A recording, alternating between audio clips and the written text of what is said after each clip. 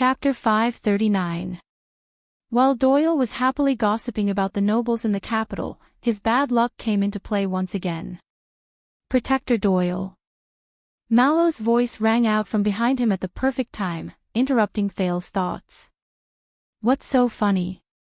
Doyle's expression froze, but when he turned around to face the watchman, Doyle had regained his solemn and proper demeanor. No, sir. His Highness asked me, so I introduced him to some of the ways of the nobles. Mallows watched Lady Eleanor disappear into the banquet hall before he looked at Thales with a pensive look on his face. Is that so? Thales chased away the image of tiny iron spike from his mind and laughed dryly. You can say that. Behind him, Doyle nodded sternly.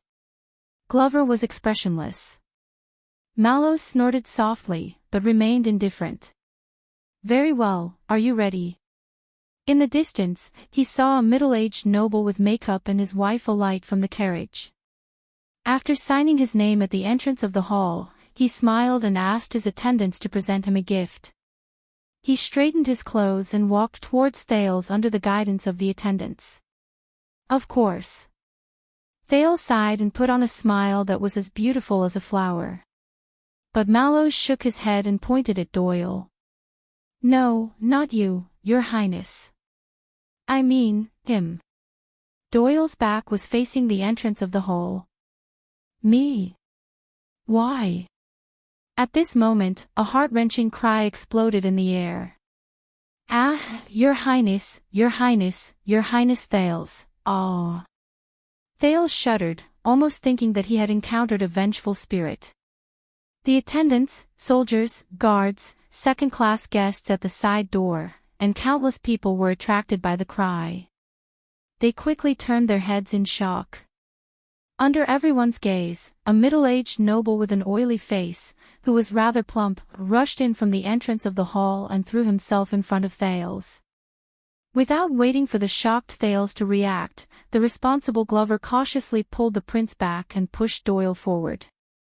The middle-aged noble was the first to pounce on Doyle, who was caught off guard. Doyle's expression turned sour. But the person did not give up. The noble who was sprawled on the ground shrank his features and scrambled towards Thales.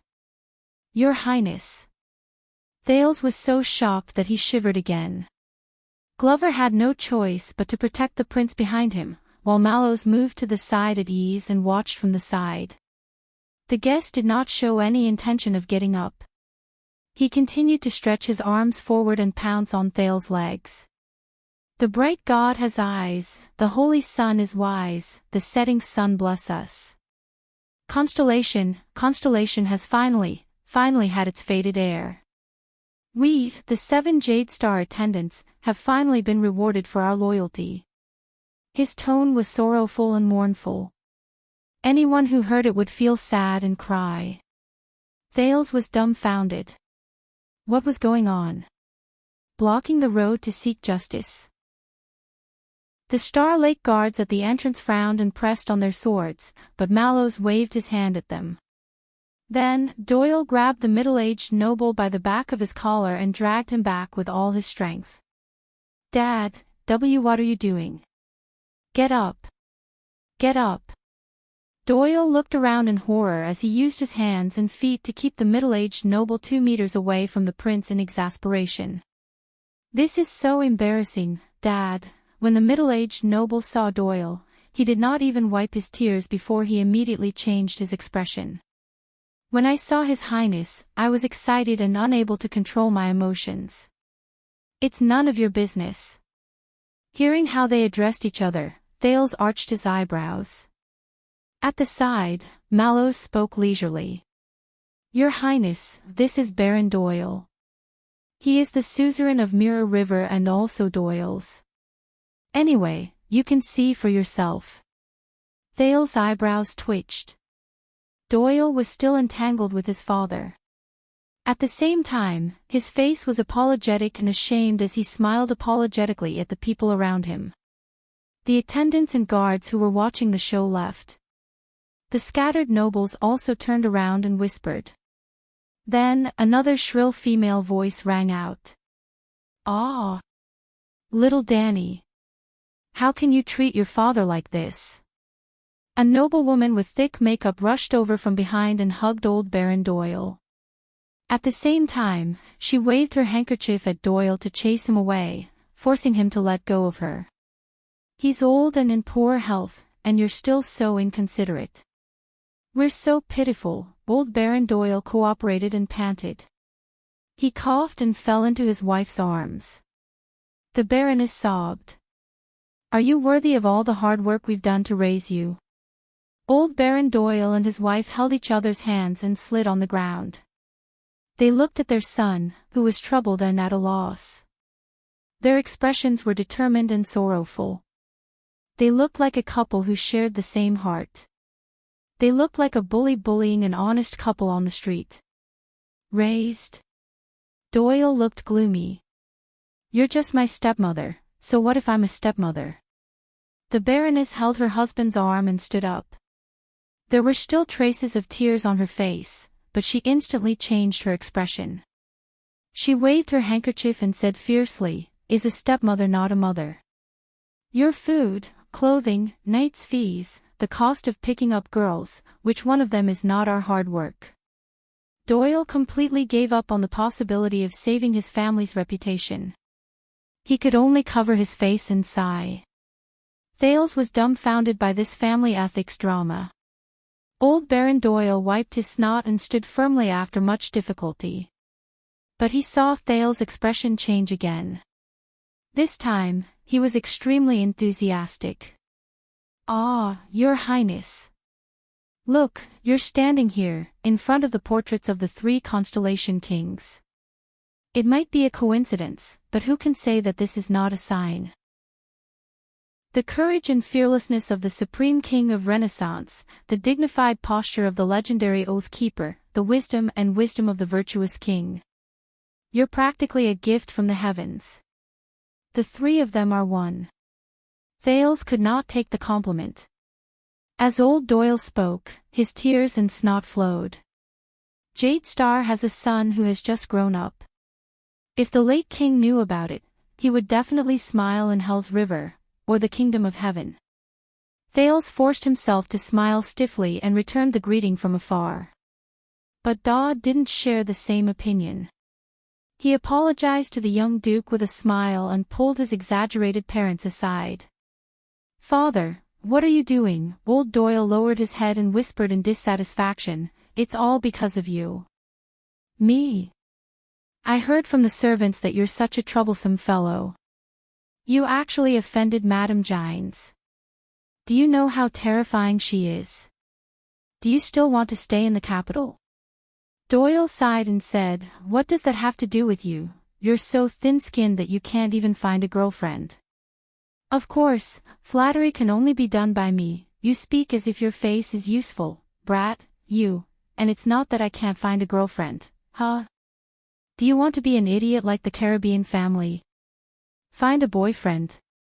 Father, you, hurry up and go inside.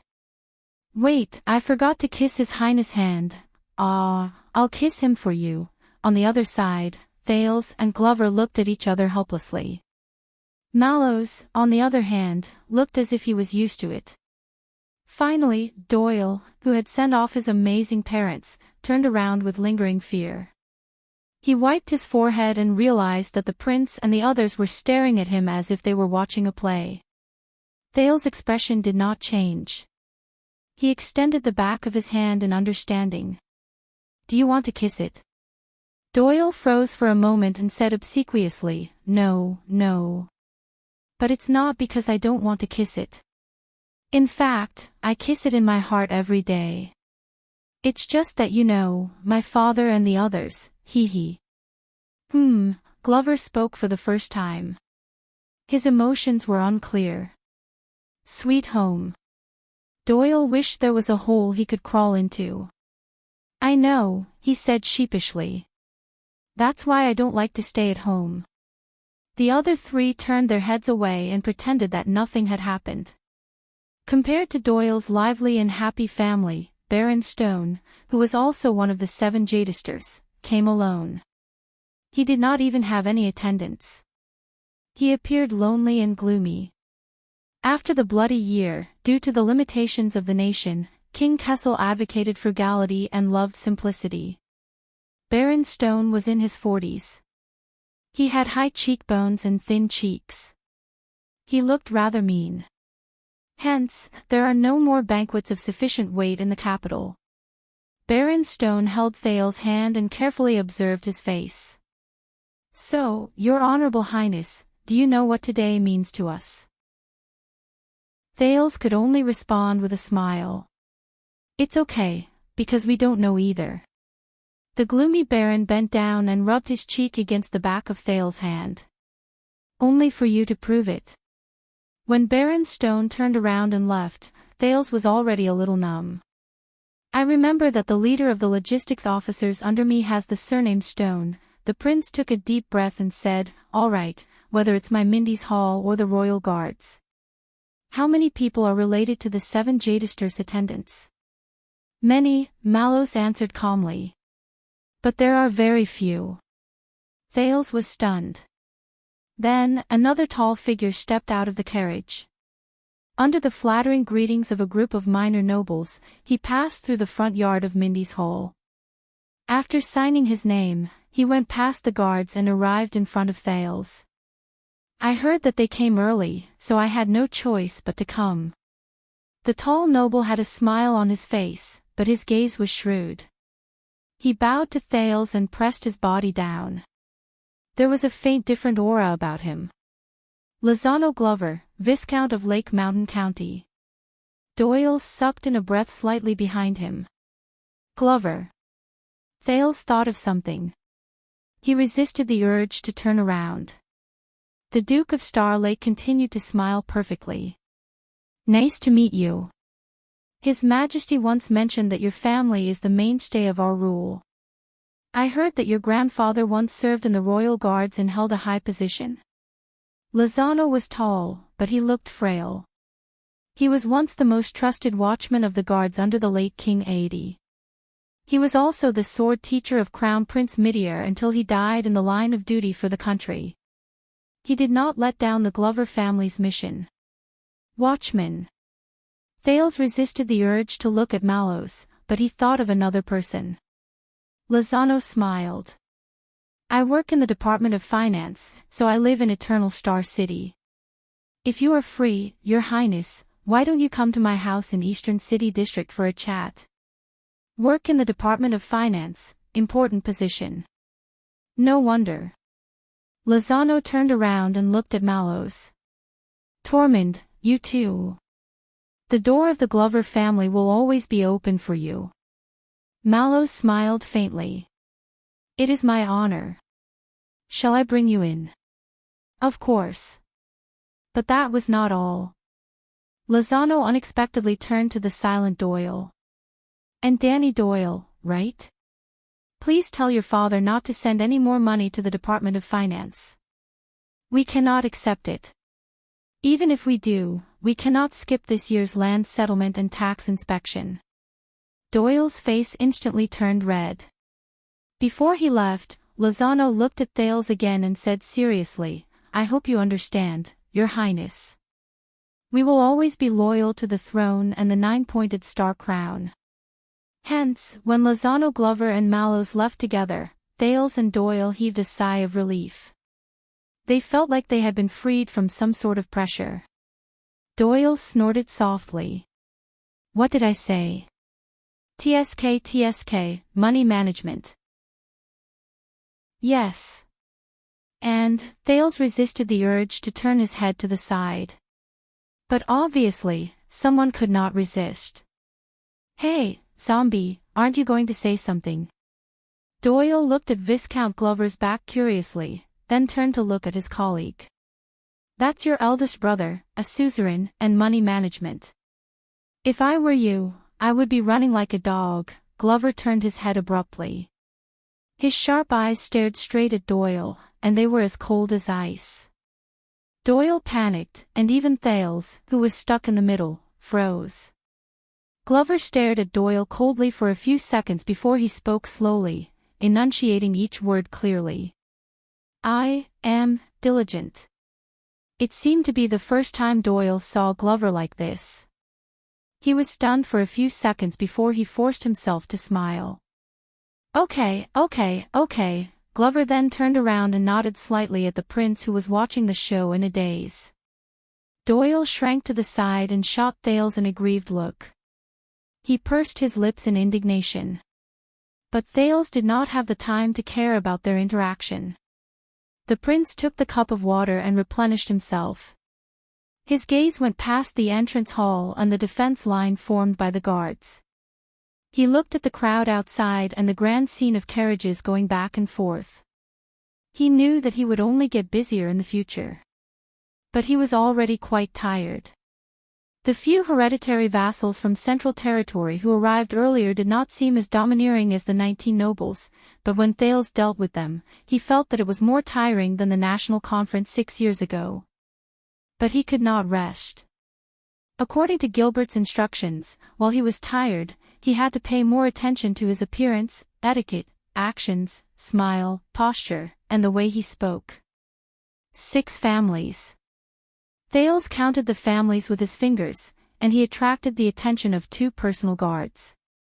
Patterson, Adrian, Barney, Doyle, Stone, Glover. If my history lesson over the past few days is correct, there are only a few families in Central Territory who can compare to these 6 families in terms of reputation, history, and strength. Thales watched in boredom as the guests outside the hall were slowly separated and led to suitable entrances and positions. But there were still quite a number of people who forgot their etiquette when they passed through the main hall and tried to stick their heads out to see what was going on. They just wanted to see the prince's elegant demeanor as soon as possible. They have declined. Doyle continued Thales' words. His tone was indolent, and it was clear that he was also rather impatient. Even though the 7 Jade Star is just a term used within the circle, when I first started to remember things, there were 8 or 9 families in Central Territory who were directly under the royal family, had actual fiefs, and were hereditary nobles. There were even more who wanted to squeeze their way up. 8 or 9 families, until, Doyle shrugged. You know, over the past 20 years, some of them had empty titles, but lost their fiefs, some of them had big businesses, but could not make ends meet, some of them had a long history, but their descendants were unworthy, some of them were destroyed by the flames of war and could not recover, some of them made mistakes and lost their titles, some of their families were divided by internal strife. Thales listened quietly. Glover furrowed his eyebrows. Up until now, there are only 6 families whose names match up to the stupid title of 7 Jade Star attendants. And their qualities are all over the place. You can see that some of them are about to enter their coffins, some of them have orphans and widows, some of them have great power, some of them are sinister and petty, and some of them will cry and kneel when they see you. Ahem, Doyle, who had been gossiping casually, realized something and ended the topic in time. Thales did not speak for a long time. After thinking clearly, he nodded thoughtfully. In the next 10 minutes or so, the number of guests that the prince had to greet increased, but almost all of them were the king's partisans whom Thales was familiar with 6 years ago, and some were even the new nobles in the imperial conference. The current Minister of Finance, Moneybag Kirkirkman, cordially inquired about the prince's adaptability and the progress of his mathematics lessons. The Minister of Education took the opportunity to interrupt and mention the funding issue for this year's Central Territory examination for bureaucrats. The military advisor, Soldier Sada Ryder, had just patted his chest and assured him that the kingdom's actions in the desert would ensure another 10 years of peace in western Desert Hill, when the Minister of Agriculture, who had rushed over, sternly lectured him on the disadvantages of military aggression and the destruction of production caused by military operations. He also argued that there was an asymmetry between the benefits of looting and farming in peace. Baron Garth, who managed the mint, had just warmly invited the Duke of Star Lake to visit the kingdom's source of wealth, and it would be best if he could listen to their plan to issue currency that had been rejected by His Majesty.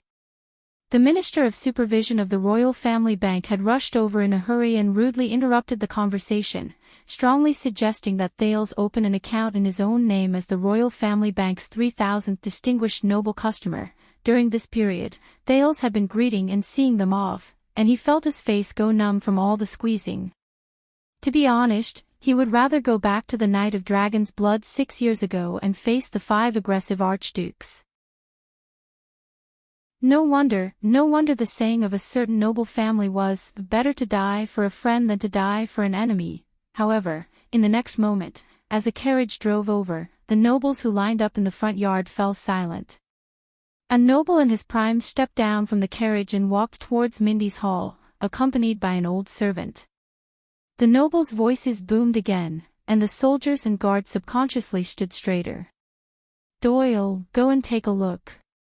Thales, who finally had the time to catch his breath, sighed and raised his head. "Who is it this time?" But Thales' words came to an abrupt halt. Outside the hall, the noble in his prime had an elegant demeanor, but he had an easygoing temperament. There was an occasional majesty in his disdainful gaze.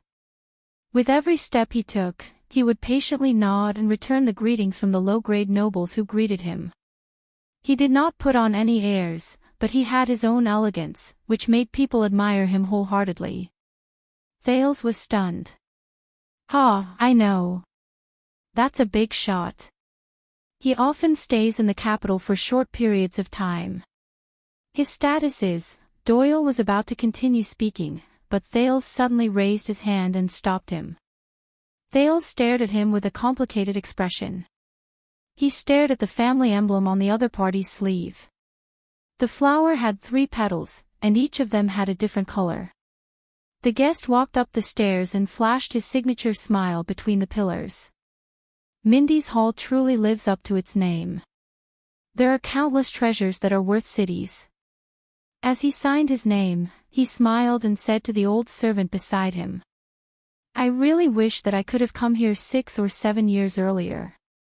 A few profound glints flashed past the noble's eyes. "That's good." The old servant only nodded quietly. The next moment, the noble in his prime raised his head. After the guards made way for him, he met Thales face to face. There was no warning, and there was no cover. Thales exchanged glances with the other party in the air. Doyle, who was originally numb and sloppy, shuddered. He felt as if a cold wind blew past him. "He has changed." Thales' expression was calm. He stared at the guest quietly and thought to himself. "His bearing is more mature, more natural, more..." The prince rubbed his gloves gently. "He has changed." The guest's expression did not change. He stared at Thales quietly and understood. His gaze was sharper, firmer, and more. The guest narrowed his eyes slightly. At that moment, it was as if they were the only ones left in the large and lively Mindy's hall.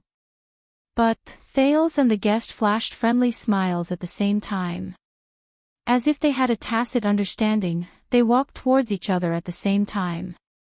So what? Hence, under countless gazes, the master of Mindy's hall and the guest acted as if they were old friends who had not seen each other for a long time but treated each other with sincerity. They walked towards each other passionately and happily, and their palms met in the air.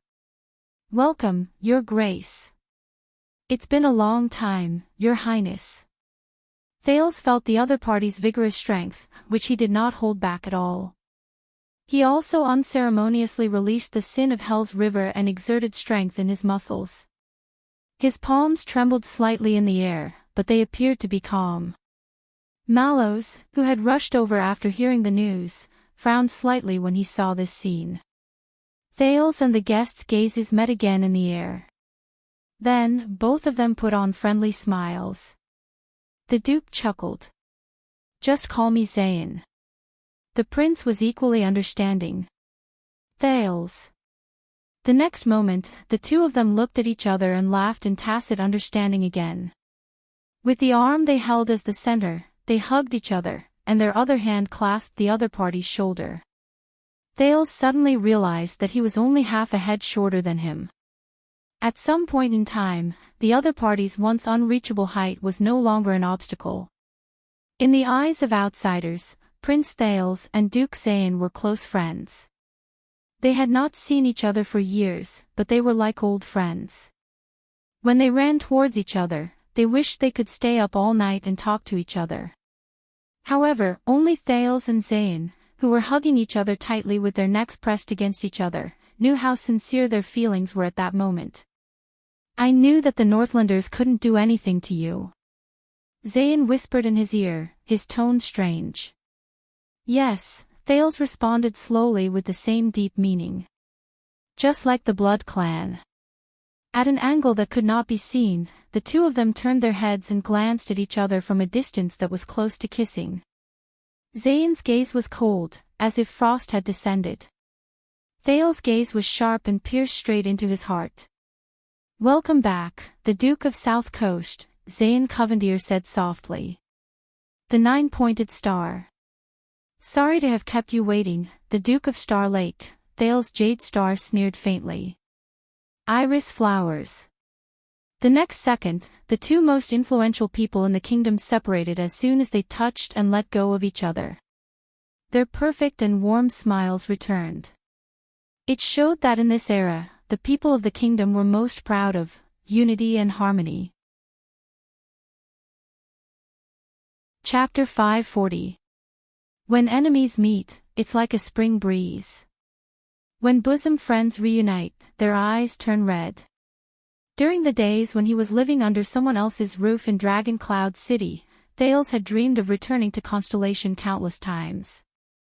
But if there was anything that could extinguish his homesickness, it would be the elegant and perfect smile of the Duke of Iris Flowers, Zayn Covendier. Prince Thales would never forget the crazy scenes he encountered in Constellation Realm when he went north as an envoy 6 years ago. Regardless of whether it was the mummy-like demonic vampire who opened her bloody mouth and black eye sockets at him while howling shrilly, or the limbless, pure white bloodthirsty monsters who pressed him under their bodies in an irresistible manner and tore at his neck.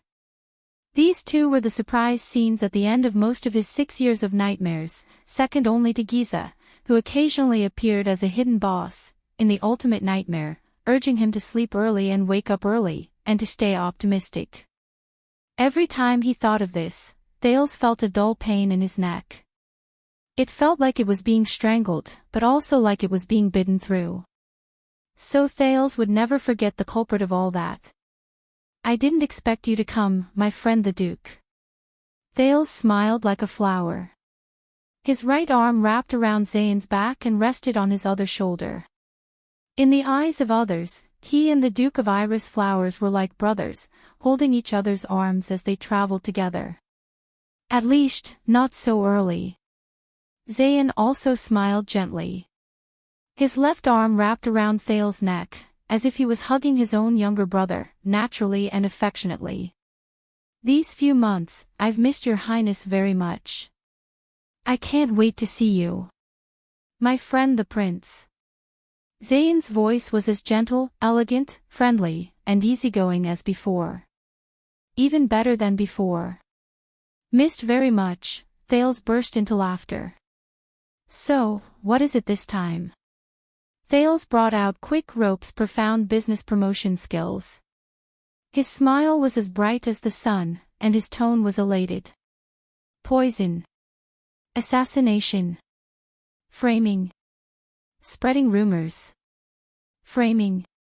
Thales' voice was so soft that even Glover, Doyle, and Zayn's old butler, Ashford, did not hear him clearly. He moved closer to Zayn. "Or are you going to learn from the Northlanders, roll up your sleeves and f*ck me?" Under everyone's watchful eyes, Zayn laughed out loud. The guests who were stopped by the guards and servants outside and were waiting to enter saw this harmonious scene and nodded in relief. Many people were talking about the scene. It was obvious that the Duke of South Coast had just laughed at one of the prince's humorous jokes. It was rare that the Duke showed his true feelings without any pretense. The prince was also sincere and honest, without any pretense or pretense. You see, the great people are actually ordinary people too. They live the same life as us, have similar joys, suffer similar troubles. If you don't believe me, look at their natural and friendly smiles. How is there any difference between them and you?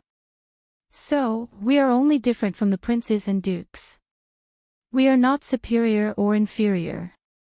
We are all important members of the kingdom, and we are working hard for Constellation's future. Since they are working so hard for the kingdom, we should have hope and confidence in them. Even if they have some shortcomings, we still have to put ourselves in their shoes and be tolerant and patient. This is true love. Sigh. My dear friend, don't push any further. There's no space left. It's none of my business whether you can see or not. I came here today to see His Royal Highness and the Duke in person. Sigh, they are leaving, hurry up. Oh, those in front, move aside. You guys are blocking, I can't see. Prince Thales. Duke Zayn. You guys walk slower. Thales. You.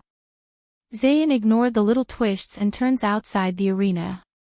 He affectionately shook the prince under his arm and lowered his head to the latter's ear. You know, for the past 6 years, I have also been thinking, he whispered softly, like the spring rain. If you return with glory, how should we get along? There was a hidden meaning in his words. How should we get along? Thales snorted almost inaudibly. Inexplicably, the scene of King Nuvan challenging the enemy who killed his son to a duel flashed in his mind. We have to respect each other and do our own thing. They continued to move forward steadily. But in the next moment, Zayn's gentle whisper suddenly cooled down. Or entangled in hatred and fight to the death. Thales' footsteps paused slightly. Even Zayn slowed down. It sounded like a request for a truce. But, Thales turned his head slowly. His smile remained, but his gaze gradually turned cold. Don't worry. Zayn patted him on the shoulder in a friendly manner, like an elder brother encouraging the younger generation to move forward. You have plenty of time to think about it, because what you have to worry about today isn't me. At an angle where no one could see, the smile in Zayn's eyes faded slightly. At least. It's not just me. Thales was silent. But in the next second, the prince's eyebrows twitched slightly, then he burst into laughter. Zayn also lowered his head, the corners of his mouth curling into a smile. Their strides returned to normal. In the eyes of the onlookers, the Duke of South Coast and the Duke of Star Lake's jokes were getting more relaxed and easygoing. They were laughing their heads off. Mallows, who had been leading the way, frowned slightly. Behind him, the butler, Ashford, was still expressionless. The watchman signaled to Thales that he could take over and led the Duke to the banquet hall. But the overjoyed prince waved his hand and insisted on accompanying the Duke to the end of the journey. The guests on the other side noticed the scene and were moved by the friendship and affection between the two. You know, there was a time when I didn't understand why you wanted me dead, even though we no longer had any conflict. Thales' laughter gradually faded.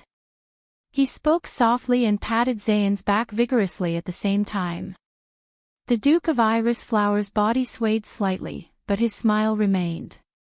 But later, I figured it out. Thales leaned on Zayn's shoulder and winked slyly. What do you think? Figured it out. At that moment, Zayn's footsteps became fragmented. The Duke lowered his head slightly, as if thinking about something. Thales cooperated with his pace considerately and waited for the other's response with a smile. A little advice, Your Highness. A few seconds later, Zayn looked up. His expression did not change, but the corners of his lips moved slightly. Take care of yourself, child. Don't meddle in other people's business. Despite the smile, the warmth in Zayn's tone was transmitted to Thales' ears, giving him the illusion of a slight chill on his back. Zayn glanced at him lightly, but a cold glint flashed across his eyes. Don't look for trouble. Only regret. Thales's heart skipped a beat. The Duke of Star Lake was silent. The next moment, they walked into the banquet hall. Many of the guests who entered earlier were already seated and were waiting elegantly and patiently, greeting each other from time to time. There were also quite a number of people in groups of 3 to 5, standing together and chatting happily and politely. The arrival of the Duke of South Coast and the Duke of Star Lake undoubtedly attracted everyone's attention. First, the guests who were closer to them saluted, then the people who were further away stopped chatting. Perhaps they did not expect to see the important figures take their seats so soon. A few seconds later, a small uproar broke out in the banquet hall. The guests of higher status, Mr. and Mrs. Doyle who smiled obsequiously, Viscount Lozano Glover, and Eleanor Barney who brought along her child, after seeing the 9-pointed star badge on the Baron's hand, the number of noblewomen surrounding Lady Eleanor suddenly increased, all stood up and bowed to her. The atmosphere immediately became lively. Zayn and Thales naturally let go of each other, tacitly and cooperatively returned the greetings to the guests, and occasionally responded to their greetings. Unlike the national conference 6 years ago, which could be said to be a mix of good and bad people, those who were invited to Holy Pursuit Day and the Prince's homecoming banquet were naturally not ordinary people. Even the guests at the periphery were neither servile nor overbearing, friendly and appropriate. The attendants and guards fulfilled their duties responsibly, making way for the Duke and the Prince, watching them leave without disturbing their conversation. However, only Thales knew. In this warm and harmonious moment where the host and guest were well matched, his invisible confrontation with Zayn reached its peak. The youth's footsteps were short, and his pace was slightly faster. Zayn's strides were longer, and the frequency was slightly lower. The two of them walked side by side, occasionally adjusting their pace for each other. But for some reason, the rhythm of their footsteps could not be matched. But at that moment, Thales smiled from the bottom of his heart. Does he know, Zayn? Thales thought silently.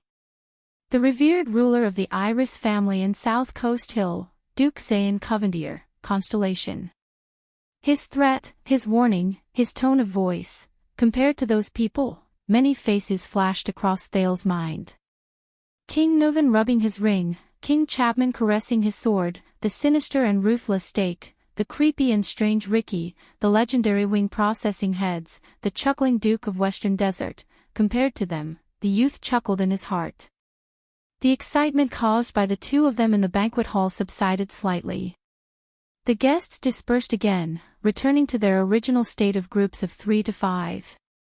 In the next second, Thales' smile faded slightly. He put down his greeting hand and grabbed Zayn's shoulder unceremoniously. You know, I've been attending Scholar Julio's mathematics class recently. So I'm very curious. It looked as if the prince had thought of something very interesting, leaned over, and told the Duke in a low voice. Thales' mouth did not move, but he spoke through his teeth. I'm very curious. 6 years ago, when I went north and encountered an accident, and you transferred those baronies and the crystal drop mines to the royal family to ask for my father's forgiveness, how much income do you lose every year? As soon as he said that, Zayn's breathing became slightly erratic. The baronies.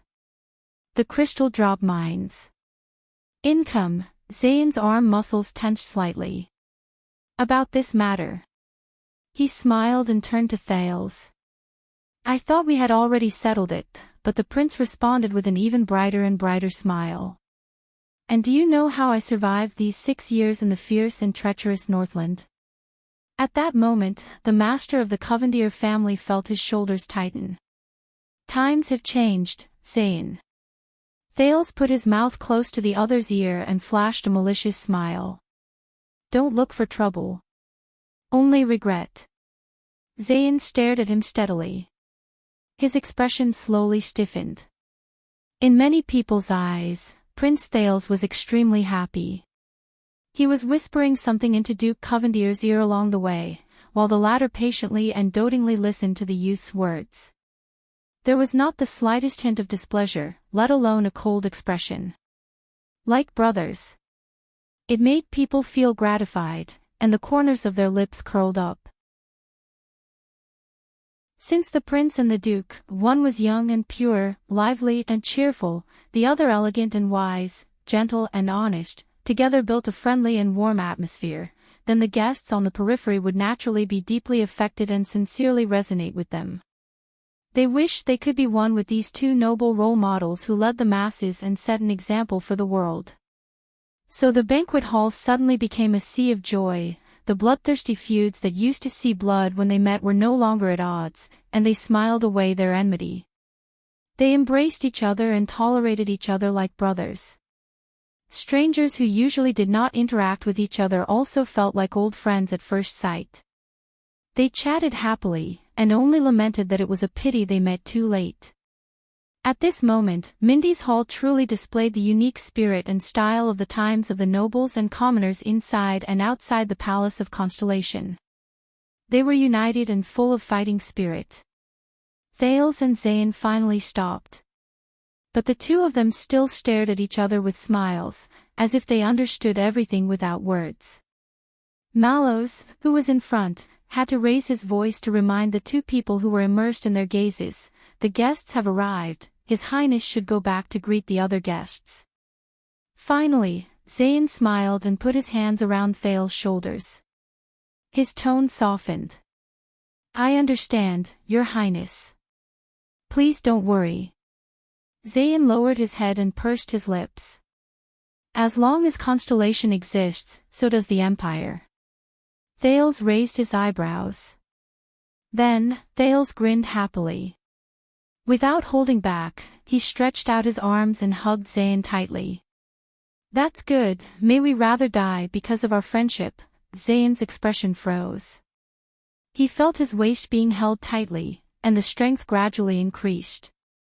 Thales buried the side of his face into the Duke's chest and said coldly from an angle where no one could see, "We will not perish with our enemies." In the next second, the prince let go of the Duke and turned back into the cheerful and sincere Thales, laughing loudly. Zayn looked at him and laughed as well. In order to cooperate with the prince and the Duke, the surrounding nobles with good etiquette raised their volume while secretly peeping, so that the two people's laughter would not be so abrupt.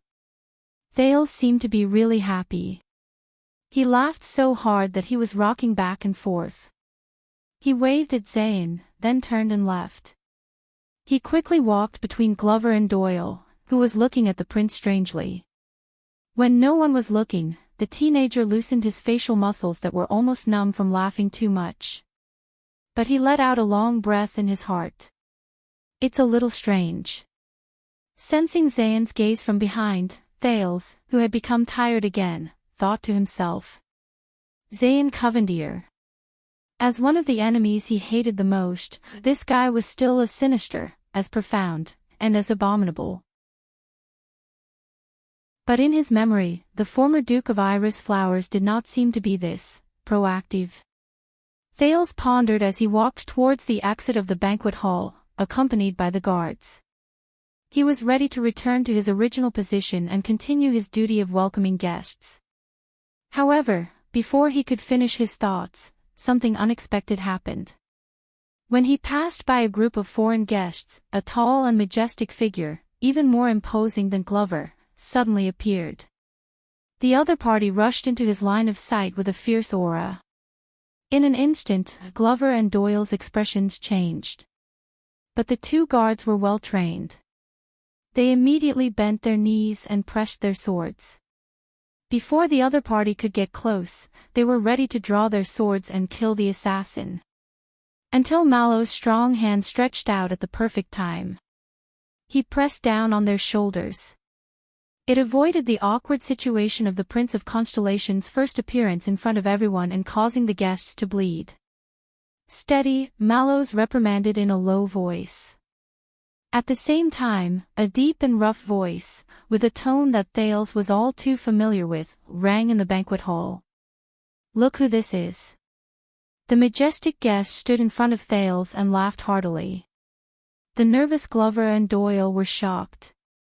The two of them glanced at Mallows, who stopped them, and only then did they notice that even though Mallows had a frightening figure, he was unarmed, and he was standing at a safe distance. They overreacted. Thales, on the other hand, looked at the stranger in front of him in shock. This man had a body as thick as his beard, and his clothes were thick but slightly rustic. He looked like a bear. An old friend of the people of Escapades. Prince Thales, the bearded man in front of him happily opened his thick arms and shouted the next word in a vigorous voice, "I'm going to kill you." North Star. Thales was stunned. Wait a minute, North. North what star? He turned around in confusion and glanced at the guests around him. They, who were watching curiously, immediately turned around and went back to their own duties. But this did not stop Thales from recognizing the familiar accent. He came from, look. The bearded man's laughter was rough and strong, full of energy. A prince who grew up drinking the milk of us Northlanders is indeed different. Thales was dumbfounded again. What milk? Excuse me. The prince finally adjusted himself and responded politely and appropriately. In fact, when I arrived at Dragon Cloud City, I was all ready, Thales continued awkwardly in his heart. Weaned. Wait, in this world, when he was young, did he drink milk? But what greeted him was still a burst of rough laughter. I am Jorge, no surname. The Northlander who called himself Jorge patted his chest hard, like the rumbling of a drum, startling a few Constellatiate nobles nearby and subconsciously distanced themselves. I am the administrator of Archduke Gadro, and I bring you the pride and hospitality of LoveLore City. Thales' expression changed. Archduke Gadro. LoveLore City. The once familiar northern geography returned to his mind again. Among the 10 territories of Escapades, if the city of faraway prayers was in the extreme west, then LoveLore City was in the extreme east. In fact, the Gadro family of LoveLore City was located in a remote area, but it was built on mountains and cliffs, bordered by ice and the sea. With a lack of high-quality ports and a harsh coastal environment, they struggled to guard the narrow and long coastline rarely seen in the entire Escapades kingdom. To the north, they could support the Sentinel region and the Glacier Sea by sea. To the south, the fleet of LoveLore City could communicate with Reformation Tower and Black Sand region, and control the eastern seaports of Constellation. To the east, the vassals of the Gadro family had to fight against the Cass pirates, the Sons of the Maiden, who dominated the islands. In some extreme times, they had to face the threat from the other side of the Sea of Eradication, and sound the first horn of war in the peninsula. 6 years ago, Archduke Gadro did not respond to King Nuvan's invitation to Dragon Cloud City to witness the night that shook the western peninsula. But Thales remembered how Count Leesban called him, that sanctimonious man with a goatee.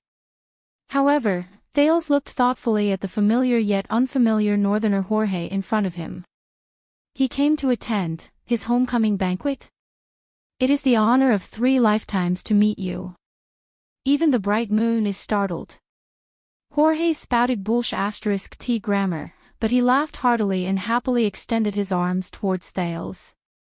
My North Star. Thales raised his eyebrows. North Star. Thales repeated in confusion. What kind of name is that? Yes. Jorge's every call seemed to shake the floor tiles under his feet. You stayed in Dragon Cloud City for 6 years, Jade Star boy.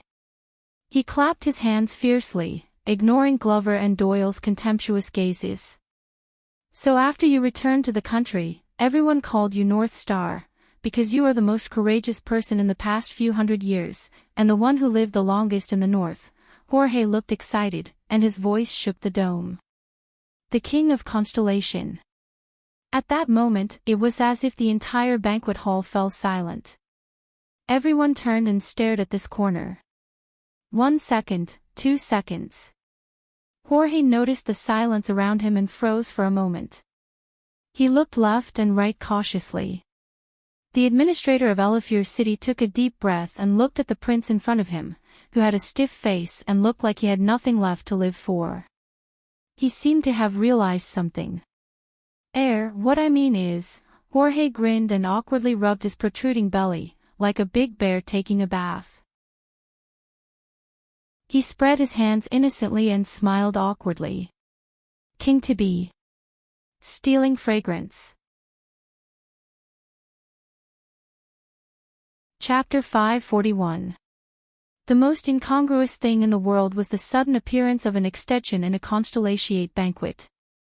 And one who had no idea what to say. Under the reminder from Thale's eyes, Glover and Doyle hurried and invited Jorge to a corner outside the hall with great difficulty.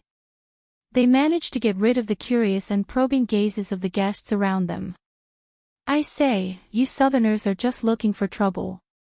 Just saying the wrong name and you become crazy, Jorge grumbled without holding back. In the past, I even mistakenly wrote the title of the Archduke's letter to King Nuvan asking for help as the Honorable King of Dragon Cloud City, but the Born King didn't do anything to me. He still provided money and manpower to help us exterminate the mountain bandits. Doyle pursed his lips, while Glover averted his gaze. Even though the former was lively and carefree, and the latter was quiet and introverted, they were not used to this guest's casualness and rudeness. Only Thales listened to the other party's rough and thick northern accent and smiled without saying a word. It was indeed rare to hear such an accent in the orderly Mindy's hall and banquets where etiquette was everywhere. It was as if he had returned to the heroic, cheerful, and straightforward North. Administrator Jorge laughed out loud and said, "Haha, perhaps you have forgotten, North Star, but we have met before." Thales asked suspiciously. When? Wow, you are really forgetful, aren't you? Listening to the other party's careless tone, other than being abrupt, Thales actually felt a strange sense of familiarity. But he was just a passerby in Extet. This place, Constellation, Eternal Star City, this was his home, was it not? Jorge was in high spirits. A few years ago, during the hunting ceremony in Dragon Cloud City, the young lady from the Walton family held your hand. If you ask me, you are really bold. All the Northland lads present were jealous and rushed forward in groups, wanting to have a friendly duel with you and learn from each other. Thale's expression changed abruptly. Jorge was very happy, and his saliva flew everywhere. The scene was very chaotic and noisy. Perhaps others did not see it, but I have sharp eyes. She hid you under her skirt. Thale's face turned pale. He ignored the expressions of his personal guards behind him and rushed forward to hold Jorge's waving hand. Cough. Thank you. Administrator Jorge. Thales interrupted her passionately, feeling touched. I have truly felt the generosity and hospitality of LoveLore City. He shook Jorge's hand vigorously, wishing with all his heart that he would stop. Jorge was stunned at first, then he narrowed his eyes and lowered his head, a look of understanding on his face. This made Thales even more depressed. As a listener, Doyle nudged Glover with a playful expression. Unfortunately, the latter only furrowed his eyebrows and did not show any intention to share his interest. That's right, speaking of this. Jorge naturally put his arm around the Duke's shoulder and whispered to him like a good friend. Grand Duke Gadro has a son, Igor, the heir of Buffalo City. He's a good lad. Among the gifts I brought are the seal and bear skins he hunted.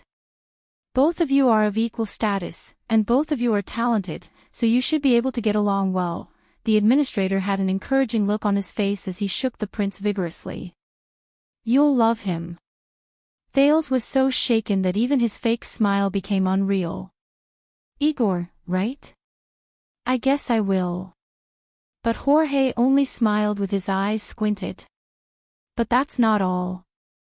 You should know that the Grand Duke has 3 daughters. Thales had a bad feeling. Although the first one has been married twice, she's good at bearing children. I guarantee that you'll have many children before you're 20, and you won't have to worry about descendants. The second one is amazing. She's adept at archery and horsemanship. Even the veterans have to give her a thumbs up. With her in bed, you don't even have to arrange for guards to be on duty at night. Thale's smile gradually froze. The third one. Jorge was stuck for a while, hesitated for a moment, then stuttered. Yes, she's all right. The administrator then patted the Duke of Star Lake's shoulder in a northern manner, messing up the perfect hairstyle that Thales had cut when he was fleeing and grew back after he returned to the country. I know, you grew up with the northern wind, you must prefer the hard one, what do you think? Jorge's eyes lit up. Consider it. The prince forced a smile with difficulty. Thales spent a few minutes before he managed to escape from Jorge's enthusiasm. He invited the bear-like guest back to the banquet hall and promised to give him a bigger seat. The personal guards who accompanied the prince had amused expressions. Malos, who had been silent all this while, came forward and reminded the prince of the guest list he was going to personally welcome next. But after he finished speaking, right, about the story he told, you know, the one where you hid under your skirt. The watchman was a little hesitant. Thales, who had always been easygoing, looked up instantly. His expression was fierce, as if he was about to devour someone. Don't ask. The Duke of Star Lake gritted his teeth. You'll still be my favorite personal guard captain. Malos narrowed his eyes, and with a look of understanding, he bowed in a contemplative manner. Then, I'll go and arrange other matters. I hope you enjoy the banquet. Thales sighed in annoyance as he watched the man turn and leave. Your Highness. Doyle's voice came from behind him. Thales was still wary. He scowled at him coldly. Don't worry, I won't ask. Doyle shook his hand awkwardly. I just want to say that I understand. I've been through that terrible situation too, ahem. On the other side, Glover seemed to have caught a cold. He coughed repeatedly and interrupted Doyle's nonsense. Ahem. Doyle stopped talking in embarrassment, but Thales' expression became even worse. All right. Thales pulled his head back stiffly. His mood was gloomy. When I become king, the first thing I'll do is to lead the army north, destroy Extet. They walked back in silence. Northlanders, ahem. Are all Northlanders in Extet like this? Doyle finally brought up a topic that was not so annoying. Thales nodded gloomily. Half of it. As for the other half, at this moment, a voice filled with surprise and excitement came from the side. Thales Jade Star. The three of them were all shocked. Amidst the footsteps and shouts, Jonvold and Praka from the Star Lake Guards blocked a guest who wanted to rush to the prince in the corridor far away. The latter waved his hands and tried to get close to Thales, but he could not. Thales looked at the other person's appearance. He had a bowl cut that reached his ears, and felt a strange sense of familiarity. Until he saw the emblem of a shining blade on the guest's clothes. Nice to meet you. I am Lev Trentide, the son of the Archduke of Reformation Tower. The guest smiled obsequiously and spoke with the same familiar Northland accent, but it was much lighter than Jorge's. Reformation Tower, Trentide. That's interesting. Another bowl-cut man, who was much more mature and cunning, appeared in his memory. He had an even more imposing aura and majestic aura. Thales nodded and asked the guards to let go of the Northlander who broke the rules and came to him without guidance. Lev, right?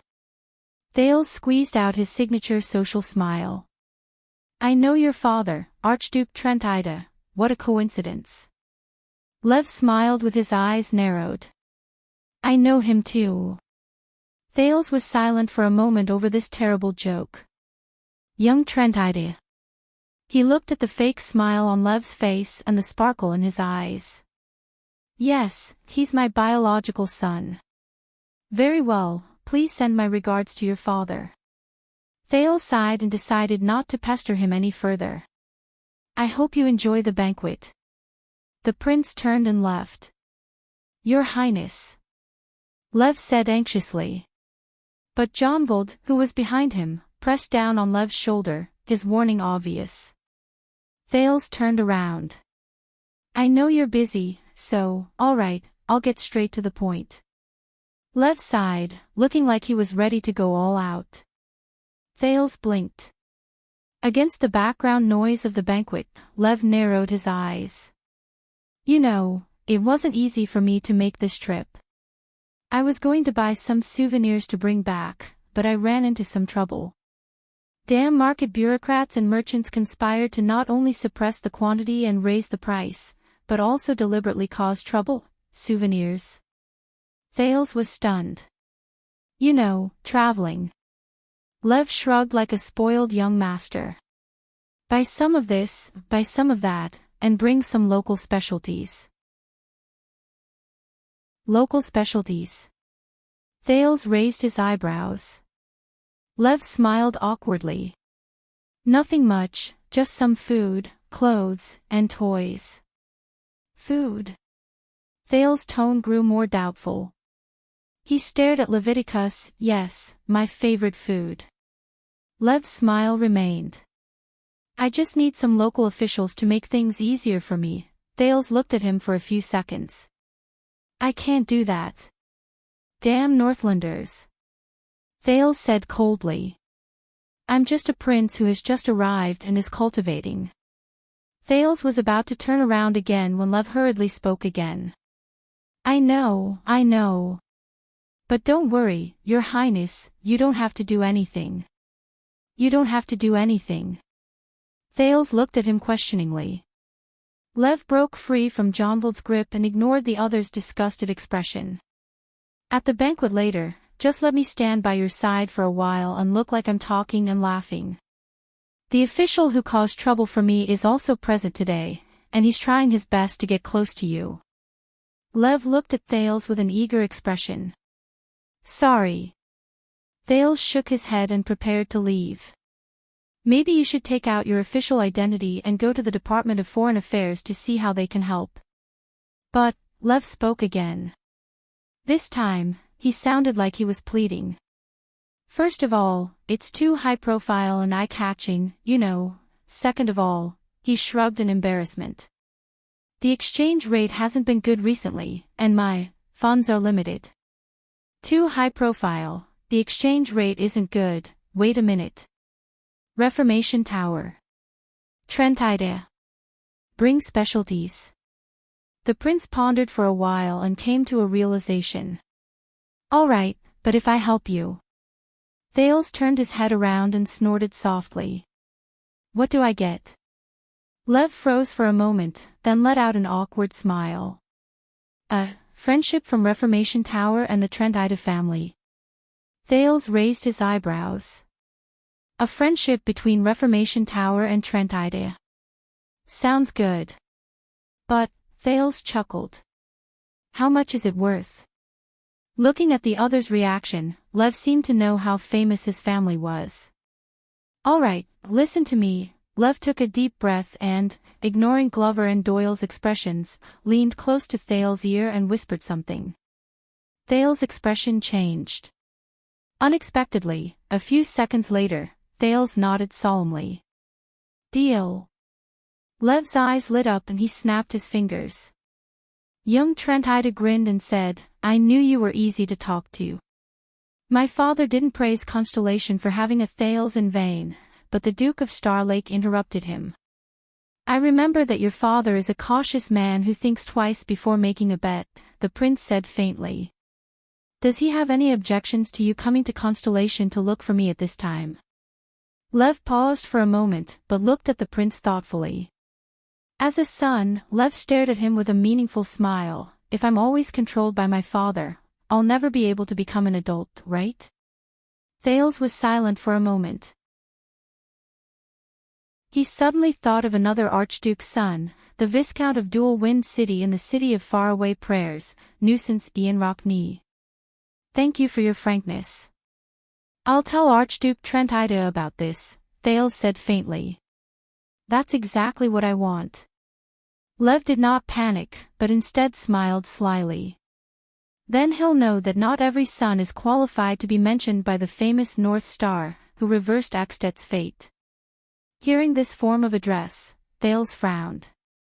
Do you Northlanders call me that? Of course there are others, but this is the best. Lev looked at Thales cautiously and grinned. Or would you rather be called the Archduchess's little star? Thales' small face darkened. The surrounding guards looked at each other, their expressions turning strange again. Thales sighed. North Star. This nickname. Oh Sunset, do you think that a prince who just returned from Eksted doesn't have enough trouble in Constellation?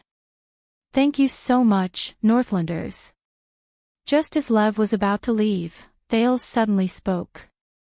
So, King Chapman doesn't have any objections to you attending my banquet?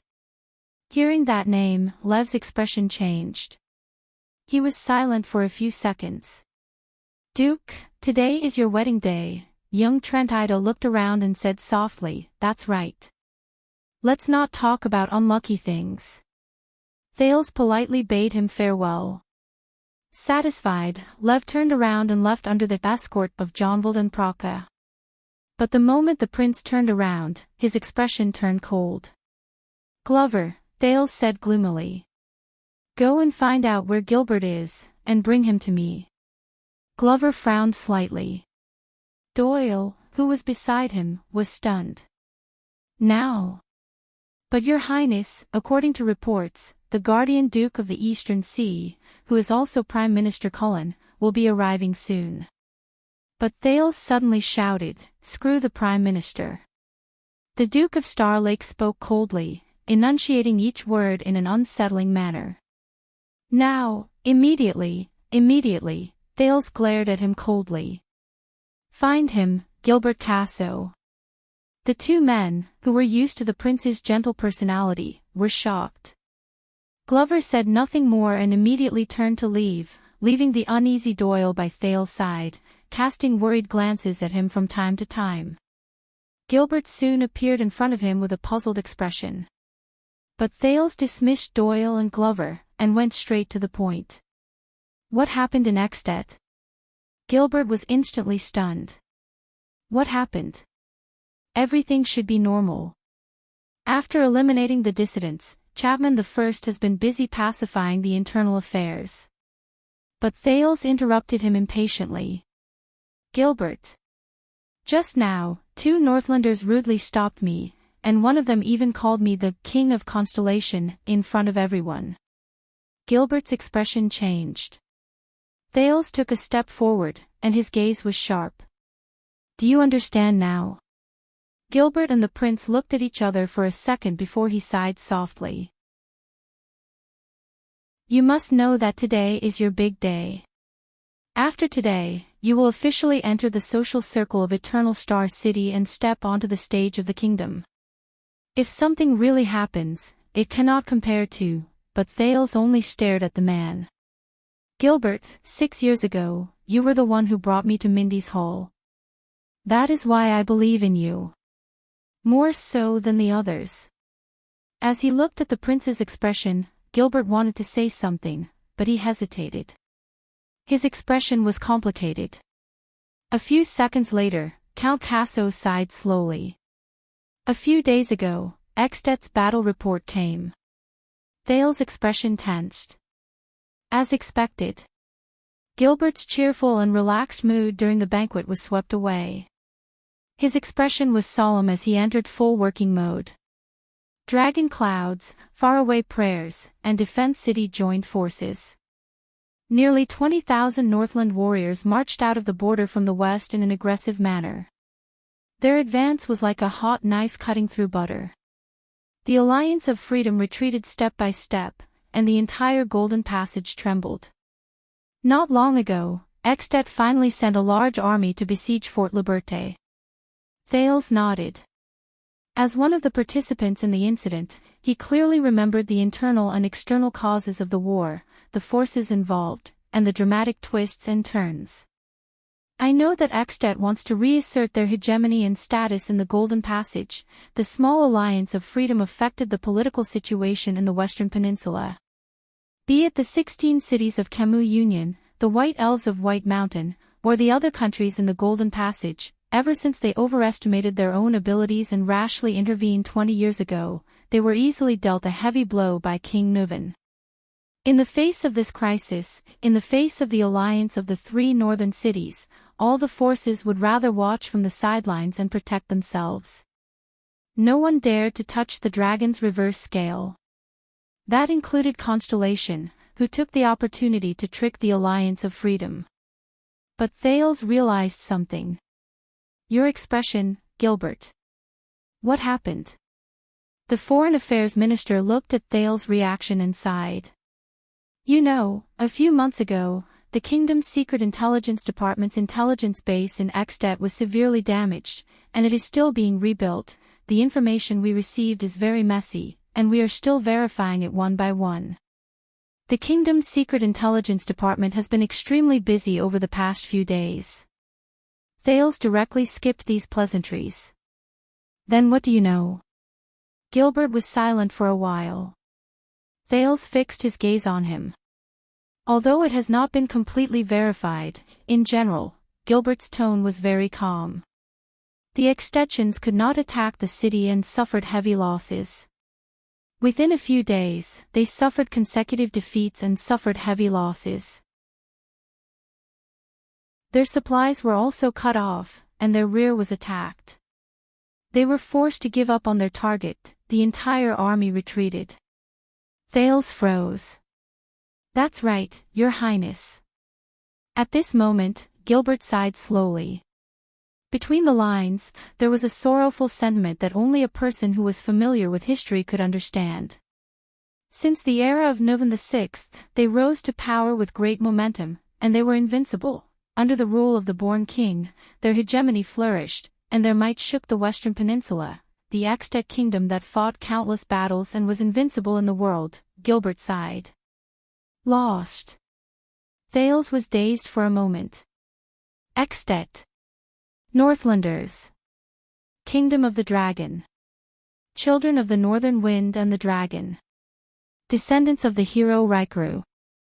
Lost? Gilbert was still talking, but Thales seemed to be listening to him through a curtain. He nodded absent-mindedly. Throughout his long life, he had always put in a lot of effort to protect his own life, and he had to work hard to move through the endless political games and the whirlpool of the times, but for the first time, he felt it so vividly. Times have changed. Thales sucked in a deep breath. So, I believe that this makes your appearance today even more important. Gilbert's words echoed in his ears again. But Thales was no longer in the mood to listen. Say, Essie. Thales opened his mouth subconsciously, but he could only utter a few words. Gilbert furrowed his brows. Until the second prince raised his head indifferently. Where's the Archduchess of Dragon Cloud City? Gilbert remained silent for a while. He seemed to have expected this, but he also seemed to be hesitant to speak. But the Duke of Star Lake's gaze was too intense. It was hard to resist.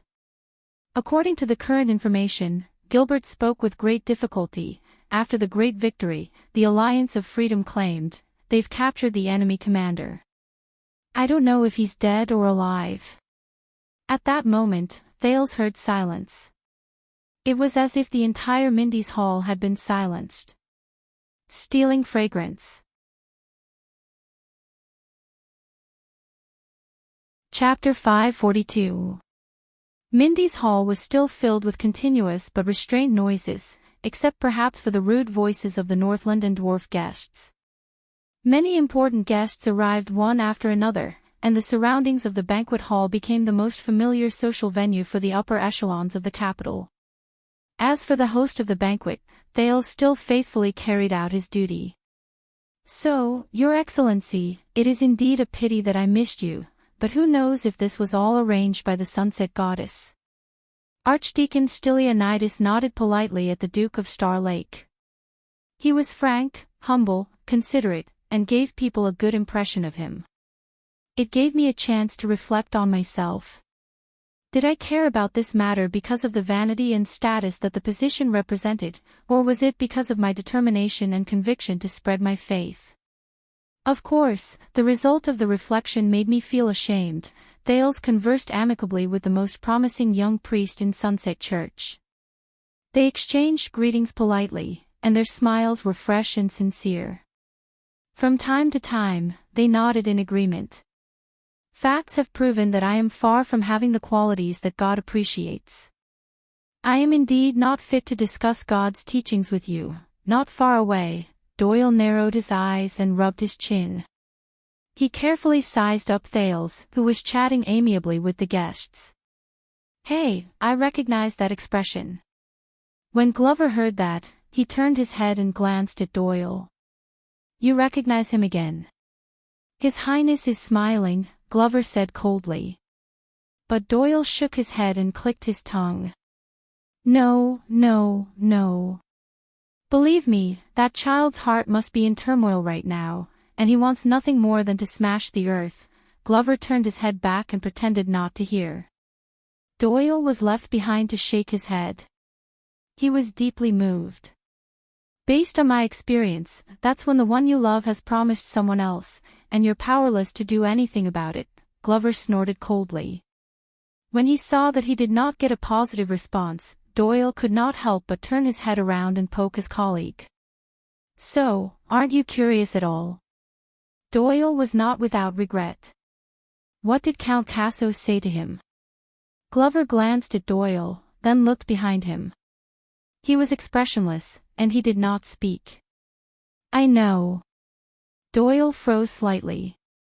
When he heard the footsteps behind him and the familiar voice, he turned around stiffly. His tone was unsteady. Your Highness. Duke. At some point in time, Thales had ended his conversation and was standing behind him with his hands behind his back. He looked radiant. This child, why is he like a street thief? Doyle felt gloomy. I'm already whispering, yet you can still hear me. Gilbert told me just now. Thales imitated Doyle's tone just now and was filled with emotion. The love of my heart has been given to someone else, but I am powerless. Doyle scratched his head and put on an honest, ignorant, and silly smile. If he remembered correctly, the silly Cohen might have used this to capture the young Duke's heart.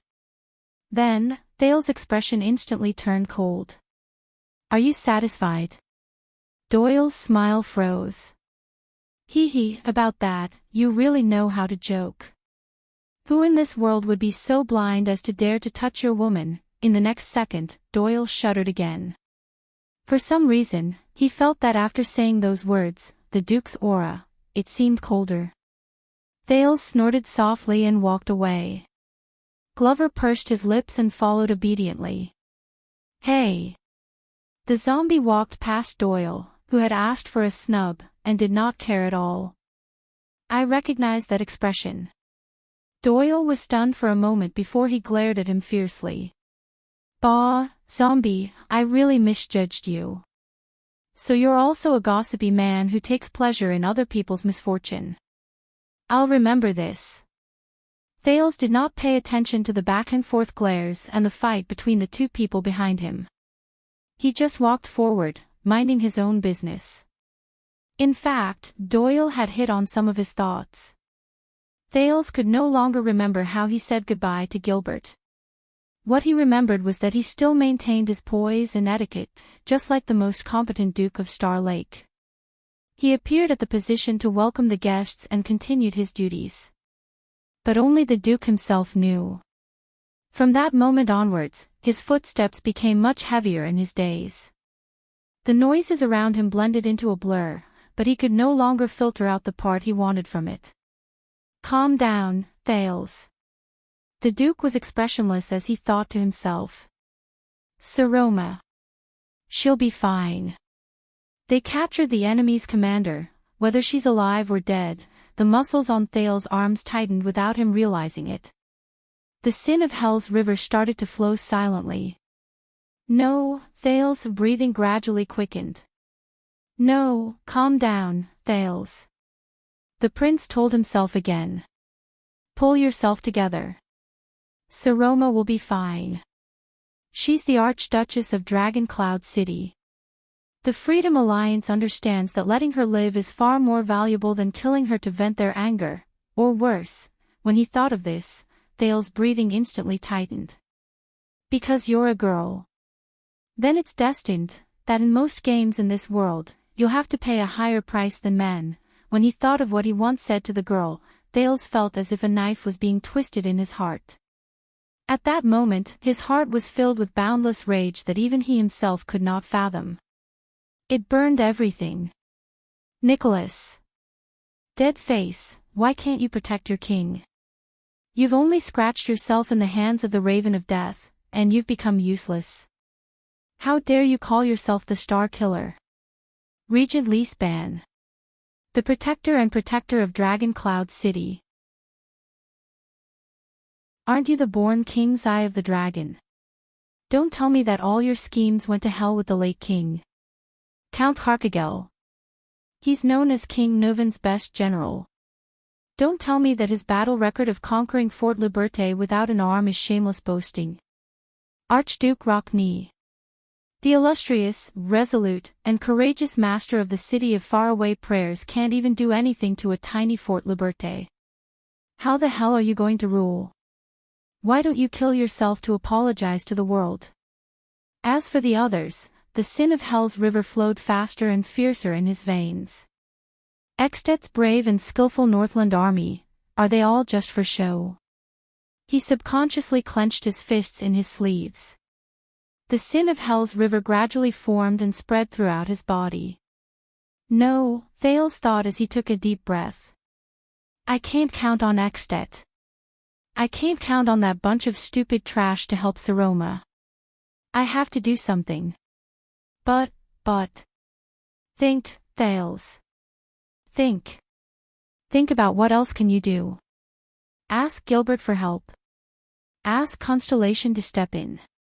Contact the kingdom's secret intelligence department?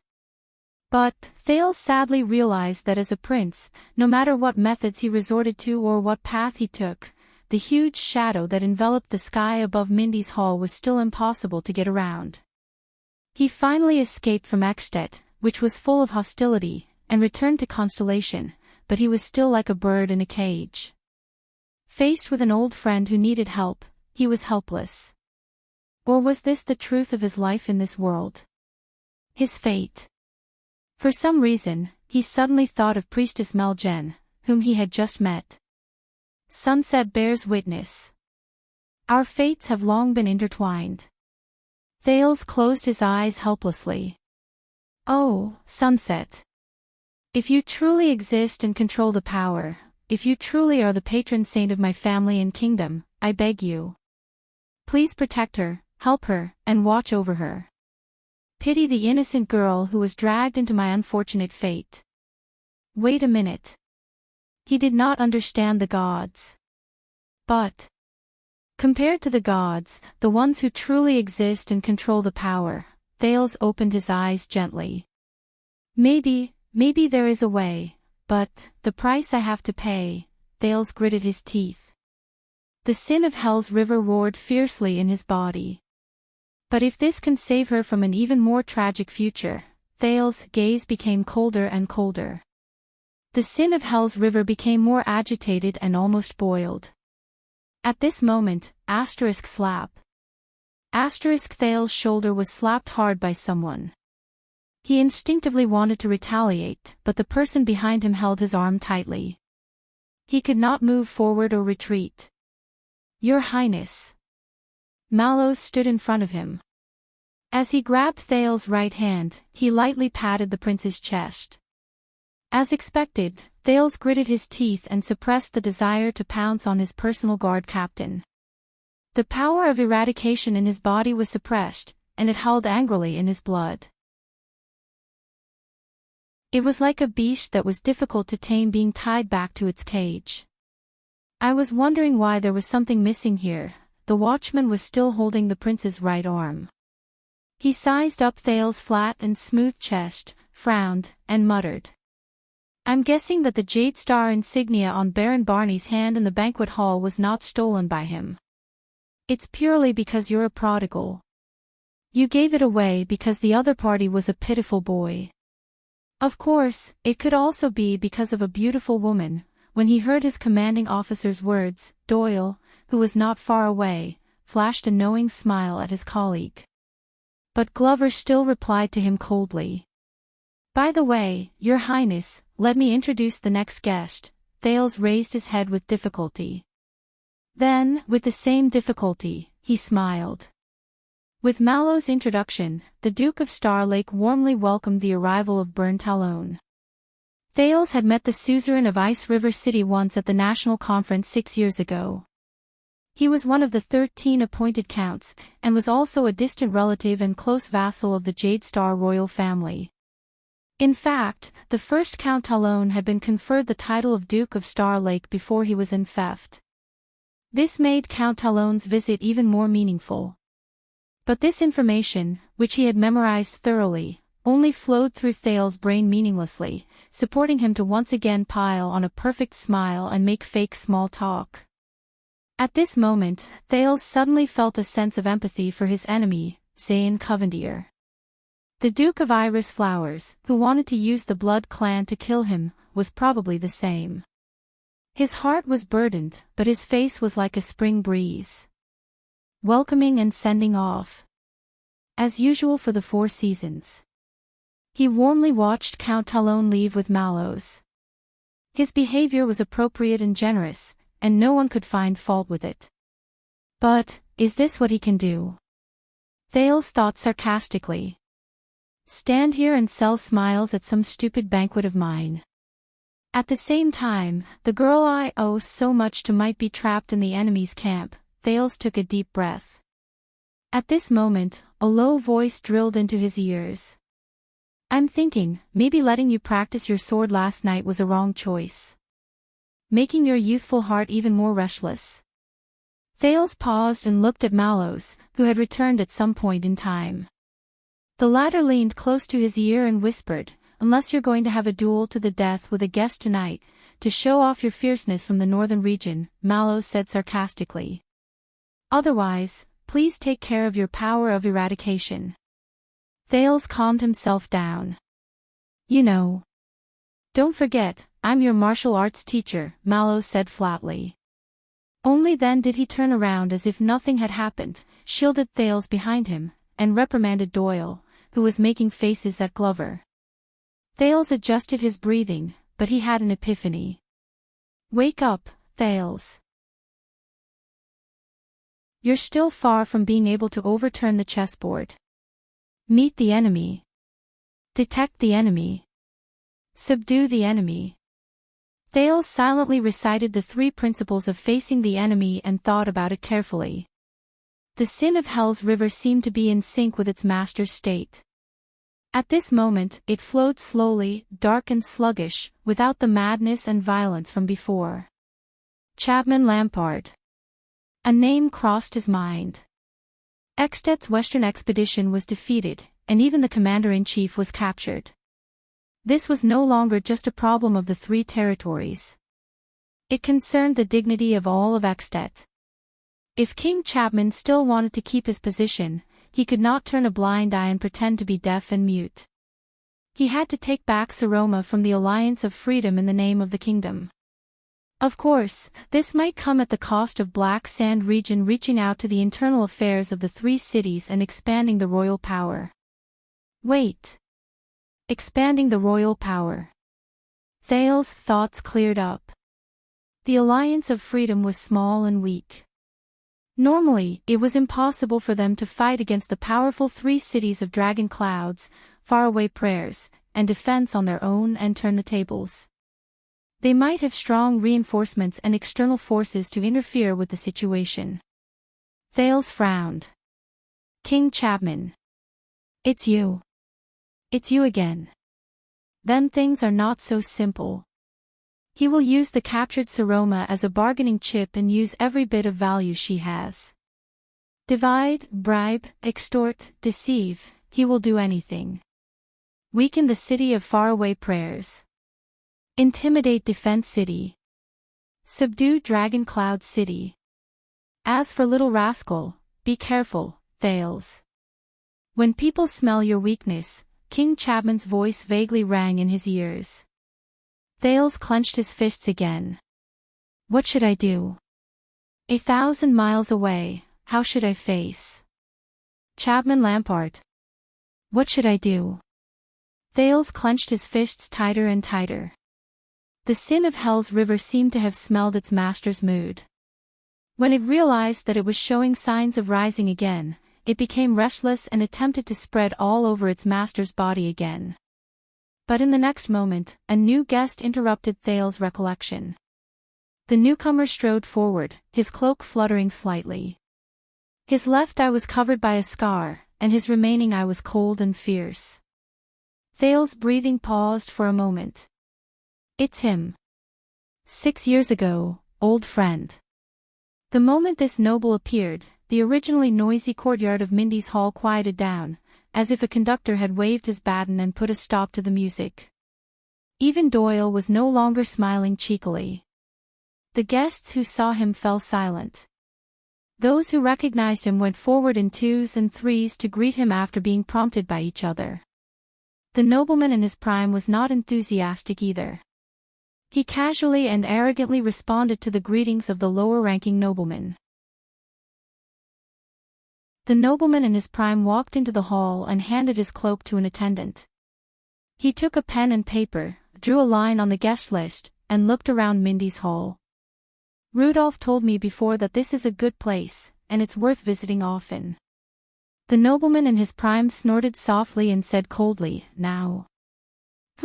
I still prefer the land of cliffs. In the next second, the one-eyed guest stopped looking at Thales. Under Mallow's signal, Thales walked forward slowly and smiled. Honorable Duke Nanchester, welcome, but the other party cut him off directly. Why are you so thin and weak? You didn't grow much. Thales' expression froze. Coaster Nanchester, guardian duke of the land of cliffs, owner of the great antler deer, nicknamed One-Eyed Dragon, frowned as he sized him up. Did the Northland barbarians mistreat you for the past 6 years? As the Duke of Star Lake, Thales was silent for a while. He could only continue to give him a decent smile. Coaster snorted coldly. Then you better return the favor, and live up to the stars. With that, the one-eyed dragon pushed the attendant away and walked forward without even looking at the prince. No. Thales frowned slightly, but he felt relieved. At least he still had something he could do. Sir Coaster, do you know Levi Trentide? Coaster's footsteps stopped. Thales gestured to Mallows and the other two to stand down. He caught up to the one-eyed dragon and stood opposite him. He's the son of the Archduke of Reformation Tower. He's also here for the banquet today. Coaster narrowed his single eye and carefully sized Thales up. Trentide, the Duke of the Land of Cliffs, snorted disdainfully. Some shameless Northland bastard has many sons, and many bastards. God knows which one of his sons it is. God knows if it's his. Listening to the other party's emotional confirmation of Trentide, Thales was deep in thought.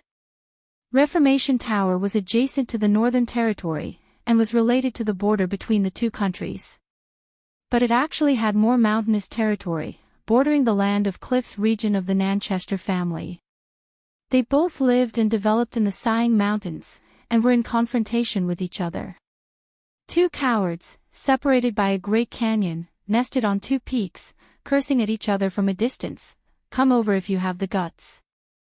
Nicholas, who was picking his nose in disdain while listening to the two children's Northland history lesson in boredom. Thales took a step closer, forcing himself not to look at Coaster's scarred left eye.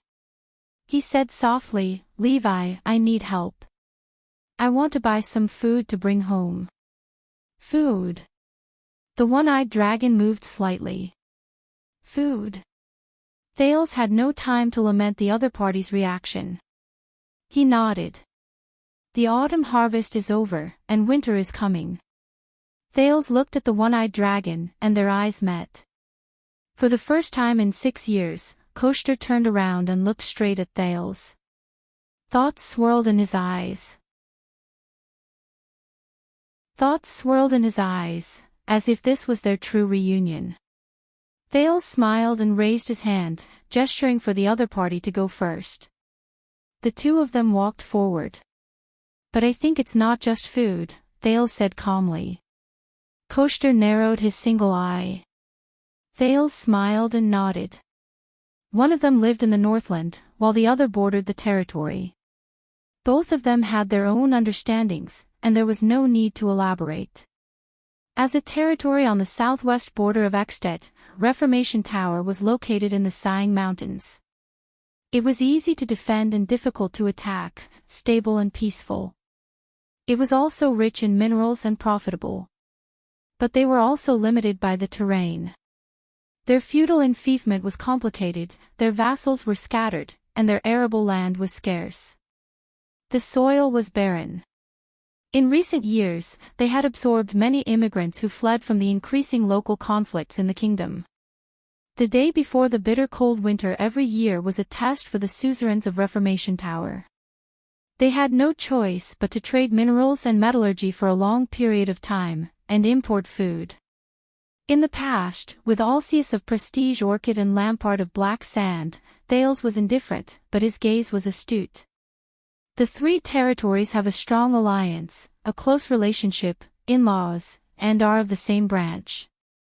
Reformation Tower has its own way of importing supplies and storing food for winter.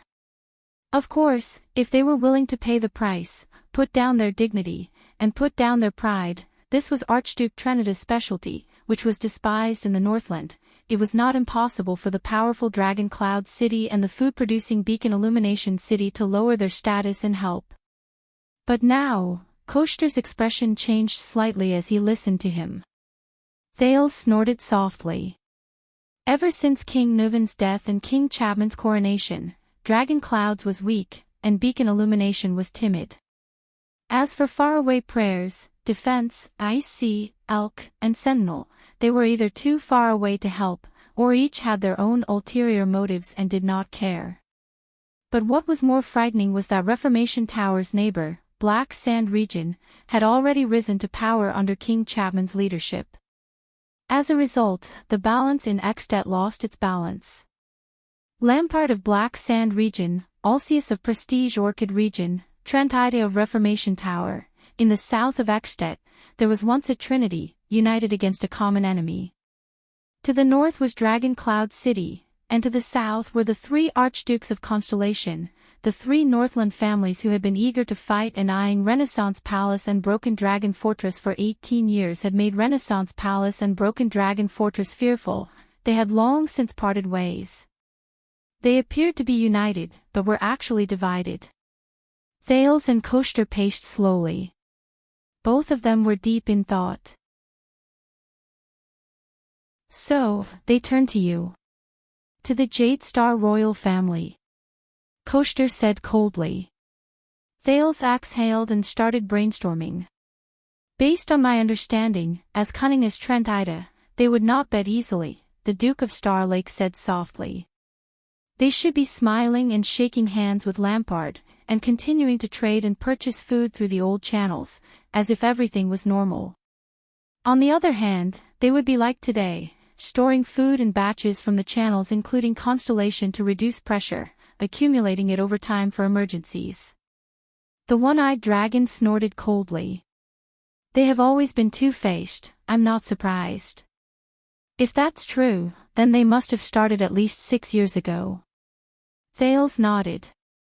If they want to transport goods from Constellation to Reformation Tower and avoid Black Sand region, they can't go through the Northern Territory.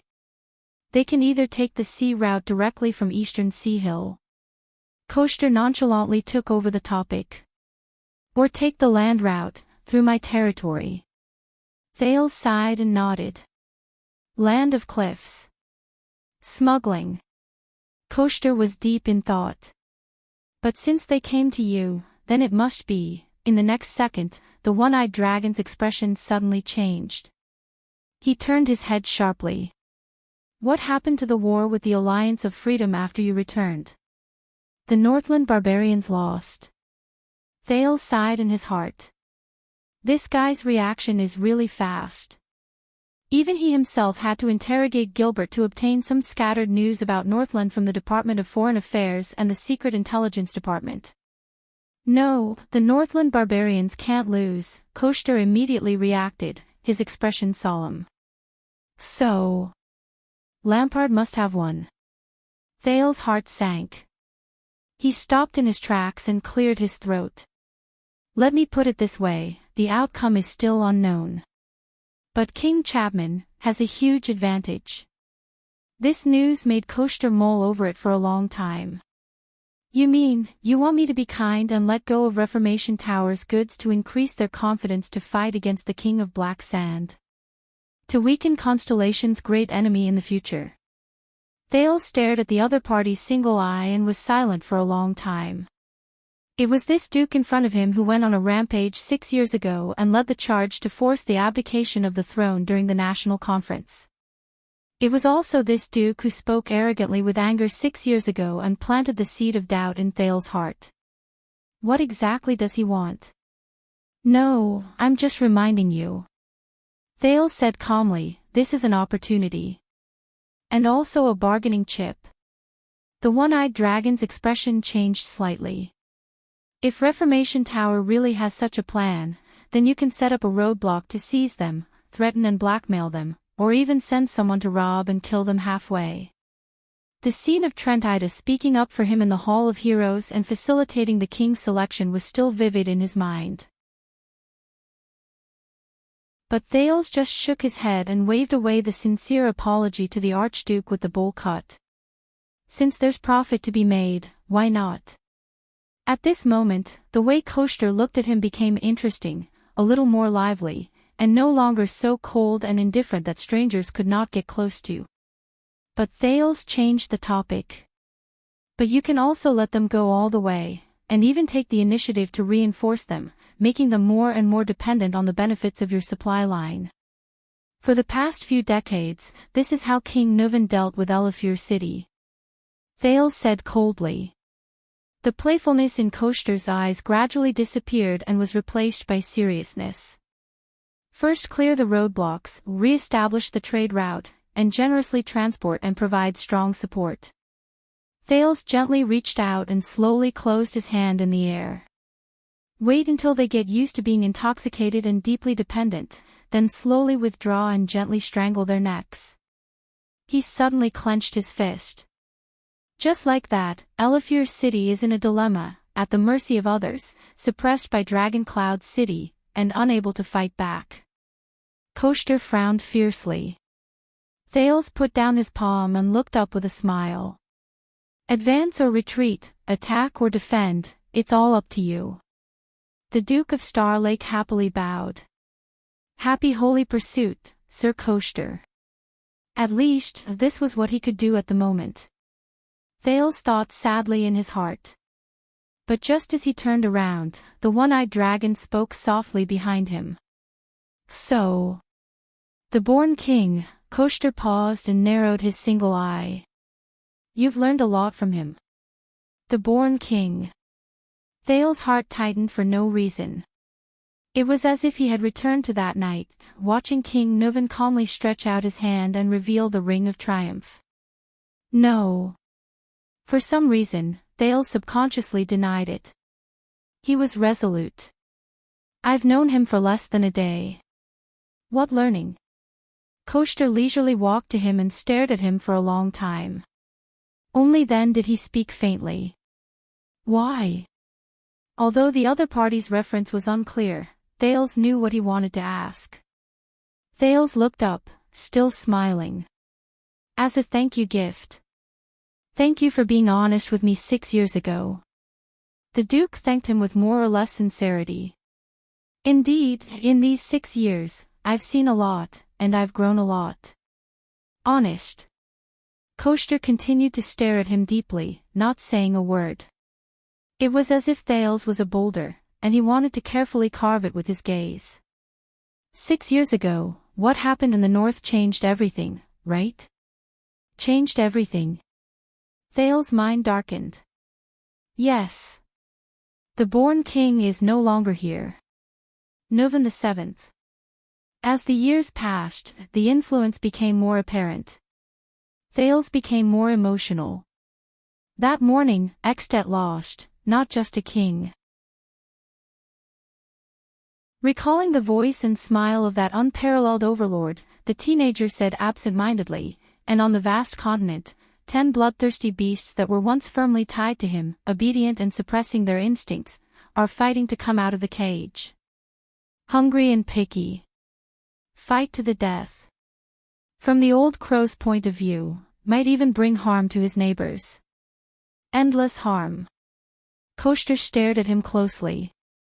No. Didn't you see? 6 years ago, this wasn't the only incident that affected the Western Peninsula. Thales snapped out of his daze and was puzzled. What? Compared to a certain king who made a ruckus for a while, he was buried in a coffin. Coaster walked forward slowly, clasped his shoulder, and lowered his voice. More importantly, the next moment, the one-eyed dragon's pupils shrank. Thales felt his jaw tighten. Coaster's left hand gently pinched Thales' lower jaw, and lifted the prince's face before his eyes. Not far away, Doyle and Glover were both shocked. They were about to step forward to stop him, but were held back by Mallows.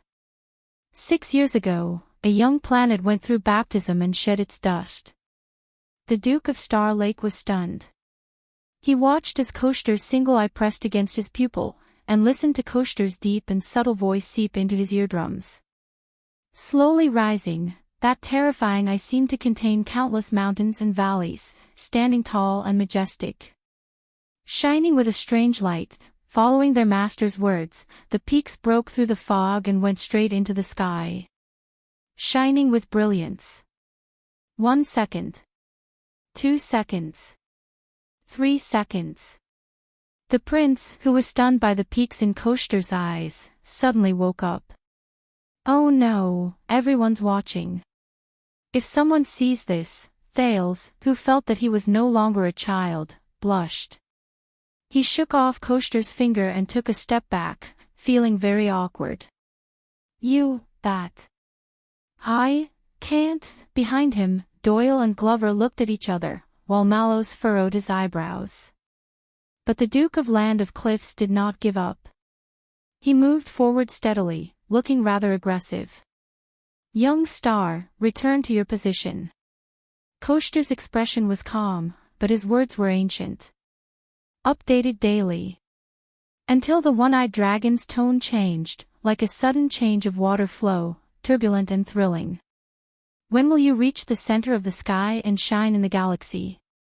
When will you reach the center of the sky and shine in the galaxy? The Duke of Star Lake's heart skipped a beat. Thales steadied his footsteps and calmed his sudden panic. Your attainments in the ancient empire's grammar are profound. The prince took a deep breath and managed to adjust his mood, avoiding the other party's implied topic. Unfortunately, grammar is not my forte. Coaster stood still, ignoring the surprised gazes of others, and locked his single eye on Thales. A few seconds later, he smiled darkly. Pardonable. The Duke of Land of Cliffs let out a disconcerting sneer. If the king is well versed in both the pen and the sword, regardless of whether it is important or trivial, he is all-round and proficient in everything. Then what is the use of us vassals? Thales tried hard not to interpret this sentence as having a deeper meaning, and answered hastily in embarrassment. So we each perform our duties and serve Constellation together. Coaster narrowed his eyes. So you agree? Our proposal. Thales' heart tightened again. I don't know what you're talking about. The Duke put on a straight face and glanced at the people around him. What proposal? Coaster's eyes turned cold and he took a step back. But then he looked around Mindy's hall and felt something. The corners of his mouth curled up. Of course, He, of course, Coaster first chuckled softly, then he raised his voice and sneered, showing his arrogance. No proposal. No. Thales felt slightly uneasy and anxious. A second later, the Duke of Nanchester, who had laughed enough, lowered his head. His single eye was deep and penetrating. Only a long journey. The sea is boundless. He spoke coldly with a threatening gaze, but his tone was filled with a strange satisfaction. And you have no choice but to leave. Forced to set sail. The moment he finished speaking, the master of the land of cliffs, Nanchester of the great antler deer, the one-eyed dragon, Coaster, turned around and left gracefully. He rudely pushed away the two attendants who were leading the way respectfully. Looking down on everyone else, he sneered as he left. Thales stood rooted to the ground in a daze, his clothes a little messy. It attracted the attention of countless people. They looked at each other. There were countless guesses. After a while, Doyle, who had been following Thales from a distance, carefully looked at the pondering Thales as he tidied up his clothes. About that, a zombie. He poked Glover, who was equally suspicious, and whispered, "Don't worry." The moment he arrived, he asked His Highness if he had lost weight and was abused, and then in the end, he even recited a poem to His Highness. I think I vaguely heard something like "you agreed." Or something like "forced." Glover glanced at Doyle. He had a rare strange expression on his face. You mean that Duke Nanchester? Doyle found it hard to believe and his face was full of suspicion. His preference shouldn't be. Doyle glanced at Thales worriedly, then looked at the banquet hall where Coaster's back disappeared. Pretty boy. Stealing fragrance.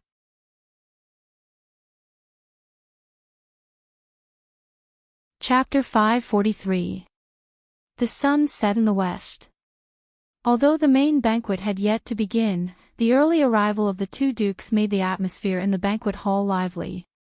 Outside the hall, logistics officer Stone and Mindy's Hall's chief steward counted the carriages and gifts on the list, arguing back and forth with the coachman and attendants who spoke with various accents. In the hall, the personal attendants who came with the guests were coming back and forth. From time to time, they would quarrel with the servants in the hall because of their master's needs and their requests. Gilbert had no choice but to arrange for the clowns, dancers, and minstrels to enter earlier. They played music and served wine and food to distract, the guests' attention. It was said that there were quite a number of people who did not receive an invitation and could not enter the venue hurriedly, wanting to try their luck on this special day. Mallows, on the other hand, skillfully and professionally acted as the mediator. He arranged the seats, managed the servants, discussed matters on the spot with the chief steward sent by Renaissance Palace, and dealt with unexpected incidents, such as when a certain low-level noble brought 6 daughters who were not on the list over, or when Jorge, who was excitedly chattering with everyone, "Do you know the famous North Star?" with his saliva flying everywhere. He was rearranged from the foreign guest seat to the honored elderly seat. Thales could only groan inwardly. As the nominal owner of Mindy's Hall, he should sit at the main seat in the hall and quietly wait for the guests. However, firstly, even someone as noble as the king would be attending today's banquet. It would be inappropriate for the second prince to sit calmly. Secondly, Thales' status was special.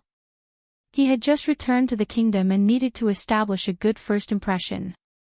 Hence, after the 7 Jade Star attendants and the 2 archdukes, Thales had no choice but to continue dragging a large group of attendants and guards around Mindy's Hall according to Mallow's arrangements and Gilbert's instructions. "Your Highness, come here quickly, go there quickly." Where did His Highness go? Thales' private grumbles. He welcomed the designated important guests, placated the guests who were dissatisfied with their seats, and responded to the greetings, whether sincere or not, along the way with, definitely fake, smiles and salutes, regardless of whether they were sincere or not, in order to display the royal family's demeanor and dignity, as well as the new Duke of Star Lake's warm hospitality, cordial and appropriate behavior. Your Highness, your complexion is very good. You look very healthy. Eastern Sea Hills Duke Bob Cullen, who had a head full of white hair and a pot-bellied body, greeted Thales with a radiant face as he was supported by two attendants. Thales coughed. Welcome, Prime Minister. I'm glad to see you in good health. Duke Cullen spent 3 of the 4 seasons recuperating in Eternal Star City. But seeing him today, he was still stout and charmingly naive. He was still the good-natured roly-poly of the kingdom. No. That was not the case. Thales glanced down. Cullen, Thales said. Of course. Once I knew that you had escaped from the devil's den of the northern barbarians, my illness immediately improved. The guardian of the Eastern Sea Hill looked at the portraits of the 3 kings of Constellation and said with a smile, God bless Constellation. I miss this mansion so much. I used to come here often when it was still open, but I didn't know how to cherish it. Now that I'm old and don't have many chances, I'm nostalgic. I'm sure you'll like my gift. I've brought you many pearls from Splendor Harbor, spices, tea, and cloth from the Eastern Peninsula, and all sorts of good stuff. They're definitely better than those from South Coast Hill. You know, if we head east, the ocean currents and trade winds will be on our side. Compared to Zayn's insincere words and Koshter's harsh words, Duke Cullen's incessant chatter was probably unique in the kingdom. Unfortunately, it was all correct and well-spoken nonsense, and there was nothing one could say to refute or interrupt him. In the past, Thales might have treated it as a routine business and sent it off with a gift. But now, Thales sighed and had to interrupt the plump Duke's kind and gentle monologue. Just now, Administrator Jorge from Elefure City wanted to introduce his lord's 3 daughters to me. Duke Cullen's footsteps paused. The sun, sword and shield family emblem on his body trembled slightly. Daughters. He adjusted the string of inlaid jewels on his waist, but could not bear the weight. It looked like the precious belt was about to snap from his stomach. 3. Duke Cullen paused and looked at Thales from head to toe. He sighed deeply. It's good to be young, Thales smiled awkwardly. But the old Duke continued, his tone full of nostalgia. Back then, I also had 3 in one night. The madam of a brothel, the mistress of Laurel Club wanted to add 1 more for the sake of her status and tips, but I refused. After all, Sunset has taught us that as nobles, we have to set an example, keep ourselves clean, and restrain ourselves.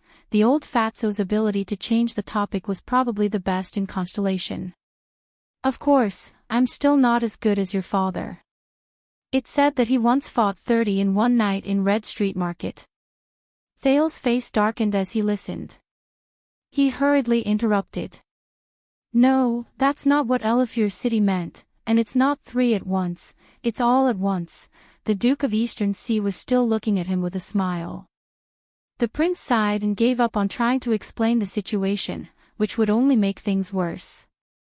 About this news, about Elefure City's marriage proposal, do you have anything else to say? Cullen froze for a moment and seemed to be thinking seriously. A second later, he came to a realization. Oh. I'm really sorry, my daughters have married and had children a long time ago, some of them are even grandmothers. The Prime Minister looked regretful. As for my granddaughters, all right, I'll go back and count them. I'll have to spend some time painting them, preferably a full-body one. I'll give you a list later. Whichever one you like, or which ones. Thales closed his eyes and sighed deeply. When he opened his eyes again, the prince rudely interrupted the Duke. Ekstet's coastline is actually not short, and its maritime territories are even bordering ours. That includes Elefure City. Duke Cullen stopped in his tracks. He patted his attendant's shoulder, and the latter bowed and retreated in a practiced manner. Thales felt relieved. There's hope. Whether it's Reformation Tower or the Glacier Sea, the former is limited by the sighing mountains, and the latter suffers from the frozen coast. both lack good ports. Only the Gadro family of LoveLore City holds the only two LoveLore harbors, which are connected to inland traffic and have hinterland towns, enough to support long-distance fleets, Thales slowly stated his main point. They have the qualifications and ability to sail the Sea of Eradication and Constellation. Thales' eyes shifted, and his tone changed abruptly. To be precise, it's to share the huge profits of the Eastern Sea route with the 7 Eastern seaports under your command. The Duke of Eastern Sea steadily straightened his back and smiled. Your geography lessons are not bad, huh? The Duke of Star Lake took a deep breath. For a century, because of Dragon Cloud City's unprecedented strength, LoveLore City has been under control everywhere. They yearn for the support of heroic Spirit Palace, but fear the majesty of the king. They have always been content with their lot in Extet, keeping a low profile and biding their time. Cullen shook his head. There are benefits to growing up in Northland. Thales frowned. Playing dumb. But he had no choice. He had to make the best use of today's meeting. The prince chose to go straight to the point. But today, Archduke Gadro took the initiative to send someone to visit Eternal Star City and attend my banquet. Cullen chuckled. To propose marriage to you as a sign of friendship. Thales shook his head. Their visit, including the childish marriage proposal, is mostly to put on a show and probe. The Duke of Star Lake's eyes flashed. Waiting for the right price. The Duke of Eastern Sea paused for a few seconds. When the owner of the Sun Sword and Shield spoke again, his tone was less murky and slippery, replaced by vigilance and shrewdness. Waiting for the right price. Waiting for whose right price? Thales sucked in a deep breath and chose the most appropriate words to describe himself. Your Grace, you have ruled the Eastern Sea and operated Bay of Light for nearly half a century. I believe you know the answer better than anyone. I believe you know better than anyone what LoveLore City's actions mean today, and what the pros and cons are. The Duke of Star Lake looked straight at Cullen. The plump old Duke was silent, the emotions in his shrewd eyes unclear. After a long while, he slowly spoke. When King Nuvan passed away, I didn't see them so anxious, but the next moment, Duke Cullen narrowed his eyes with a cunning look. So, Dragon Cloud City, who has been supplying them with supplies and reselling goods, and backing up their plundering at sea, what's wrong? Thales sighed in his heart. Damn that old fox. Thales had no choice but to show him the answer expressionlessly. The Alliance of Freedom won. Lampard might also win. Duke Cullen stuck out his big belly and made an ah-ah-ha expression of realization. Thales observed the other party's expression and revealed what he had learned. Without the strong support of heroic Spirit Palace, LoveLore City has reverted to the original form of the Northland barbarians, no trade routes, and no way to plunder. More importantly, they have no king behind them, and no confidence in their hearts. Since the land route is blocked, the sea sails will surely sink. Cullen frowned deeply. Before King Nuvan passed away, Dragon Cloud City had used an appropriate and lenient method, sometimes generous, sometimes strict, and sometimes generous. They had accumulated power by granting benefits, and restricted their power by increasing their power. They had subdued the self-righteous LoveLore City, which relied on the sea borders trade route, and did not dare to act rashly. The latter was also full of ambivalence towards the Walton family's rule. They coveted the king's strong support from the central government, but were worried about their independent status as a Northland port. They want to beg with their faces swollen, but they don't even bother to offer a bowl. How can there be such a good thing in the world? That goatee doesn't have the confidence, and he's unwilling to accept it, so he can only use words like King of Dragon Cloud City in his letter to mock us. Your grandfather only laughed after reading it, and then opened up more supplies for the guilty LoveLore City, and resold more goods, Regent Leesband blurted out when he was explaining the history of Northland to the Archduchess. But now, the strong support behind them had not only lost its king, but was also on the verge of collapse. Thales was resolute. Elefure City's business on the sea will be affected. Duke Cullen did not speak. But Thales took a step closer, smelling the Duke's body full of exotic spices. So, you don't have to be merciful. When Archduke Gadro is troubled by domestic politics and hesitant, Thales' heart sank, and he silently recalled his intentions. When they were hesitating about whether they should abandon Dragon Cloud City and turn to King Chapman, when they were waiting for Constellation to react, and waiting for Black Sand Region to make an offer to rope them in, the second prince said decisively, "Take the initiative to strike first. Take back the maritime interests we lost after the bloody year due to the power of the nation, and the profits from the trade routes taken by the Northlanders' fleets, take them all back." Duke Cullen blinked his small eyes, looking amiable and confused. "Prove to those Northlanders with holes in their foreheads, and those Northlanders who think they can sail just because they know how to row a boat, who should be the boss of the Sea of Eradication." Thales' gaze was firm. He did not know how effective his words were today. But if they saw even a trace of Eastern Sea Territory's mercenary attitude of adding insult to injury, then Elefure City would soon understand distant water cannot quench present thirst, it is not too late. Even if the dragon spear is worn out, and the heroic spirit is dim, but the help and support that King Nuvan and Dragon Cloud City can give them, no matter how many King Chapman and Black Sand Region, cannot be exchanged. I believe that this is very much in line with the interests of Eastern Sea Territory. Thinking of this, Thales looked solemnly at the Duke of Eastern Sea, and returned the greeting. "The opportunity has come, God bless Constellation." As soon as he finished, the Duke of Eastern Sea stared blankly at the Duke of Star Lake. He was a little surprised. It was like meeting Thales for the first time. After a while, the old Duke pressed his waist quietly. TSK, take advantage of his weakness and kill him. You really hate the Northlanders, don't you?" "Hate the Northlanders?" Thales was slightly stunned. He slowed down his pace. Thales remembered the faces of the past. First, it was King Nuvan who laughed and lured him into his trap, and then King Chapman who raised a glass at him with cold eyes. There were several archdukes with prominent positions in Heroic Spirit Palace, each with ulterior motives. And the Star Killer who beat him until his limbs were seriously injured, on the verge of death several times, and even left him with a permanent disability. Thinking of this, Thales rotated his slightly blocked left wrist. Fortunately, he ate with his right hand. You know, in these 6 years, in a bad mood, Thales subconsciously ground his teeth. "I really hate those Northlanders who like to bully children." The Duke of Eastern Sea was silent for a while. For some reason, Cullen looked at him with a strange expression.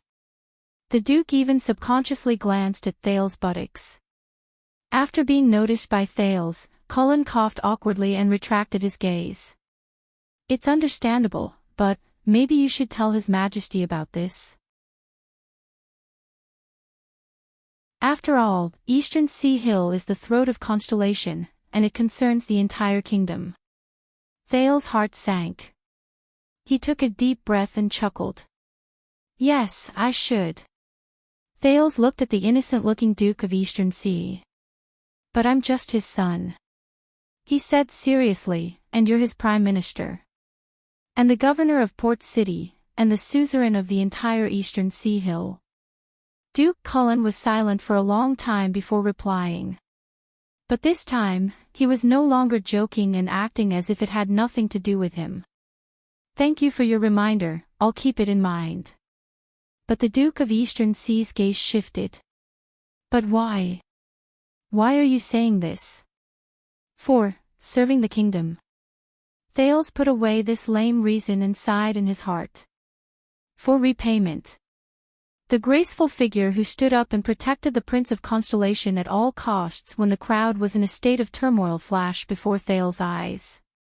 He pulled his thoughts back to the present and smiled leisurely at the Duke of Eastern Sea. Thanks to you coming to your senses during the national conference and voting for me, we are where we are today. This is my repayment. Duke Cullen pursed his lips. He suddenly came to his senses. These words, "Be careful, Your Highness." He still looked at Thales with a smile and patted the latter's shoulder as if he was looking at a beloved nephew. Mindy's Hall is not like Renaissance Palace. The carpet here is very new, and every step, it's very slippery. Thales was silent. He thought of Little Rascal, whose whereabouts were unknown and whether she was dead or alive. But in the next moment, what appeared in front of him was Madame Eleanor, who was leading her silly son into Mindy's Hall despite the strange gazes that were directed at her. Tiny iron thorns. But this is our family tradition, isn't it? Thales snapped out of his daze and said softly, not to mention that the carpet is only slippery. He looked up. Even if there are thousands of iron thorns hidden beneath it, Thales smiled. I have to keep my composure too, walk calmly. The Duke of Eastern Sea's eyes lit up. Duke Cullen laughed and gestured for his attendants to come forward, but waved his hand to reject Thales's company. As for their marriage proposal, Your Highness, remember, even if it's the North, Duke Cullen strode away, unconcerned. Lust is still harmful. Thales's heart sank when he heard the other person's words that seemed to imply something else. Little Rascal. He watched Duke Cullen's receding figure and was lost in thought. Now, the things I can do for you, that's all I can do. Wow, so that Northlander was serious when he said he wanted to introduce you to the Archduke's daughter. Doyle came forward and draped Thales's cloak over his shoulders. Thales put on the cloak absent-mindedly and hummed. Doyle pursed his lips. Your Highness, you know, there's a saying among the 7 Jade Star attendants, never marry a Northlander woman. Thales walked back slowly and asked in confusion. What's wrong? Doyle shrugged. It said that the wild horse Barney family fell like this. Back then, the youngest son of the old lady, Little Iron Spike, stubbornly wanted to marry a Northlander woman. Little Iron Spike strongly objected, but to no avail. In the end, they removed him from the family tree and chased him out of the family. But the curse brought by this woman still implicated the family. Look at Barney now. Stubbornly wanted to marry a Northlander woman, implicated the family. Look at Barney now. Thales felt suffocated and said unhappily, why don't you look at yourselves? Perhaps the prince's tone was too harsh. Doyle was shocked. Glover took a step forward without batting an eyelid and pushed Doyle, who wanted to relieve the prince's boredom with a joke but was snubbed, behind him. Could it be? Doyle walked behind gloomily. His Highness stayed in the North for 6 years and really took a fancy to a Northlander woman. My God, what about the mission my father gave me? As a miser, his stingy father had promised him a lot of pocket money this time. At this moment, a low commotion came from outside the hall and attracted everyone's attention. Thales turned to look and was shocked. A lonely man without loyal attendants and only accompanied by vigilant guards slowly walked into the hall. He was dressed in luxurious clothes and had an extraordinary presence. But he was alone and looked lethargic. Along with the man came the sound of metal clanking. It was out of place in the elegant and luxurious Mindy's Hall, and it was especially piercing to the ears. The people who did not know what was going on discussed. The nobles who knew a little kept quiet out of fear, but they all subconsciously made way for the new guest. Mallows received the report and hurried over from the inner hall, just in time to see this special guest. The watchman frowned and looked at the slowly approaching guest. His gaze focused on the other party's hands. There was a pair of dark-colored, floor-dragging chains locked there, shackles. The guest raised his head, revealing a thin and weathered face and a beard that reached his chest. He stared blankly at the brightly lit and bustling Mindy's Hall. Mallows quickly stepped forward and gestured for the guards to quickly bring him through the door to avoid the countless curious gazes. At the same time, he held down the penal officer, Gray Patterson, who led the guest in. "Gray, what's going on?" He refused, Patterson answered hurriedly with a look of exasperation and helplessness. "It didn't work no matter what we said." He insisted on attending the banquet in shackles. The penal officer said fiercely, "And that beard too." Mallows looked at the distracted guest and the headache-inducing shackles with a grave expression. "Can't you be more forceful?" Patterson shook his head awkwardly. "His Majesty has instructed that he must not have any injuries on his face to attend the banquet." "Very difficult." Mallows snorted in displeasure. "Cover him with a piece of cloth and lead him directly to his seat. Send him back when the time is up." Patterson nodded and turned to look at the new guest with a businesslike attitude. "Sir Val, welcome to Mindy's Hall. Please follow me," but the silent new guest spoke at that moment. "When your family was still prosperous, Tormund Mallows." Mallows' expression changed as he turned to face the guest. The guest's voice was clearly majestic and deep, but his tone was like an old horse that had been sick for many years. It sounded old and lifeless. "Your father once asked for the Arund family's daughter's hand in marriage for you." Mallows frowned slightly. He probably thought that Nolander would eventually inherit the family business, and that my brother had a close personal relationship with the two princes. No matter who became king, the Duke of the Northern Territory would be in high demand. "As for you, with the help of the Duke's in-laws, your status among the 7 Jade Star attendants would naturally be higher." As soon as he said that, the guards in charge of escorting the guests stiffened. They looked tentatively at their officer. Mallows only paused for a moment before he put on a smile and looked politely at the strange guest. The guest smiled sadly and raised his hands, causing the metal shackles and chains to ring again. Mixed with the faint cheerful music in his ears, it was like a touch of coldness was injected into a spring scene. "Now, look at us. The family has become shackled prisoners." The man slowly raised his head and looked at Mallows, then at Mindy's Hall.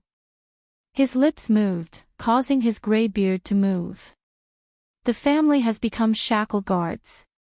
Shackled guards. Mallows furrowed his eyebrows and forced himself not to care about the other person's overtones.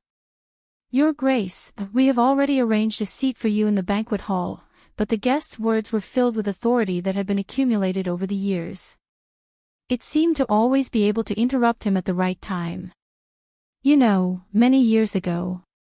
The man in luxurious clothes stared at the layout and furnishings of Mindy's Hall in a daze. "My brother is just like you. As a glorious royal guard, he once stood here and dutifully guarded this virtuous monarch's residence. And I passed by the garden countless times and watched that crazy girl run towards me." The man put down the chains. His gaze was dazed. "Now, Mindy's Hall has reopened. But my brother is no longer there." Mallows did not speak. The man snorted softly and looked up at the statues of the 3 Constellation Kings. The colors in his eyes grew stronger. "Mongrel King, Wife King, Bad Debt King," the man thought and subconsciously curled up the corners of his lips. But a few seconds later, the man's gaze turned cold. "And he is not the only brother I have lost." He looked at the 3 Constellation Kings and said disdainfully, "No." Mallows was silent for a while before he finally exhaled and looked at his subordinates. "Go through the side door and invite His Grace into the banquet hall. Remember to keep a low profile. Of course, be polite, too." His tone was cold and his gaze was stern. Penal Officer Patterson understood his commanding officer's intention. Having had enough of being bullied along the way, he waved his hand. 2 of the guards had cold expressions and were about to step forward to restrain the man. But the man suddenly turned around, his hair and beard bristling. "I am Arund's descendant, the master of Cold Castle, the guardian Duke of Constellation's Northern Territory. And I saw the old fatty's carriage. He entered from here. Upright and above board. The authority he exuded in that instant made the people around him frown. Arund stared coldly at Mallows. If your master wants to prove to the kingdom that I am still breathing and that he is not ruthless, then at the very least, he should respect the position of a duke. Mallows' gaze turned cold. At that moment, Mallows! A young but gentle voice rang. Thales walked in from another side door and nodded at the watchman. I will do it. All of you may leave. Patterson looked at Mallows warily. Mallows paused for a moment and looked at Glover and Doyle behind Thales before nodding at Patterson. As you wish, Your Grace. The penal officer bowed to Thales and retreated to the side with the guards. Thales exhaled and walked towards the new guest. Long time no see, Duke Val. From the moment Thales appeared, the guest's gaze was locked on the young master of Mindy's Hall. He sized up the Duke of Star Lake's figure in a daze. He was first surprised, then relieved. So you are back. Val Arund, the Duke of Northern Territory who was imprisoned after his conspiracy was exposed 6 years ago, looked at the second prince with a complicated gaze. How is Extet? How is it? The prince looked at him and sighed slowly. Cruel wind and frost, but hard to shake. Thales was also carefully sizing up Val. He could not help but notice that Val's once majestic figure had become much thinner and bearded. For some reason, he suddenly remembered what Joseph, who belonged to the Disaster Swords, said when he was still in the prison of bones. This is the effect imprisonment has on a person, no matter who you are, no matter how powerful you are. They are forever lost in the lonely void, never to return. Thales' gaze focused in front of him. In the past, the impassioned and heroic Duke of Northern Territory was gone. Val was silent for a few seconds. Lampard, how is he? Lampard. Thales' heart sank. Back then, how did Val feel when he met Chapman Lampard, who was only the Archduke of Black Sand region, and worked together? 6 years later, the two of them were in completely different situations. What was he thinking? Cruel wind and frost, the prince said softly and answered word for word. Hard to shake. After the strange question and answer, Val fell silent.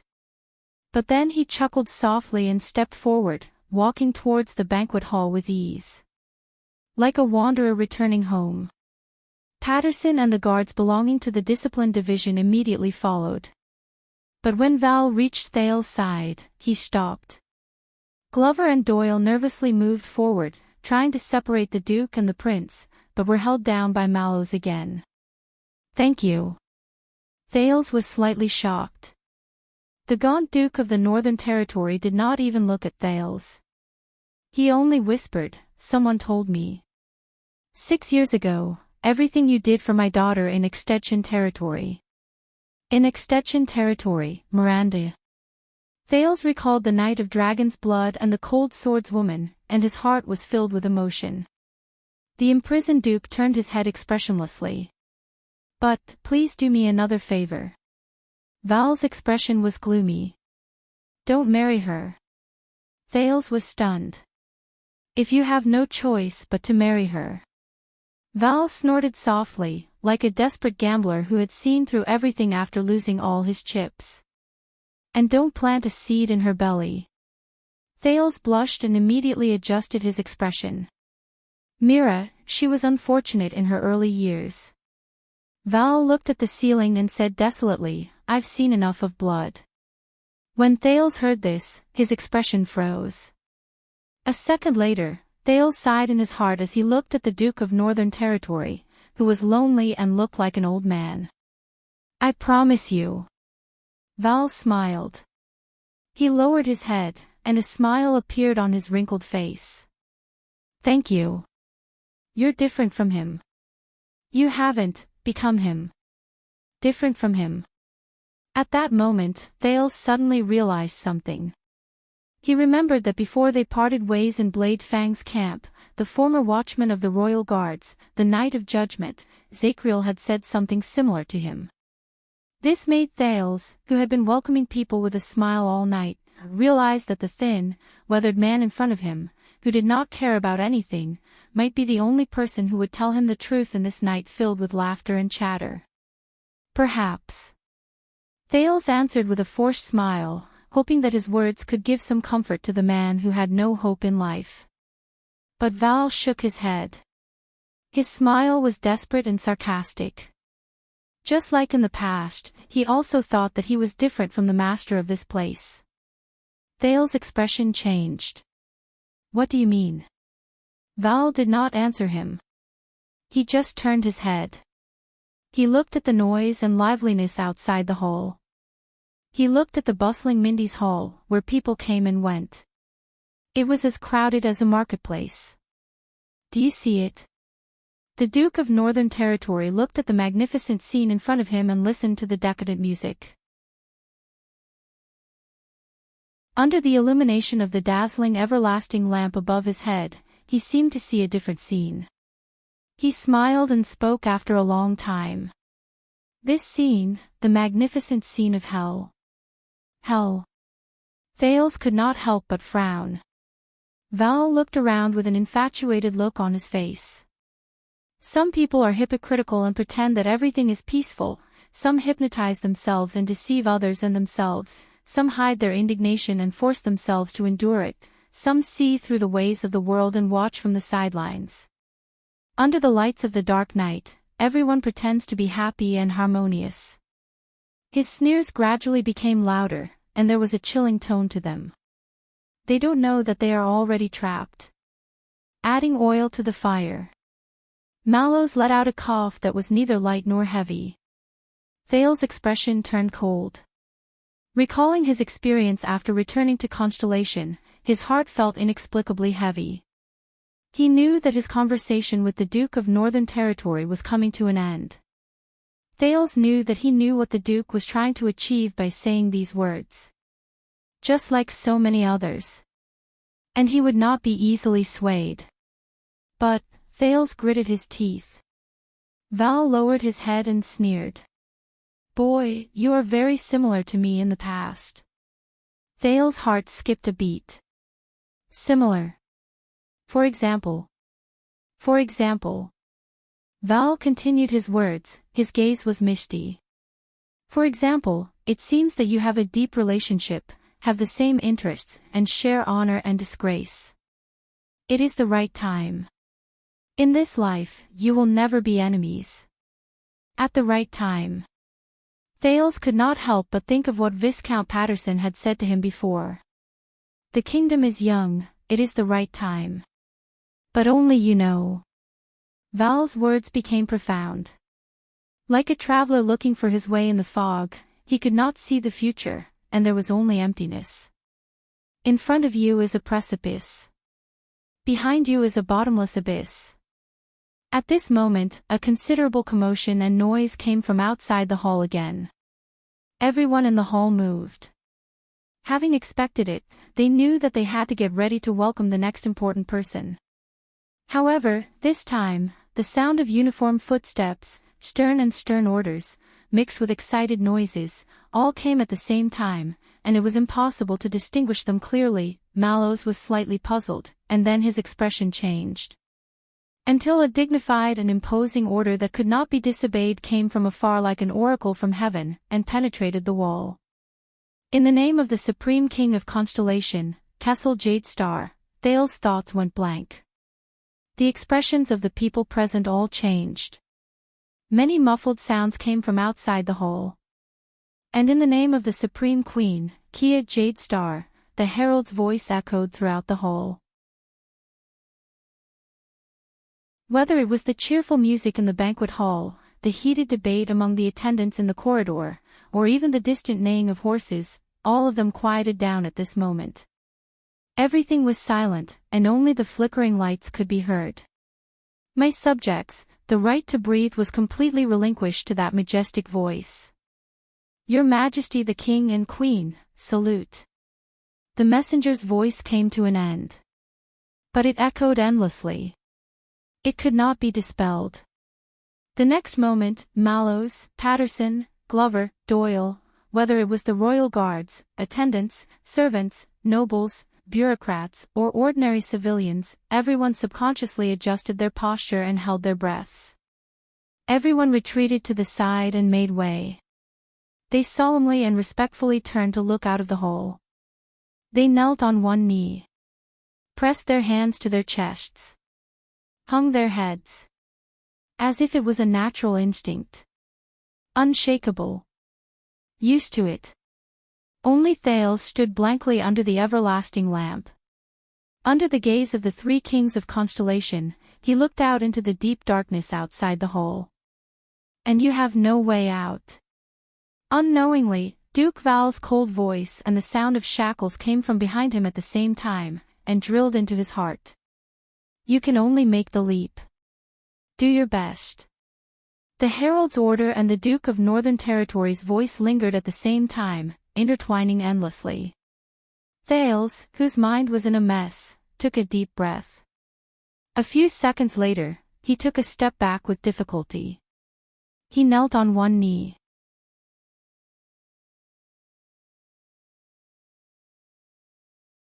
Chapter 544. Early morning.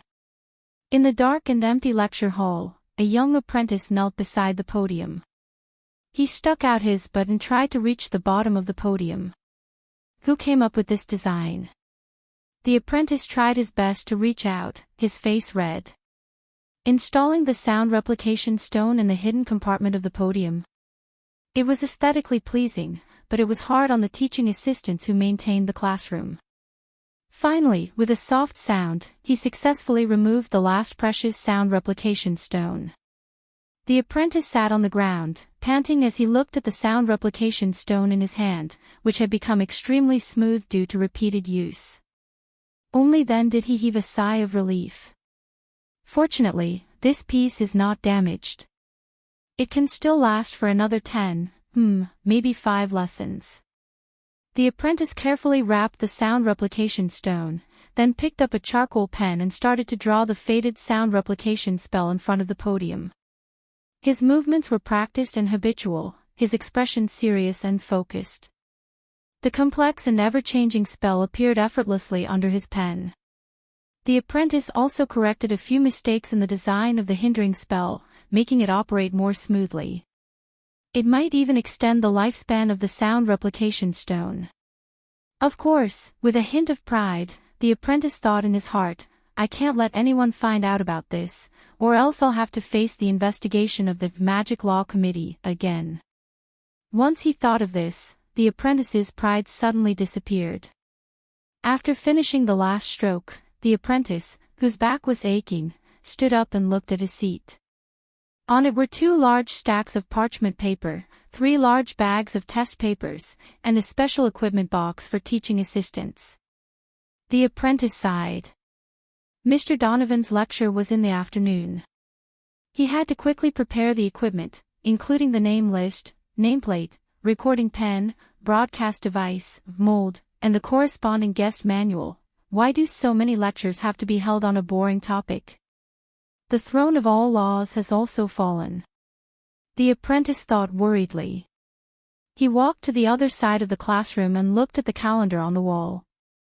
October 29th, Empire Year 839, Saturday. Rest Day. Era of Kings 314, Ascetic Tower, Lifelong Mage, Craftsman, Poet, Historian, Swordsman, author of The Legend of the Iron Blood King, Jericho Rhine Mindes, was born today. The important thing is not the choice itself, but to make the choice, Mindes. On the calendar, the colorful wizard Mindes stood at the peak of the mountains, his expression deep as he looked at the sunrise in the distance with a worried expression. It had been 3 years. The apprentice sighed slowly. Then, he mercilessly tore apart wizard Mindes, who was worried about the country and the people, along with yesterday, and crumpled them into a ball. Today was revealed.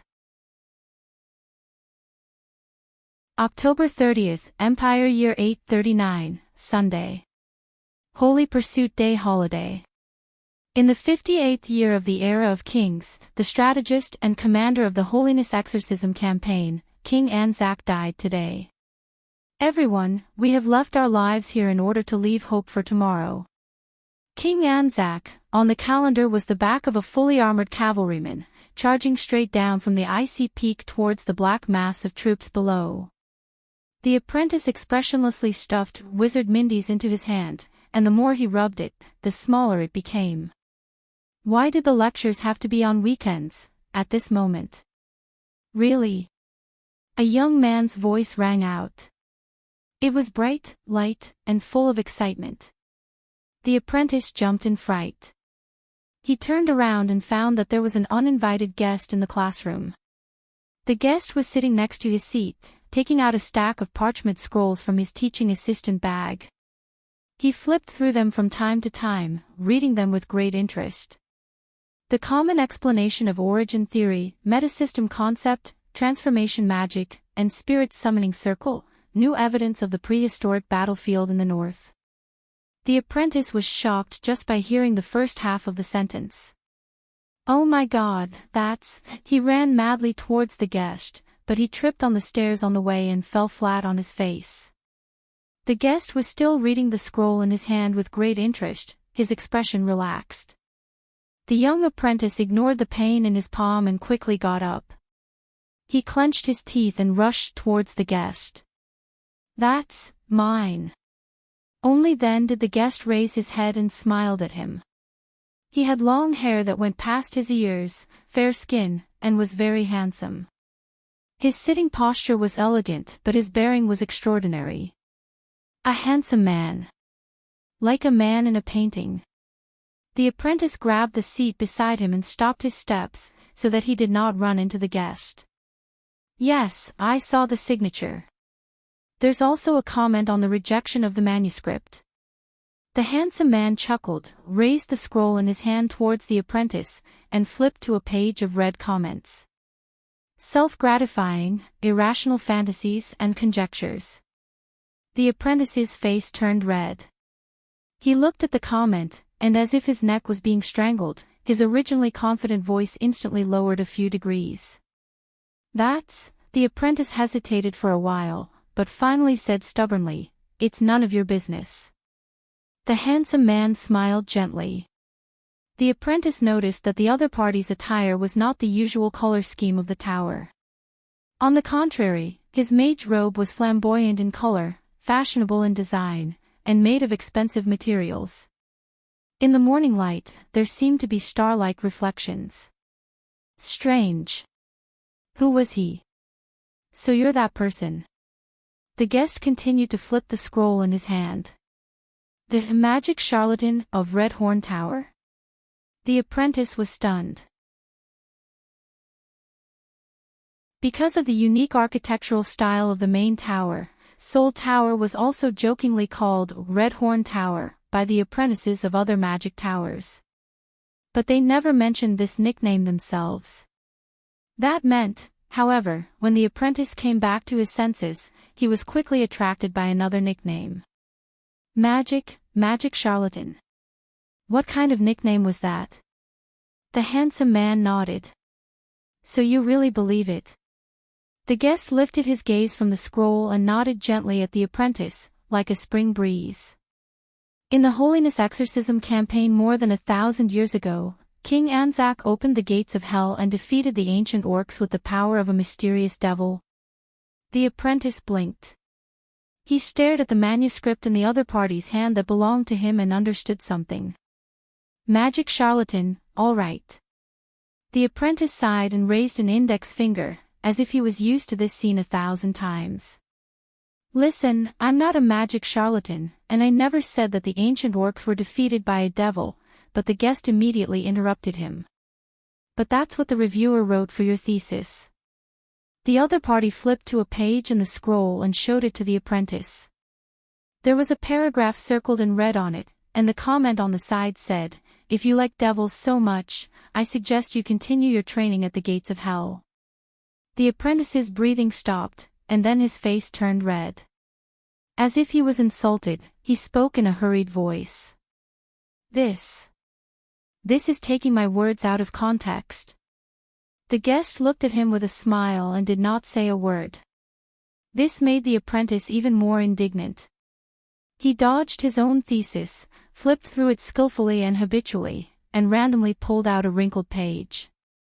Look. Exasperatedly, he pointed to one of the sketches, covered with notes, which appeared to be a human skeleton, the latest evidence of an ancient battlefield excavated under a ruined castle. More than 1,000 bodies of ancient human warriors, with distinct characteristics of the early period of the Age of Kings. Most of the samples suffered countless blows and injuries in multiple parts. The guest leaned closer and looked at it with great interest. The apprentice spoke faster and faster, both the extent and the number far exceeded our imagination. Some bodies even had their skulls shattered when their hearts were pierced. I guess, the handsome man smiled slightly, his long hair fluttering. This means that the ancient knights of the Age of Kings fought bravely. Fought to the death with the orcs without retreating. Suffered great injuries. No. The apprentice was resolute, trying hard to shake the scroll in his hand. This means that they suffered more than one fatal injury when they were alive. More than one. He tried hard to repeat the main points. Perhaps, the superpowers of the ancients were stronger. The handsome man's tone was still teasing. Just like how the physiques of the ancient orcs far exceeded that of the modern orcs. The apprentice felt insulted. No. He raised his voice, gritted his teeth, raised his finger out of habit, and repeated tirelessly, no human can withstand even one fatal blow like that. No. No matter how tenacious their will is. No way. No matter how powerful their superpowers are, there's no way, no way. Every time he emphasized it, the handsome man would nod with a radiant smile on his face. He seemed to understand. Then, the apprentice took a deep breath and turned to the next page. Then, I personally dug out a few corpses from the ground and thawed them from their frozen state. I swear, the flesh and blood of those things were still alive. If it wasn't for my quick reflexes. I have listed the specific data of the more than 1,000 corpses that our research team dug out here, but the apprentice's words came to an abrupt halt. In the paper, the parts he pointed to were circled in red, and the original contents could not be seen clearly. There were replies written in different handwriting. The statistical method is too crude. Has the selective bias been dealt with? Suggested to choose new samples. The test is unconvincing. Correlation does not equal causation, and so on. The most glaring sentence was your mathematics taught by a swordsmanship teacher? The handsome man seemed to be unable to restrain his laughter. The apprentice blushed and stuffed the paper into his bag. All in all, it's no longer something that can be explained by the edge-sharpening school, forging magic, and material affinity of the alchemy tower, or the light and shadow flute and soul theory of the soul tower, not to mention the transcendent power where the will affects the body. He was still trying hard to explain. I'm guessing that even the most insane ascetic tower cannot find such a thing. The guest nodded and encouraged him to continue. So. The apprentice adjusted his breathing, and his eyes lit up. In the known historical materials, although there are not many, there are indeed a few records that mention something similar. It ignores the basic laws and completely changes the form of life from the inside out. Ignores the basic laws, from the inside out, you mean? The guest pondered and said faintly, the records of religious exorcism in the Bright God Church. The apprentice's words came to a halt. The handsome man chuckled. So, it's back to demons again. The apprentice cleared his throat. No, not all of them, and it doesn't necessarily have to be the Bright God, but... He tried hard to explain, but in the end, he gave up. His voice became gloomy. Yes, most of them. At least that's potential circumstantial evidence that we can refer to for now. The apprentice looked dispirited. He nudged the bag containing the paper with his elbow. I just want to say that if we are willing to put aside our prejudices and re-examine the relevant religious books and even legends, there will be, it might be helpful. The guest seemed to have understood something. So, the reviewers think that you are advocating mysterious or even religious theories such as the existence of demons? The apprentice's expression turned completely gloomy. They even asked me with a fake smile if I went to the gates of hell to listen to the sermon again. The apprentice looked at the crumpled paper in the bag gloomily. God have mercy on me. I've only been to the gates of hell once, okay? And I was tricked into going in. That big sister who preached looked so intellectual, so mature, so beautiful, but I actually liked her. The apprentice shook his head and chased away the unpleasant memories. After he smelled the blood used for the sacrifice, he immediately thought of a way to escape. Okay. I understand your topic. The guest suddenly spoke. The apprentice looked up. What? The handsome man touched his chin. A rare transformation spell that works on the level of the origin, using the contemporary metasystem hypothesis to explain those ancient spirit summoning circles that have been despised for a long time. The guest skillfully used the terminology in his paper. You are trying to establish an argument that can be accepted by the mages, from the perspective of modern magic, to explain the unspeakable mysterious phenomenon. The handsome man looked up. To make it easier to pass the manuscript? To apply for funding for the next step of research? The apprentice snorted, a little self-deprecating. Didn't it still not pass? Moreover, the archaeological excavation is over. There's no hope. The large classroom was silent for a moment. The two of them were separated by a seat, silent. After a few seconds, somewhat to the apprentice's surprise, the guest did not comfort or mock him. This was the most treatment he had received in the past month. Divine arts. The handsome man turned around and asked seriously and solemnly, why is it not divine arts? The apprentice was stunned. What? The handsome man lowered his head, his eyes surging with light. Ignoring the basic laws and completely changing the form of life.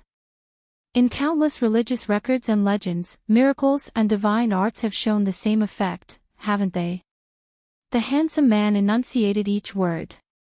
Reviving the dead, regrowing the flesh and bones, restoring the broken body, creating the oracle. The apprentice paused for a long time before he said hesitantly, that's not the focus of my research. I'm not a believer of the bright God, not a quack. He said gloomily. But the handsome man looked at him for a long time and laughed. Actually, you've thought of it, haven't you? The handsome man's words were bewitching, and the records of miracles and divine arts are more numerous and more detailed. But you couldn't write it. The apprentice trembled slightly. After a long time, the apprentice exhaled and patted his thesis. Just writing it like this is enough to make people think that I'm a quack. His tone was as if he had accepted his fate. And I still want to keep my job. The guest was silent. I thought the soul tower was very open. The handsome man said softly, here, everyone has and should have an independent and free soul. The apprentice snorted, disapproving. No matter how independent they are still humans. He sat back in his seat and looked at the ceiling, his tone filled with indescribable disappointment. No matter how free they are still mages. They are born to reject certain things. These words made the handsome man fall into deep thought. They don't believe that there are other paths apart from their path that can be called rational, and they condemn it as foolish, by the standards of magic. The apprentice was engrossed in his words. They believe that even if it can be doubted, even if it can be falsified, even if it can be overturned in the end, they must and can only do it in their own way, otherwise, it is just the words of fools, irrational. They believe that everything that exists in the world must be explained by logical principles that they recognize in order to be reasonable. Because magic is advanced, and magic is the truth. The apprentice sighed. As mages, we are so progressive, he said listlessly. So much so that we can no longer progress. There was another indescribable silence. Until the handsome man looked up. It's too big. The apprentice was puzzled. The handsome man casually and happily flipped his hair. The scope of your complaints is too big, but this has nothing to do with magical ideals. And this is only about mages, and only about humans. The apprentice was stunned. I don't understand. The pretty boy smiled in an unrestrained manner, and it dazzled him. The reason you were rejected is politics. The apprentice's expression changed slightly. Excuse me. The handsome man reached out his hand and tapped the apprentice's forehead. To be precise, it is about the right to speak in magic research, leadership, vested interests, and the personnel structure of the magic tower, politics. The apprentice stared at him blankly. What do you mean? The handsome man pulled out the stack of parchments from between them. Especially this argument of, we should put down our pride and re-examine religious legends. The reason they rejected such arguments is because of recent events. The apprentice rolled his eyes. Recently.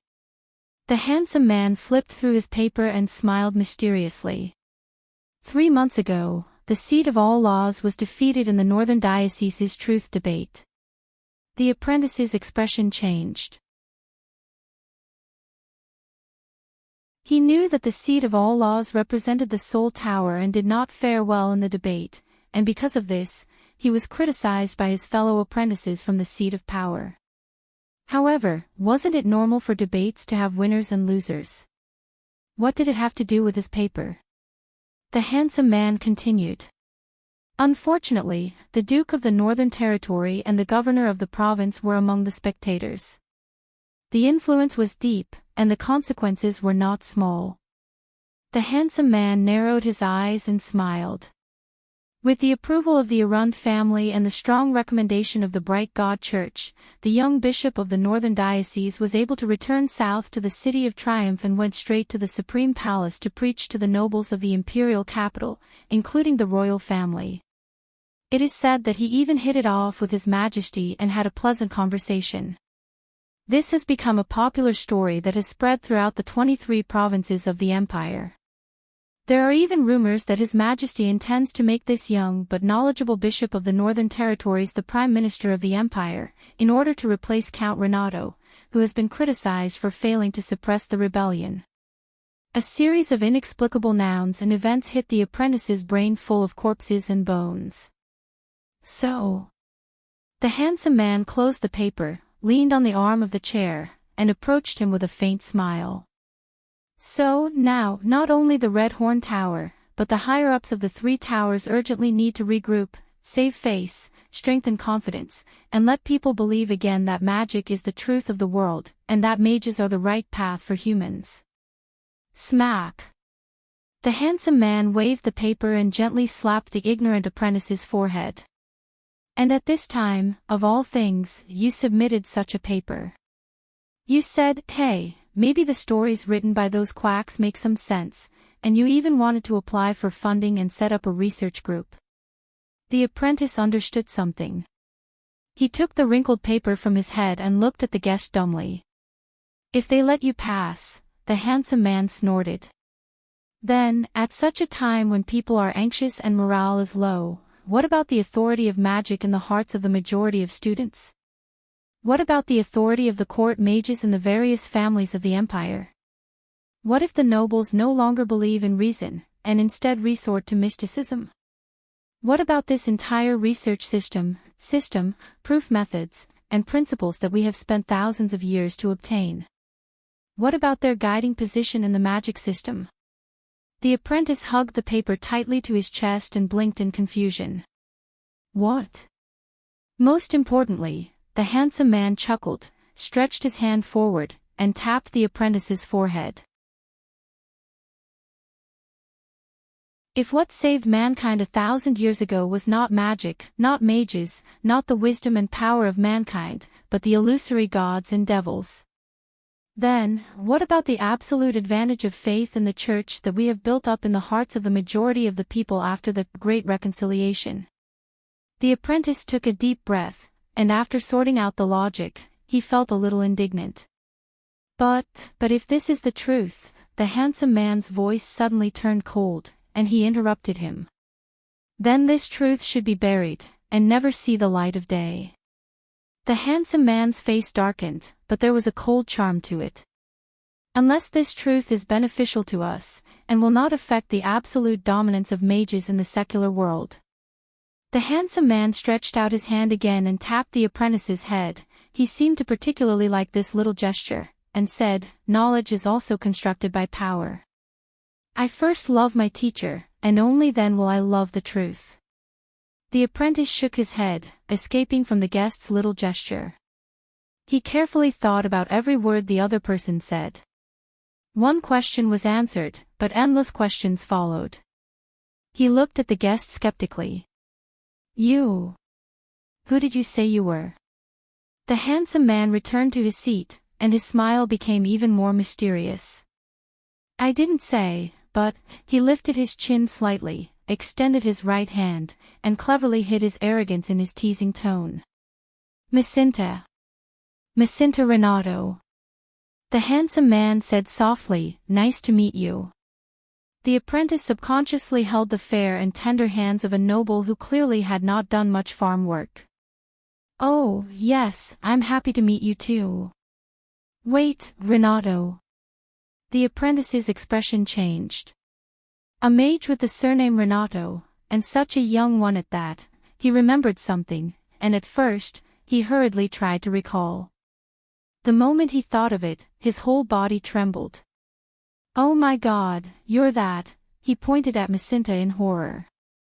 The legitimate royal family of the empire, the descendant of the 6 founding stars, the playboy son of the prime minister, the fiancé of Princess Secret Blue in the royal family, the one who is obsessed with magic but not with being an official.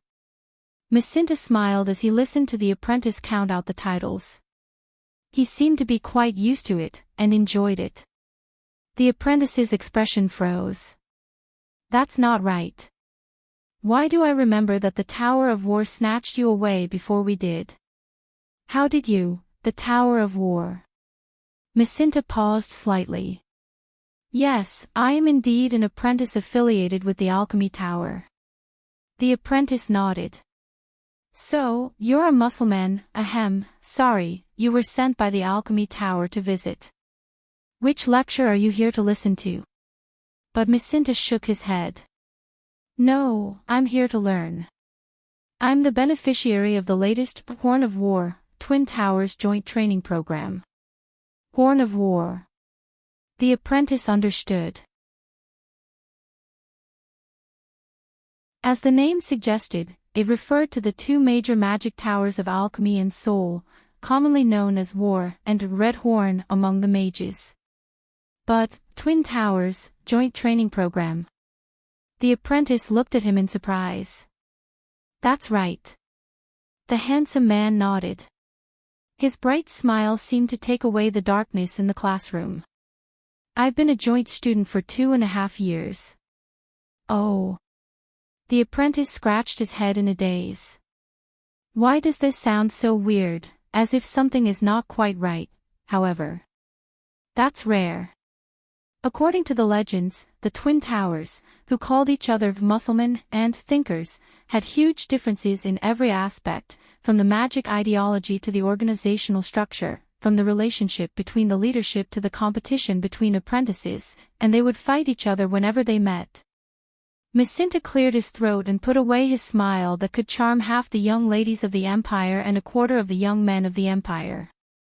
"Listen, I have a research project on hand." He looked at the apprentice seriously. "Perhaps you'll be interested." The apprentice snorted in his heart. "What do I say?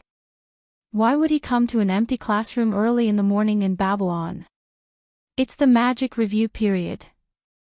Looks like he's the organizer of some empty research project. He can't claim a large mysterious account, so he's looking for a sucker to make up the numbers and scam the funds." The apprentice said lazily. So, what's the research topic? Macinta smiled. His long hair was clearly under the effect of a wind spell as it fluttered freely in the air. As you said, some subversive topics, some directions that may not be recognized, some things that require us to question ourselves, some things that require us to overturn our deeply rooted beliefs that we are unwilling to touch in order to obtain them. The apprentice replied perfunctorily. Oh, as expected, even the research topic was baffling, until the other party's next sentence. And our research field is under a ruined castle in the Northland province, in the belly of a mountain. A few seconds later, the apprentice who understood suddenly paled. He stood up abruptly and looked at Macinta, momentarily forgetting to admire the latter's peerless beauty. Underground, belly of a mountain. You mean, Macinta chuckled and stood up as well. That's right. It's the same place mentioned in your paper. The ancient battlefield ruins of the era of various kings that you once participated in the excavation, that ancient underground transportation tunnel. The pretty boy walked up to the apprentice. Just a head taller than him, he looked down at him condescendingly. Nicknamed by the people, Black Track. The apprentice was completely stunned. But Macinta did not let him off. He skillfully revealed a secret that even the apprentice did not know. After your Red Horn Tower was forced to withdraw from the joint pressure of the Empire's official research team, the Ascetic Tower, and the Bright God Church, the management of the ruins fell into the hands of the governor of the Northland province. And the Duke of the Northland, who is good at smoothing things over, originally only intended to block the entrance of the cave and build a monument saying, "We killed the ancient orcs." But unfortunately, I am very familiar with Duke Arunzair, and he delegated this task to me.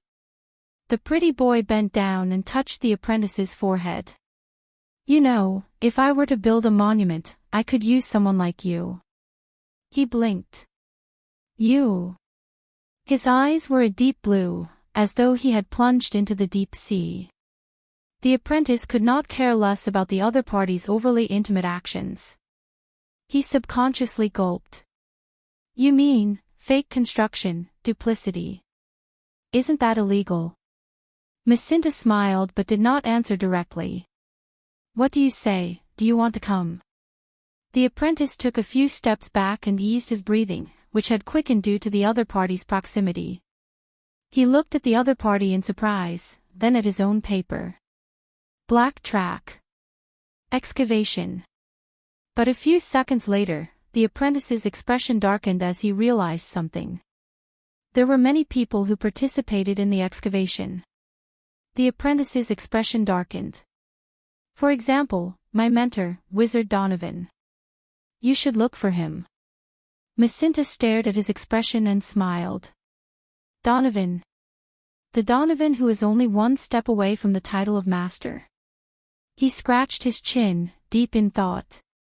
Well, I have studied all of his works, from the early days to the present. The apprentice snickered. You sure are confident. He looked at the noble young master in front of him without hesitation. In Wizard Donovan's career, there are a total of 163 papers and 12 books. No. Macinta shook his head and interrupted him. To be precise, there are 192 papers and 13 books. The apprentice's expression suddenly changed. The pretty boy in front of him played it down. Including some manuscripts of his exercises when he was young, and a book that has yet to be published. The apprentice was stunned. Holy shit. It's fine if this guy is handsome. After all, there are still many people in the world who are close to my looks. But, he clearly looks like a rich playboy, and he's not that old.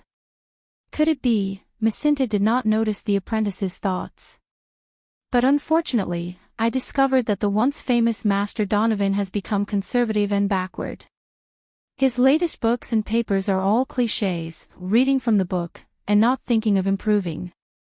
His words revealed his deep disappointment. Master Donovan is already old. The apprentice was stunned at first, then indignantly took on the vigor of lecturing a student. Sigh, you child, but Jacinta did not let him continue. And in recent years, his few interesting works, the pretty boy looked up and stared straight at the apprentice who was holding the papers. They were all jointly written with a certain unknown student-cum teaching assistant of his. The apprentice froze. That's you. Jacinta stared straight at him and said softly.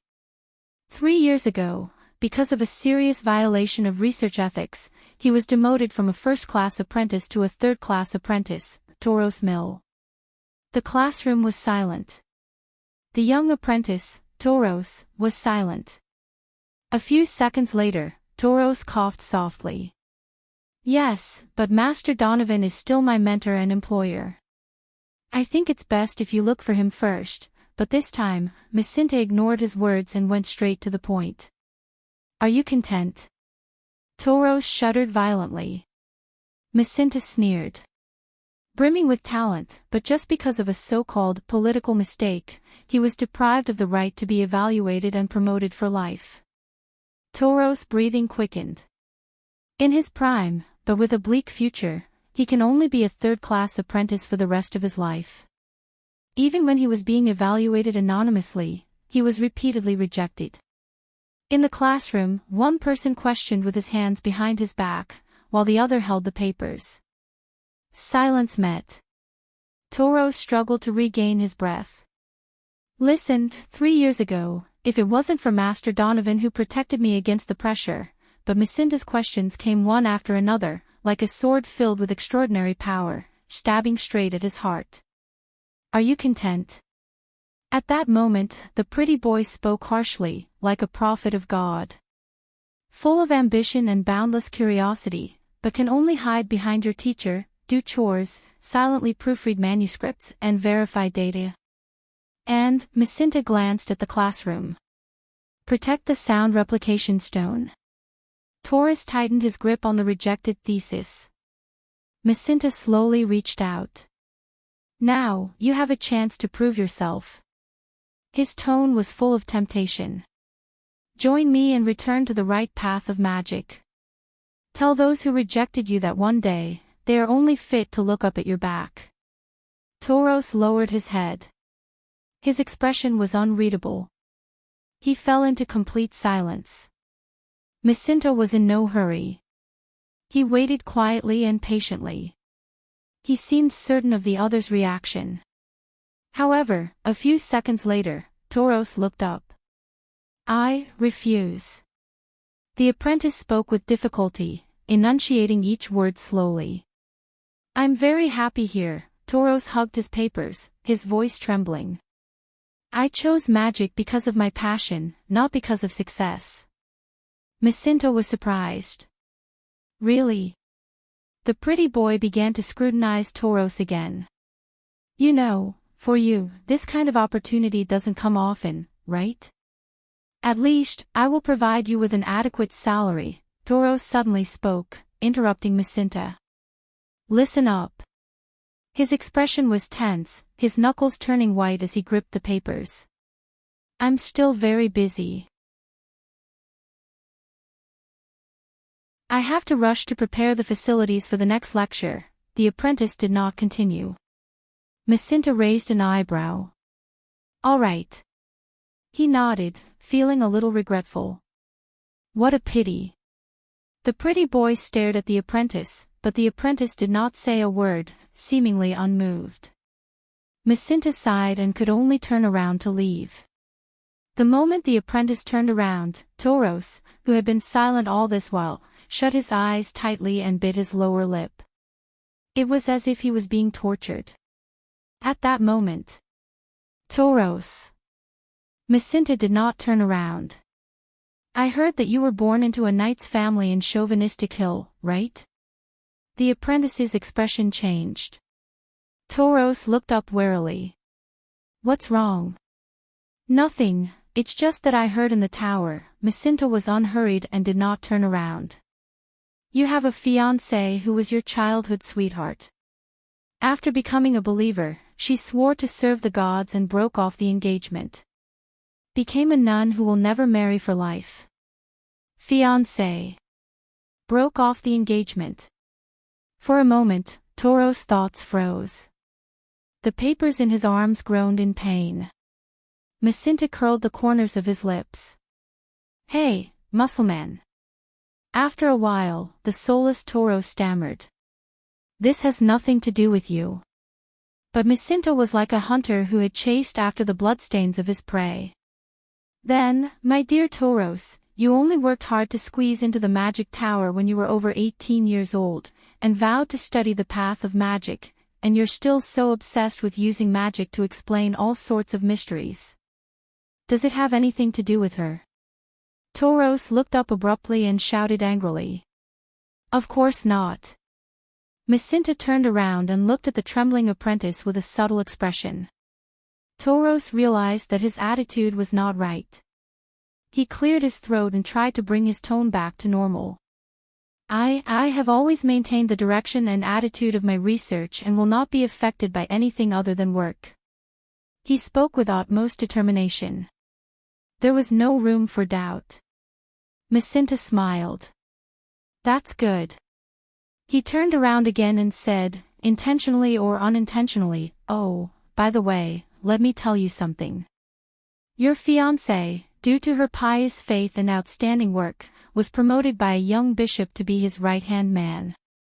Toros froze. Oh, what a coincidence. It's the one I mentioned just now, Bishop Zieg, whom His Majesty the Emperor treats as a guest of honor. Jacinta's voice drilled into his ears like the whispers of the legendary devil. He could not stop it. As a holy nun revered by the believers, your ex-fiancée, is deeply trusted and bathed in the grace of God. Dedicate herself. The air in the classroom seemed to have frozen. After a long while. All right, I got it, the apprentice said absent-mindedly. Jacinta looked at him and the corners of his lips returned to being cold. Then I'll be leaving, the pretty boy said plainly. Good luck to you and your paper. Jacinta turned around and took a step forward. He sighed and said, those preachers, their bewitchment is really strong, isn't it? His footsteps slowly faded away. No, Taurus thought in a daze. No, she did not become a believer because of the preacher's bewitchment. It's because, with a clatter, the paper in Toros' hands fell to the ground. Toros snapped out of his daze. He squatted down quietly and picked up the paper that he had crumpled into a mess. The last page of the paper, which was full of red words, was revealed. There was a line of approval on it. Although they were all anonymous reviewers, it did not affect Toros from recognizing his teacher's handwriting. Magic, in the end, is about the knowledge of people. Do not lose yourself in the endless pursuit of curiosity and lose your heart. Wizard Donovan. Toros' breathing quickened. The knowledge of people, he clenched his fists tighter. The knowledge of people, the apprentice's heart beat faster and faster. People, wait a minute. Toros' loud shout rang in the classroom.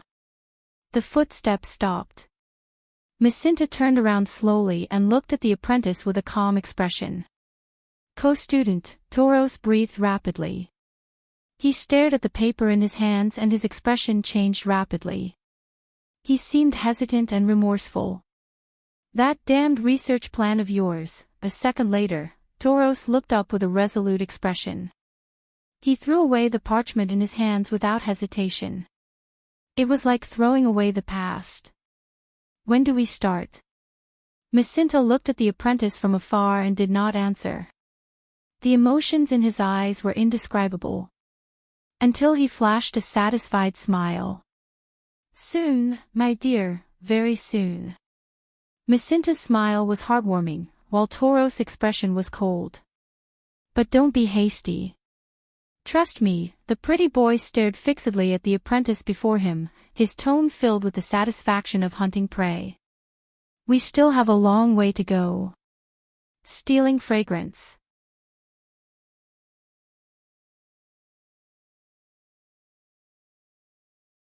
Chapter 545. When the king stepped into Mindy's hall, Thales breathed with difficulty. His knees rested on the carpet in Mindy's hall, feeling waves of coolness.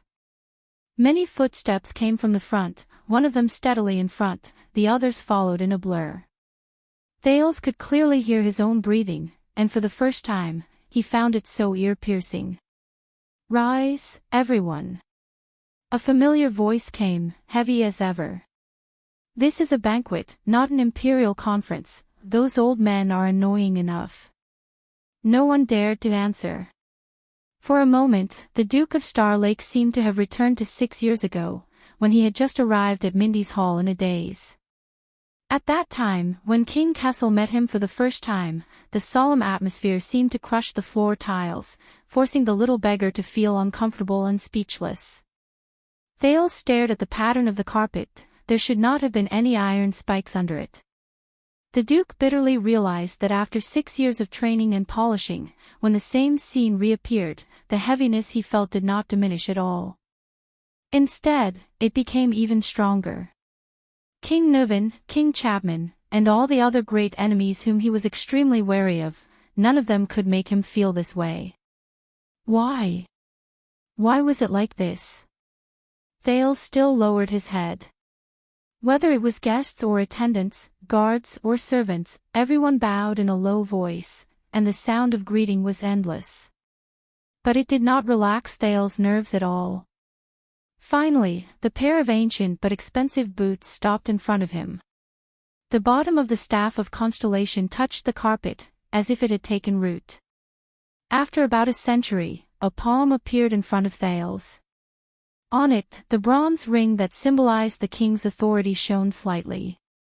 Thales was dazed for a moment, as if he saw the national conference. When the Iron Hand King stepped into the Hall of Stars, the vassals of the kingdom bowed and kissed the ring on his finger to show their loyalty. The Duke of Star Lake took a deep breath. He took off his gloves and held the palm, ready to kiss the king's ring according to etiquette. But to Thales' surprise, the king held his hand in the next moment and stopped him. Thales looked up in shock, only to see a pair of deep blue eyes staring at him coldly.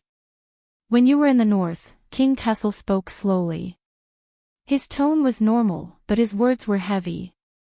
"When you faced King Nuvan, the new king, and all of Axtet, did you bend your knees?" Thales' heart trembled. He looked into the pair of bottomless blue eyes for a second and felt the determination and heaviness hidden in them. He gulped. "No." The teenager added the title with some difficulty. "Your Majesty." In the next second, Thales felt a weight on his hand, and he was involuntarily pulled up from the ground. "Then don't have bad habits," Kessel said coldly. The dignified air seemed like it was about to turn into ice water and flow down the wall. Thales did not even have time to react or think.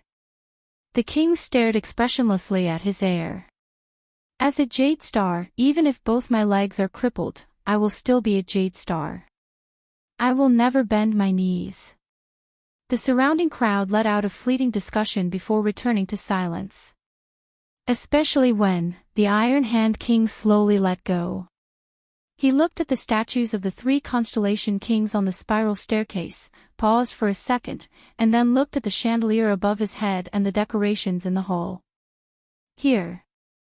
Used to the low pressure around the king, Thales was a little surprised. He did not ask me to kneel, and he did not ask me to kiss his hand.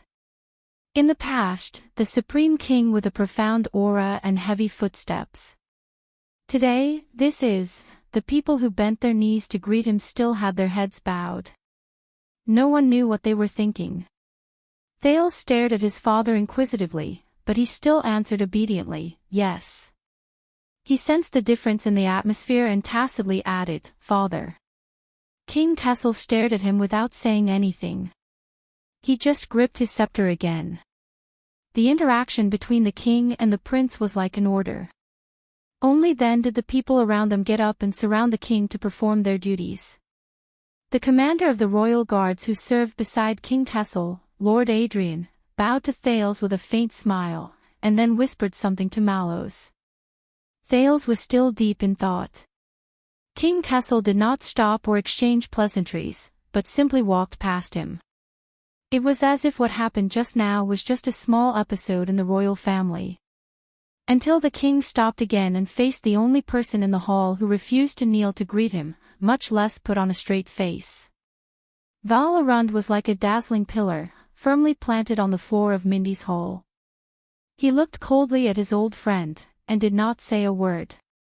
Thales could smell the faint tension in the air. King Kessel did not speak either. He only stared at the Duke silently, his gaze moving back and forth between the shackles on the Duke's hands. Their gazes met in the air. At that moment, there were too many things hidden in their eyes. Their tacit silence made the attendants around them anxious and embarrassed. Until a gentle and pleasant female voice broke the silence. Unbelievable. Is this little Thales? Thales slowly turned around and faced another lady who came with the king and was surrounded by many women. He could not help but feel his heart tighten. The lady's dress was luxurious, her posture elegant, but not lacking in liveliness. Her gaze as she sized up Thales was full of surprise. It's been so many years in the blink of an eye. Look at your height. Do you still remember me? Thales looked behind the lady. Gines was dressed in a standard female official's dress. Her expression was calm, and she nodded at him almost imperceptibly. The teenager smiled. With complicated and subtle emotions, he held his stepmother's hand and bowed. Your Majesty, you are still as elegant as ever. Queen Kia's eyes lit up. She sized up Thales while happily turning her head back and said to one of the women, Look, Elise. Look, Elise, he recognized me at first glance. You have to know that he was so young at that time. The queen was radiant, her smile sweet, her speech fluent, natural and friendly, leaving a good impression on anyone who saw her for the first time. If Thales hadn't met her 6 years ago, he would have. Of course. Another delicate-looking lady among the women who came with the queen also looked at Thales. Prince Thales has always been known for his intelligence. This lady was dressed in a dark dress and wore a velvet shawl. She was equally elegant, but a little more quiet. Even in Northland. Thales looked at the velvet silently. Kia held Thales' hand and sighed as she sized him up. She turned to Gines with a vexed expression. Oh, Gines, you should have asked me to bring the children. Perhaps Lydia is a little mischievous, but you should have at least brought Luther along. Let him learn from his brother and learn how to be a good prince. Hearing those two names, the smiles of the people around them froze. Gines looked troubled. She shot a glance at the velvet lady and said in a slightly hurried tone, Kia, the servants who came out of Renaissance Palace had a tacit understanding. 2 female servants stepped forward without batting an eyelid. But the queen still grabbed Thales and sized him up. She refused to let go, as if she loved her stepson very much. After all, they are both children of the royal family. What will happen when they grow up, at this moment? Kia. A deep voice rang faintly, like the tightening of the city gate's hinges. The next moment, Queen Kia's excited words came to an abrupt halt. She turned her head with a somewhat timid expression and looked at the king's back. King Kessel silently extended his arm. The queen gave Thales an apologetic look, then obediently stepped forward and held her husband's arm. Val. Kia looked at Duke Val, who was standing opposite the king. Her eyes lit up. She spoke like an old friend, as if she did not see the shackles on his hands. Are you all right? The Duke of the Northern Territory, who had been staring at King Kessel, moved slightly. He looked at the queen, his brows furrowed. Finally, Val spoke quietly. His tone was disdainful. I can't be better. Duke Arund's voice trailed off. He turned around and walked towards the banquet hall without looking back. There was no need for guidance, but he was familiar with the route. Gray Patterson and a few guards, who were in charge of escorting him, followed closely behind. They remained vigilant. "Let's go." King Kessel stared at the back of his childhood playmate. His tone was slightly heavy. Someone must be anxious from waiting. The king strode forward. Without needing guard Captain Adrian's instructions, the royal guards who served His Majesty secretly followed from the side. Their expressions did not change, their posture was natural, and they were in place in time without being conspicuous. In contrast, even if they came from the same source, whether it was bearing or grace, the Star Lake guards belonged to him. Is it my imagination? Behind Thales, Doyle carefully watched the royal family's exchange of pleasantries and whispered to Glover, "Or has Mindy's hall really turned cold?" Glover glanced at the faint beads of sweat on the other party's forehead and replied softly, "It's not an illusion." Thales sighed. The next second, he suddenly felt his left hand tighten. "Mind lending me an arm?" Thales turned his head in surprise. The lady with the velvet draped over her shoulders smiled faintly and held his arm. "Aunt Elise." Thales looked at the adopted daughter of the late king whom he had met once 6 years ago with mixed feelings. His gaze rested on her shoulder, and he felt a faint pain from a scar on his chest. He said against his will, "The shawl is beautiful." Elise smiled elegantly and beautifully. "Thank you, and you've grown up, you're a man now." Thales' arm was held by his aunt, and he could not help but keep up with the king and queen's footsteps. The attendants beside him followed in unison. "Don't worry." Compared to Thales' stiffness, Elise's footsteps were calm, and her smile was appropriate. "You'll slowly get used to it." "Slowly get used to it." Get used to what? Thales sighed in his heart. Get used to his father's natural aura of an assassin, or get used to the complicated aristocratic circle in the capital.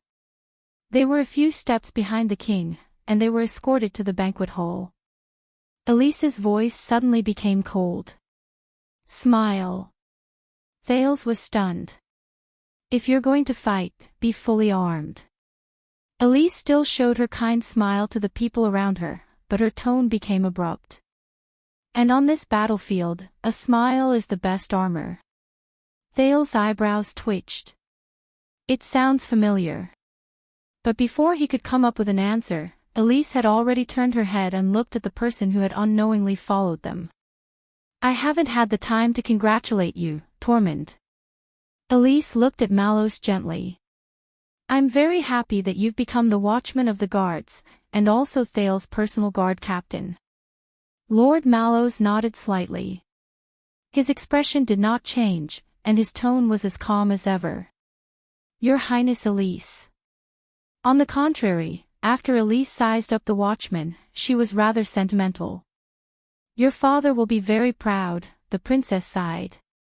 "His greatest wish is to see your family return to being the 7 Jade Star attendant." Mallows suddenly raised his voice and interrupted Elise. "Please follow His Majesty in, Your Grace. This is your welcome banquet, you don't want to miss it." Mallows nodded at Thales in acknowledgement before he sped up towards Adrian. Thales followed the princess' pace unhurriedly, and he seemed to be deep in thought. "You and my personal guard captain are old acquaintances." Elise looked at Mallows' back and nodded slowly. Before the decline, Razor Mallows played an important role among the 7 Jade Star attendants in Central Territory. His power was overwhelming, and in the genealogy, there were 3 baronial titles conferred by the royal family alone, comparable to the Wild Horse Barney family. Elise seemed to sigh. When the late king was alive, the old Viscount Mallows even asked for Princess Constance's hand in marriage for his eldest son. Razor Mallows. The 7 Jade Star attendants who played an important role under the royal family. For the first time, Thales understood the meaning of his personal guard captain's surname, and he could not help but frown. From crying and hanging himself to running away from home, Constance made a big fuss. In short, the scene was ugly and chaotic. The marriage did not go through, and the late king felt guilty, so he decided to take a step back and asked me if I was willing to marry him. Thales moved slightly. You mean? Thales looked at his aunt, and then at Mallow's back, and said in surprise, you and him? Elise revealed a plain smile. At that moment, she actually looked a little haggard.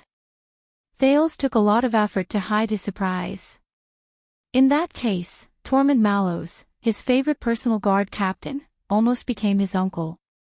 Thales took note in his heart, and secretly thought to himself that when he returned, he would force Doyle to spill all the gossip about his boss. What happened after that? Thales asked. After that, I agreed, the princess said faintly. But probably because he was indignant, or maybe because he felt that a princess without royal blood did not meet their expectations, the old Viscount Mallows rejected the late king, and instead proposed to Duke Arund of the Northern Territory. Thales blinked. All right. The adopted daughter was submissive, and married in place of her willful biological daughter, but was decisively rejected by the man. Putting aside this old-fashioned otaku style of fighting, how prestigious was the Mallows family back then? Thales carefully glanced at his aunt's face, but found that the latter was still smiling amiably, nodding to the guests on both sides from time to time, not at all worried about the past humiliation and sadness. The youth suddenly remembered that Elise's husband died in Red Street Market 6 years ago, and the culprit was. Thales looked at his aunt, and knew that her subsequent marriage was not a happy one. When he thought of this, Thales felt a surge of sympathy. But Mallows is no longer among the 7 Jadisters today, so how did they decline? Thales cleared his throat, wanting to say something to make his aunt happy. But Elise shook her head, and did not look happy. The bloody year.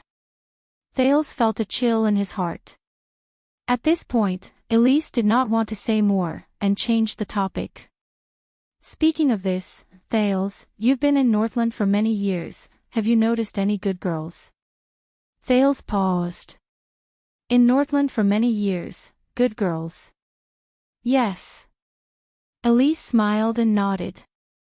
When you came back from Northland, the capital city was talking about this a lot. Thales suddenly remembered the little girl who foolishly hid in the library, covered in dirt. And a long time later, the Archduchess who held King Nuvan's ring, roaring like a young lion in the Hall of Heroes, and ordered the troops to be sent out. But when he thought of how her expedition was not going well, and her life was uncertain, Thales' mood fell to the bottom of the valley. That girl, she will hold on, right? He immediately perked up. Of course. Thales raised his head, his expression unchanged. Miss Jenny is beautiful, lively, cheerful, and interesting. She is also very close to me. I like traveling with her the most. Princess Elise's footsteps suddenly stopped. The people around them also fell silent. Jenny. Elise frowned and repeated the name. Very close, traveling together, and a Northland girl. Doyle cast Glover an evil look that was first surprised, then understood. Unsurprisingly, the latter ignored it. Princess Elise gave the eavesdroppers around them a warning look. You should not answer directly, this will bring about a lot of consequences. The servants, guards, guests, and the whispers of discussion rose like a buzz, and spread further and further with the shuffling of footsteps. There was no doubt about the seriousness of this news. His aunt tightened her grip on Thales' arm, but could not help but lean over cautiously and whisper, so, which family in Northland is it? Jenny. At the same time, even though they were firmly separated, the eavesdroppers around them turned their ears to this side, completely ignoring the displeased shouts of the royal guards. But Thales raised his voice. He did not care, and did not have any intention of hiding his romantic history in Northland. I don't know, he said carelessly, causing another round of whispered discussions around him. But based on her posture, the color of her coat, her gait, her appetite, her defecation, and how picky she is when it comes to her feed, her stable, and her coachman. Thales recalled the main points of judging a horse during Nicholas' riding lessons. She should be of noble birth. His aunt was stunned for a second. Coat color, stable. Elise narrowed her eyes and slowly reacted. Jenny is a horse. Thales turned his head and laughed heartily. A good horse. The next moment, the people who paid attention sighed in disappointment and dispersed. Thales looked at Elise's strange gaze and the disappointed expressions of the people around him with satisfaction. Yes, Jenny is a good horse, no way. She knew how to break free from the rope in the middle of the night and sneak out to eat the night fodder in other mangers, causing the entire heroic spirit palace to be nervous and search for the thief. Only when Ida came back from stealing a drumstick in the middle of the night, did the truth come to light, fierce and domineering in front of Waya and Ralph, obedient and innocent in front of Thales and Nicholas, bad-tempered when she saw a coachman with a whip and harness, friendly and approachable when she saw a coachman with fodder and brush. Is there any part of Miss Jenny's body that can be associated with the word good? In a stable in Northland, a beautiful mare sneezed. She raised her head warily from the manger, and with a light kick, she chased another indignant warhorse back to the corner. Then, she continued to snatch its night fodder. A few seconds later, Elise smiled in relief. Very good. Even if you touch a sore spot, you deal with it calmly and humorously. She stared at her nephew, who was not related to her by blood. Now, you are fully armed. Touch a sore spot. Thales' heart tightened. Elise only smiled faintly and did not expose him. She just held his arm and continued forward. How nostalgic. Elise looked away from the portrait of the three constellation kings emotionally. In the past, your little aunt often dragged me here to play. Little aunt. Thales was slightly moved when he heard that. Constance, what kind of girl was she? The two of them were silent for a moment. Elise's gaze was bleak as she looked at the past that could not be returned to. Constance, she was not a girl who knew her place. Every time she came here, she would either jump off a building or demolish the house. I could only pretend to be sick to avoid her enthusiasm. So much so that the considerate brother Midir specially prepared an exclusive award for me. Constance, jumping off a building, demolishing the house. Thales thought of the urns of cinerary ashes in the Jade Star family tomb and frowned. When she rejected the marriage, Elise giggled. She ran away from home 4 times. She ran away from home 4 times, and she even wanted to bring me along with her. In the end, she was caught twice by Lord Zacriel, once by Gines, and the last time, even Brother Midir personally came. The late king could not bear to hit her, and he also did not dare to hit Madame Ida, who secretly helped her. So, he could only let Lord Zacriel whip Kessel, who was in cahoots with her. Elise paused at this point. She looked at the king in front of her, sighed, and continued. Now that I think about it, running away from home with her and starving on the streets together, sigh, it's actually not that bad. Thales was a little dazed as he listened. Constance sounds like. Thales said faintly. She's a very lively and adorable girl. Lively and adorable. Elise laughed involuntarily. You haven't experienced her pranks, including when she painted cute kittens on the back of Horace's armor. The entire military camp saw it, but no one dared to say anything. It was a captive who reminded him. Because she was afraid that third brother could not find a wife, she used Bancroft's name to send love letters to all the future sisters-in-law she had her eyes on, and arranged dates. Because she thought Herman was too smug, she secretly changed his perfume to dog urine when he had a cold and could not smell it.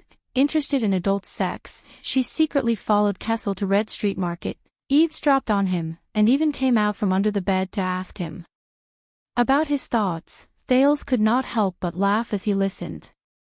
The only person who could discipline her was Brother Midir. Elise shook her head helplessly. But even so, Constance's plan still worked once. She successfully applied a delayed effect pepper spray on Meteor's wheelchair, and he looked like nothing had happened. He attended the Imperial Conference for an entire day without batting an eyelid. Thales was still laughing, but he suddenly realized something and froze. "Aunt Elise, you just said," Thales frowned, and said softly, "Meteor's wheelchair." The atmosphere between the two of them sank slightly. A few seconds later, Elise frowned slightly. "You don't know." Thales narrowed his eyes.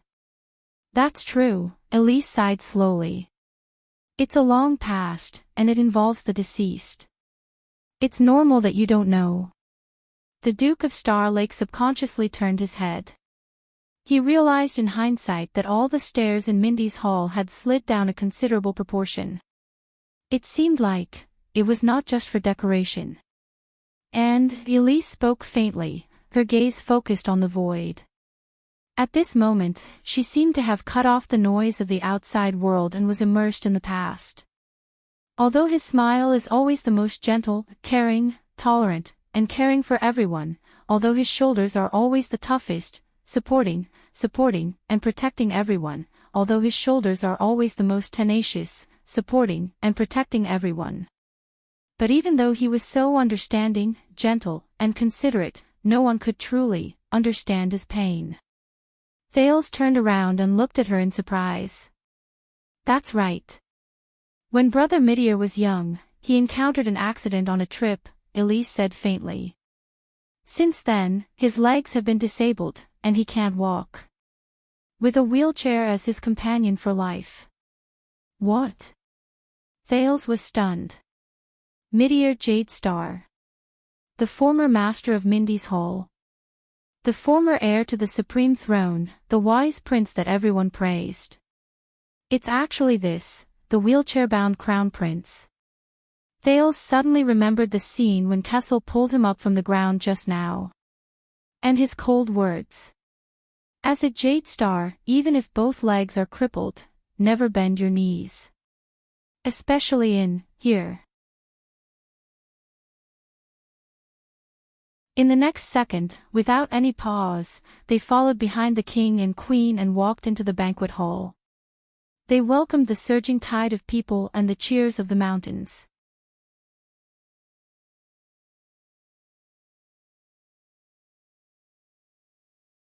Chapter 546.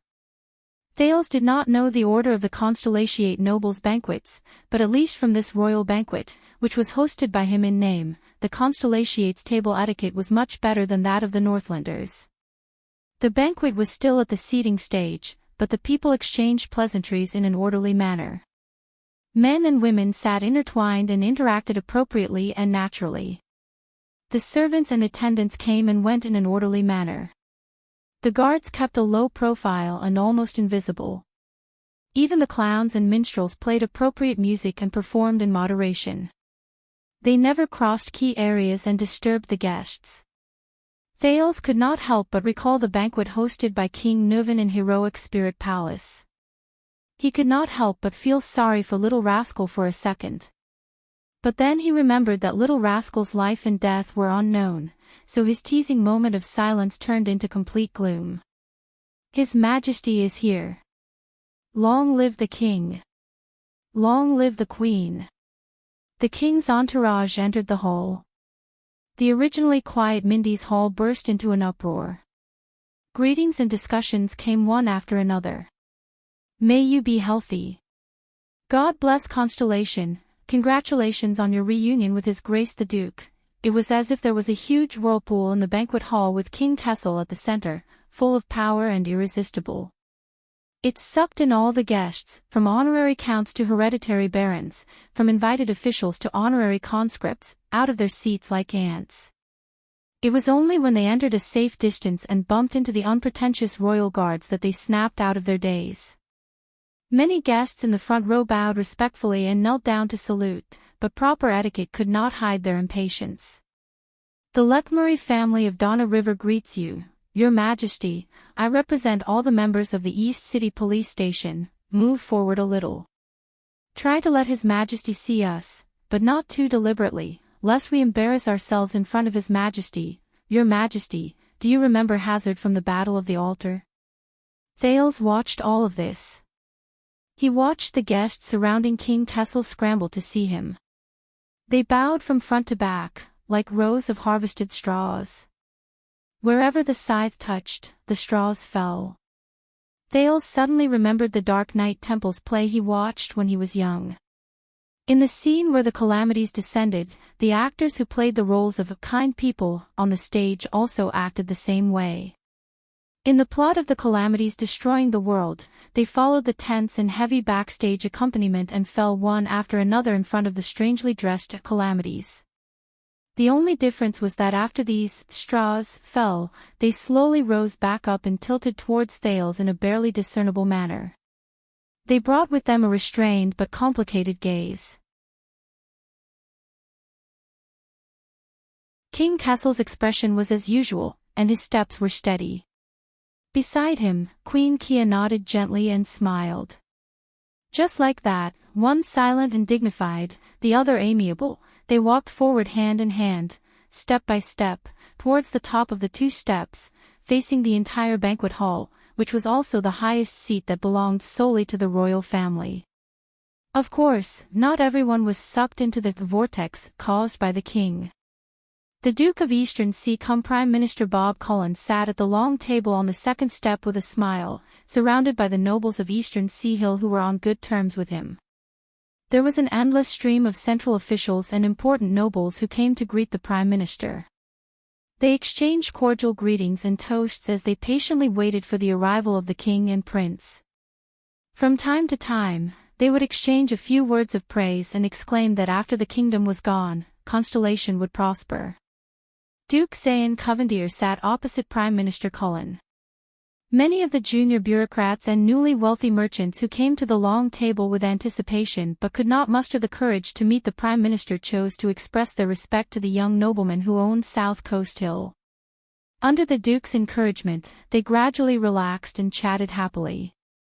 When they left, they repeatedly praised the approachable, noble, and sincere master of iris flowers.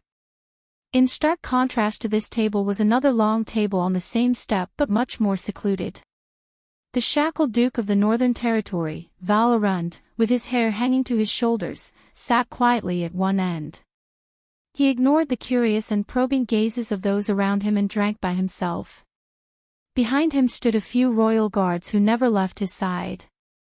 Other than old acquaintances, only a few upright Northern Territory nobles and honorary conscripts who had fought alongside him dared to come forward to greet him. At the other end of the long table sat the casual Duke of the Land of Cliffs, Coaster Nanchester. The owner of the great antlered deer had a cold and gloomy eye as he sized up the commotion caused by the king. From time to time, he would raise his glass at Duke Val, who was sitting opposite him. Many nobles with deep family backgrounds and close ties with the Northern Territory and the Land of Cliffs came forward to greet him, but compared to the Prime Minister and the Duke of Iris Flowers, this table could only be considered deserted.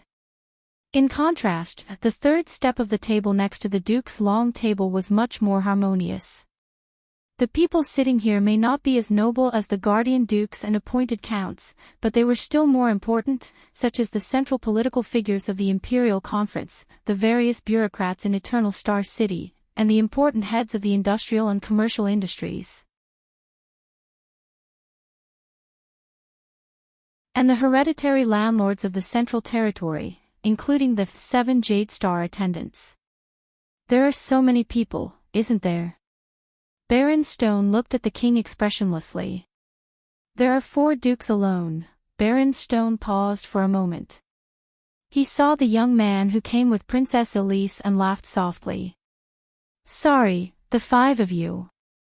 Indeed, forget about the iris flower and the sun sword and shield, as for the great antler deer and the white eagle, as well as many people.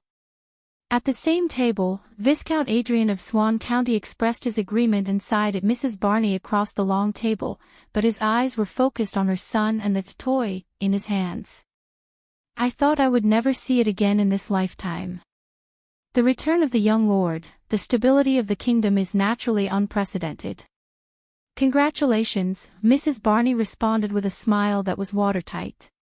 She also urged her son, who was lowering his head to play with the 9-pointed star badge, in a low voice. Luther, listen to your mother. Put away the Duke's gift first. Look, there are so many fun things on the table. On the other side, Doyle's father, old Baron Doyle, turned his head and excitedly introduced to a market bureaucrat at the next table. So, this year's grain harvest in my territory is bountiful, and the granary is full. But you know, cheap grain hurts the farmers. If you can follow the law and do things according to the rules, when outsiders come to buy grain, set the local market price of agricultural grain higher. I mean, set it a little more reasonably. Oh, I see, I understand. After all, you have to do things according to the rules. By the way, do you see the 2 guards behind the Duke of Star Lake? Pay attention to the more handsome one. Hey, that's my son, Daniel Doyle. He guards the royal family, is loyal, and is deeply trusted by Duke Thales. So, with him here, every time I come to Mindy's Hall, it's like going home. The big, serious-looking man next to him, that's Caleb Glover, a close friend of my son's who serves the Duke together, a brother. He's also Viscount Glover's half-brother. Which Glover? Oh, you know, the Viscount of Lake Mountain County, Lozano Glover, one of the 7 Jade Star attendants, the mainstay of the kingdom's Department of Finance. Oh. What? You've changed your mind. You also think cheap grain hurts the farmers. You want to go back and recheck the relevant laws and adjust the pricing. Oh my lord, I really did not misjudge you. To be honest, I'm a man of noble character, and I don't usually look up to those mediocre and vulgar people. It's rare to see a good person like you who worries about the country and the people and does things according to the rules. Come, let's drink. As the king and his entourage approached, the lords at the noble long table stopped talking. They were not like many guests who were so excited that they rushed forward one after another without caring about their manners, but they still stood up from the long table and respectfully saluted the king. There's no need to bow, everyone. Thales watched the king walk through the center of the hall, up the slow stairs, from the most common seat to the Duke's long table, and listened to him speak slowly. If I wait for all of you to kiss my ring one by one, then we won't be able to start until dawn. The king's tone was indifferent, but the weight in it lingered in the hall. However, it made Thales' heart tremble. He subconsciously touched the back of his hand. There was no ring there. Pay attention to your behavior. Beside him, Aunt Elise noticed his abnormality. Although she was smiling as usual, her tone was unusually stern. Perhaps Gines can ignore it, but you, Thales only felt a tightness on his arm. You are a prince. Facing the entire kingdom, your demeanor, expression, gaze, tone. Every move will be infinitely magnified and overinterpreted. Aunt Elise held his arm, but her words were full of power. Thales could not help but straighten his back and adjust his bearing. Put on your armor, or as Gines would say, raise your shield. Thales took a deep breath and tried his best to make his smile natural. Under the guidance of Baron Quinton, the chief of palace staff, and Adrian, the captain of the royal guards, the king held the queen's arm and stepped onto the highest table with great familiarity, then sat down leisurely. Facing the guests and overlooking the hall. Thales, on the other hand, sat down at the long table that was one level lower than the king's under Mallow's and Gilbert's instructions. Aunt Elise and Gines sat on his left. Both of them cast him a concerned gaze. A few meters away, at the next table, Zayn Covendier gave Thales a meaningful smile. Countless gazes looked up and focused on the few people at these few tables. The guests had different expressions and reactions, all of which could be seen from his point of view. Of course, from the king's point of view, Thales' actions were presumably the same. Thales listened to his own heartbeat, but very unprofessionally spaced out for a second. He suddenly remembered the memory from his past life. The moment he stood on the podium, all the flukes and fantasies you once had as a student would be completely shattered. It turned out that for thousands of days, the teachers could clearly see all the little things you thought were hidden, low-key, and undiscovered, on the podium and under the table. But they still pretended that nothing had happened, and continued to lecture patiently and smilingly. It seemed that the students below the podium were good children who were listening attentively, weren't they? At this moment, Thales maintained his smile as he quietly looked at the good students in the hall, and suddenly had a realization about the height of the king's seat. Damn it, zombie, sit there a little, or else the beautiful maids. I mean the attendants will not be able to pass when they deliver the food. Doyle's gritted teeth came from behind him. This place is too narrow, is it really prepared for the prince? Even the banquets in the Barney family's manor are wider than this. Or do the attendants have no human rights? Next door, Mallows, who sat at the same table as Gilbert, glared at Thales. Doyle's whispered complaints immediately disappeared in Thales' ears. The banquet hall slowly turned from noisy to quiet. The Master of Eastern Sea Hill cum Prime Minister, Duke Cullen, stood up from the table with a smile. He first reached out to stop the music, and then bowed to the king.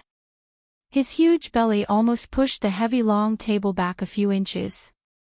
Your Majesty, Eternal Star City has not had such a large royal banquet for a long time. This is a national event, but Kessel V just waved his hand lightly, and nonchalantly stuffed the Prime Minister's words into his mouth. I know why you are here.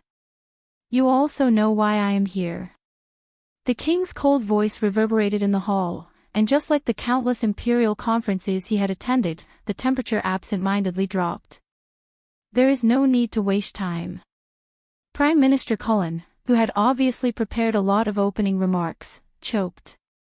King Kessel leaned back in his chair and said calmly, let's eat. In the hall, the guests who had come to attend the rare royal banquet and were looking forward to the festivities and enthusiasm were all stunned. Ha! At that moment, whether it was the composed nobles, the well-dressed ladies, the performers who were trying their best to make a name for themselves, or the guards and attendants who were trying their best to maintain order, everyone felt as if a bucket of cold water had been poured over their heads and faces.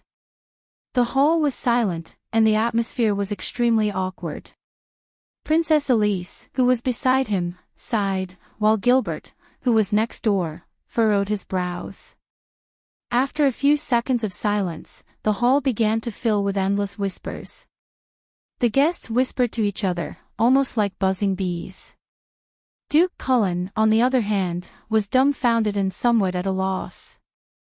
Thales felt the atmosphere around him, and could not help but turn his eyes and subconsciously lowered his head. Damn it! Father Kessel. I've underestimated you. You're the strongest atmosphere killer in the kingdom. But, speaking of atmosphere killer, if only Duke Fakenhas was here. As boring as he was, he would definitely know how to answer. Amidst the noisy buzzing, the guests had their own discussions. You know, Kessel wasn't like this before. Aunt Elise leaned close to his ear and explained awkwardly in a low voice, maybe it's because the royal family hasn't held a banquet for too long. At the table of the 7 Jade Star attendants, the old Viscount Patterson ignored the horrified looks of his 2 nephews and snorted disdainfully and disrespectfully. No matter how many years have passed, even with the crown on, that kid's speech is still terrible. I guess when he's about to bed a woman, this is what he says, let's do it. These words made the guests at the same table a little embarrassed, and they all laughed without saying a word. That was until Viscount Adrian responded appropriately. Concise, efficient, and straightforward. His Majesty is indeed our role model. Viscount Patterson snorted softly, his voice sarcastic and unclear. Us? On the other side, Baron Stone turned around and nodded expressionlessly. Us. At the distant table of foreign guests, Administrator Jorge from the northern Deer City had a gleam in his eyes. This king has guts, the bearded man chuckled, ignoring the gazes of the people around him. Damn, I'm starting to like him. The scene lasted for a few seconds, until Duke Cullen sighed and coughed violently a few times to quell the situation of the gradually rising discussion, and began to earnestly persuade again. Your Majesty, but according to convention, you need to make an opening toast at the beginning of the banquet. King Kessel slowly raised his head, as if he had just woken up from his contemplation. Is that so? I almost forgot about it. Duke Cullen nodded and smiled. That's right. Think about the banquets you attended when you were young, right? Many of them were held here. The king narrowed his eyes, his voice as heavy as ever, making people unable to help but look serious. But it wasn't my turn to give a speech then, was it? The Duke of Eastern Sea shuddered. Your Majesty, his face was pale, his lips opened and closed, but he still could not continue. Thales could not help but sympathize with Duke Cullen, who had to pay attention to his public image while also taking care of the king's reputation, and was left speechless. When he thought about how this poor fat grandpa was actually the prime minister, and how he would probably be put in a spot by King Kessel at the imperial conference every day, all right. King Kessel snorted softly. He let the poor prime minister off the hook, and looked at the table one level lower. Child, you're here. Thales met the king's gaze, and subconsciously, according to his instincts from his etiquette training, nodded at His Majesty in response. The etiquette was perfect, and the smile was appropriate. To show one's loyalty. But, After a few tenths of a second, the young Duke of Star Lake came back to his senses, and his smile froze. Wait a minute. What did he say? Come what? The next moment, everyone in the hall turned their gazes towards him. They were like countless swords that shone with a cold light, and they were all over Thales' body. Duke Cullen exhaled and sat down shakily. The king lowered his head again and played with the glass of wine in his hand, as if everything that had just happened had nothing to do with him. Thales was aware of the current situation. He turned back numbly and saw Queen Kia's expectant gaze, Gine's surprised and worried gaze, Gilbert's anxious expression, Mallow's thoughtful expression, and countless. Thales. The smile on Princess Elise's face did not diminish. She was as calm as ever, but she pushed his arm under the table, and a few syllables as weak as mosquitoes emerged from her lips. Quick, don't hesitate, give a speech. Anything. After a few months of training, Prince Thales instinctively stood up without anyone's reminder. Thanks to Gine's etiquette lessons, his posture was elegant and his expression calm. Only Thales himself knew that it was all fake. At this moment, the sin of Hell's River was desperately helping him stabilize his body's reactions, from his joints, muscles, blood vessels, heartbeat. He was like a pitiful plasterer who was panting and running back and forth, tearing down Peter to repair Paul, but still could not stop the house from leaking. Thales took a deep breath, desperately maintaining his calm smile, and frantically racked his brain. No, a speech, what speech? Is there such an item in the program? It wasn't mentioned during the banquet rehearsal. Thales twisted his neck stiffly, but in the eyes of others, he appeared to be calm. He raised the wine glass beside him that was filled with wine that he did not know what it was, and he did not have the time to know. He looked at the pairs of eyes in the hall that were filled with all kinds of emotions, doubt, curiosity, anticipation, fanaticism, schadenfreude. The sin of Hell's River was a little at a loss. It kept changing back and forth, but it still could not figure out what its master wanted at the moment. Explosive power. Speed. Endurance. Agility. Senses. Balance. Or the courage to fight to the death without retreating, kill everything in front of you, and only stop. Thales tried his best to suppress the sin of Hell's River, which gradually became fierce because it could not find its target. After all, this was not a battle of life and death. Thales smiled worriedly, raised his wine glass, nodded slightly, and cleared his throat to stall for time. No, this is much more difficult than fighting. Fighting. Taking care of opponents like the Star Killer, the Raven of Death, the Legendary Wing, and the Knight of Judgment. That's a piece of cake, okay. End of this chapter.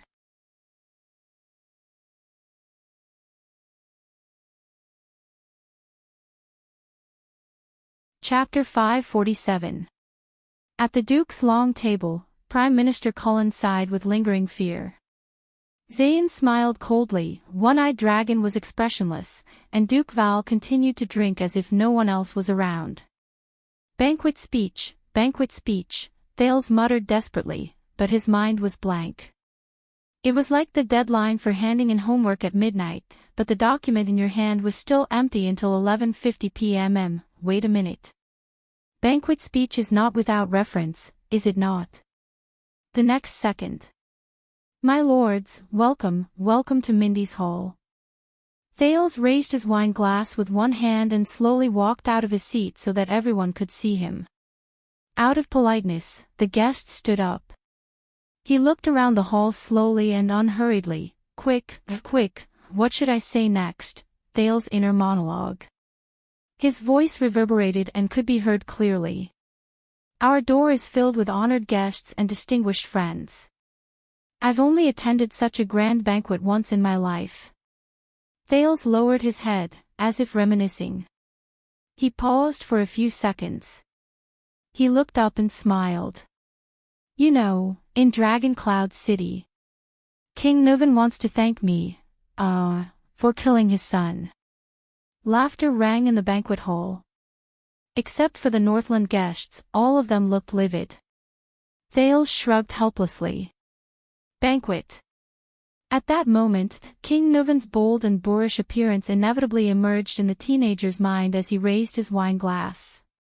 The Born King's powerful and shocking voice from the Northland welcoming banquet also came to mind. Come on. Eat. Drink. Fight. F***ck. Do whatever you want. Until you're lying, rolling, limp, crawling, and being carried out of my palace. Bastards. The corners of Thales' lips curled up. He quietly glanced at the guests from Constellation, who were all well-mannered. He decisively kicked the roaring King Nuvan out of his mind. Trust me, you don't want to be there. Thales sighed. The food in Dragon Cloud City is terrible, and the wine is terrible. It's torture. Some of the guests chuckled. Thales shrugged, and his eyebrows danced. I guess this is why he wants to thank me, for killing his son. The laughter in the hall rose and fell again. Elise glanced at Thales with a strange expression, worried about his boldness. Mallows comforted the nervous Gilbert in a soft voice, telling him that this was the Duke's way of complaining over the past few months, and that he just had to get used to it. Jorge snorted in displeasure. Yes, this is also why, when the Archduke of Black Sand Region sat on the throne and drank Dragon Cloud City's terrible special wine, Thales swirled his wine glass.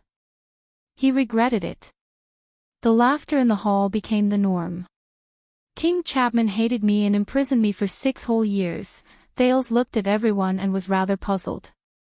But I really can't help him, I mean, the Duke of Starlake shrugged at the hall, his expression helpless. I can't possibly kill every king of Extet, can I? The laughter in the hall grew louder and louder. Unexpectedly, Duke Val was among them. He stared at his wine glass and did not bother to hide his laughter. King Kessel narrowed his eyes. Thales took a deep breath and pressed his hand to stop the laughter in the banquet hall. All right, many of you may know me. At the Duke's table, many people had mixed reactions. That's right, I have just ended a 6-year journey.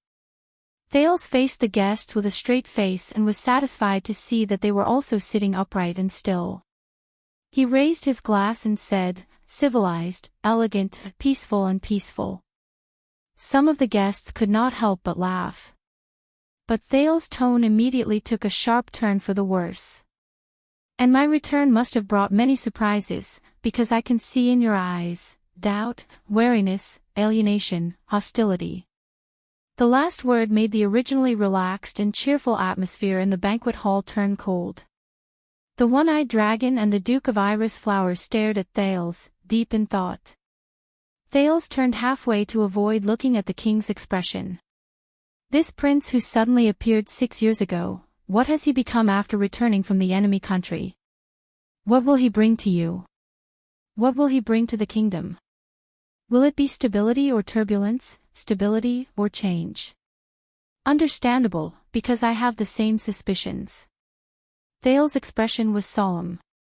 Some are happy, some are confused, some are observing, some are hesitant. Of course, there may be some who do not want to see my appearance. Even the entire hall became completely silent. But I remember 6 years ago, when I was about to leave the kingdom and head north, a lord warned me. Thales looked at the wine glass in his hand with a serious expression. Go to Axtet, to the place between the north wind and the dragon's children. Go to another angle, another world, and see another star. Maybe I will gain something. The way the Duke of Nanchester looked at him changed. I have indeed gained something. Thales raised his head and raised his eyebrows. Most importantly, don't drink Extension wine. The guests roared with laughter again. But Thales quickly got back on track. But I am still confused. This time, the Duke of Star Lake's eyes were no longer teasing. Jokes aside, there is no doubt that Nuvan VII was a great king. He was decisive, far-sighted, generous, heroic, and wise. Even a born king like him could not avoid his own misfortune. He could not save Dragon Cloud City from the disaster, and he could not stop Axtet's decline. Many of the guests began to whisper. Thales looked like he was in deep thought. This makes me suspicious.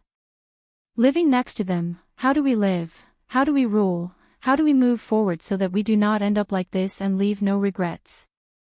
Thales paused for a few seconds to let the guests' discussions ferment. Then, he raised his head with a straight face. To be honest, I do not know. Thales said loudly. But when I stepped into this hall, I think, at least I know where the answer lies. Thales raised his wine glass. Today is not just about me. 3,000 years ago today, the ancient kings marched north with their entire army. They staked everything on one throw and fought against the orcs. They traveled 1,000 miles to pursue the Holy One. Thales recalled the Errol World History class. Not just King Anzac of Rock Ridge, but Rooter, Shaywin, Northland, Thornland, Faraway Mountains, Carenza, Salt Lands. It was the countless nations, and cities of that era that united as one. They were selfless and fearless. Only then could they create miracles and write epics. Thales raised his voice. They stood on the glaciers, stepped on the skulls of the orcs, and announced to the world that as long as they worked together, humans would be invincible. Many of the guests looked serious. They raised their wine glasses and returned the toast from afar. On the contrary, Thales' expression darkened. He carefully looked at each guest, the innocent-looking Duke Cullen, the gloomy Zayn, the thoughtful Koster, the silent and dazed Val. Division leads to decline, internal strife leads to weakness, selfishness is despicable, and mutual destruction leads to the end. Thales' voice became deep. He looked around and said in an unquestionable tone, "Believe me, I have seen how the descendants of Riker the hero lived. King Nuvan's domineering and tyrannical ways brought about suspicion, King Chapman's tyranny made him countless enemies, the Archduke's wild ambitions caused the kingdom to be in turmoil, and the Northlanders' fanaticism, blindness, and self-righteousness since ancient times worsened the situation until it was irreversible."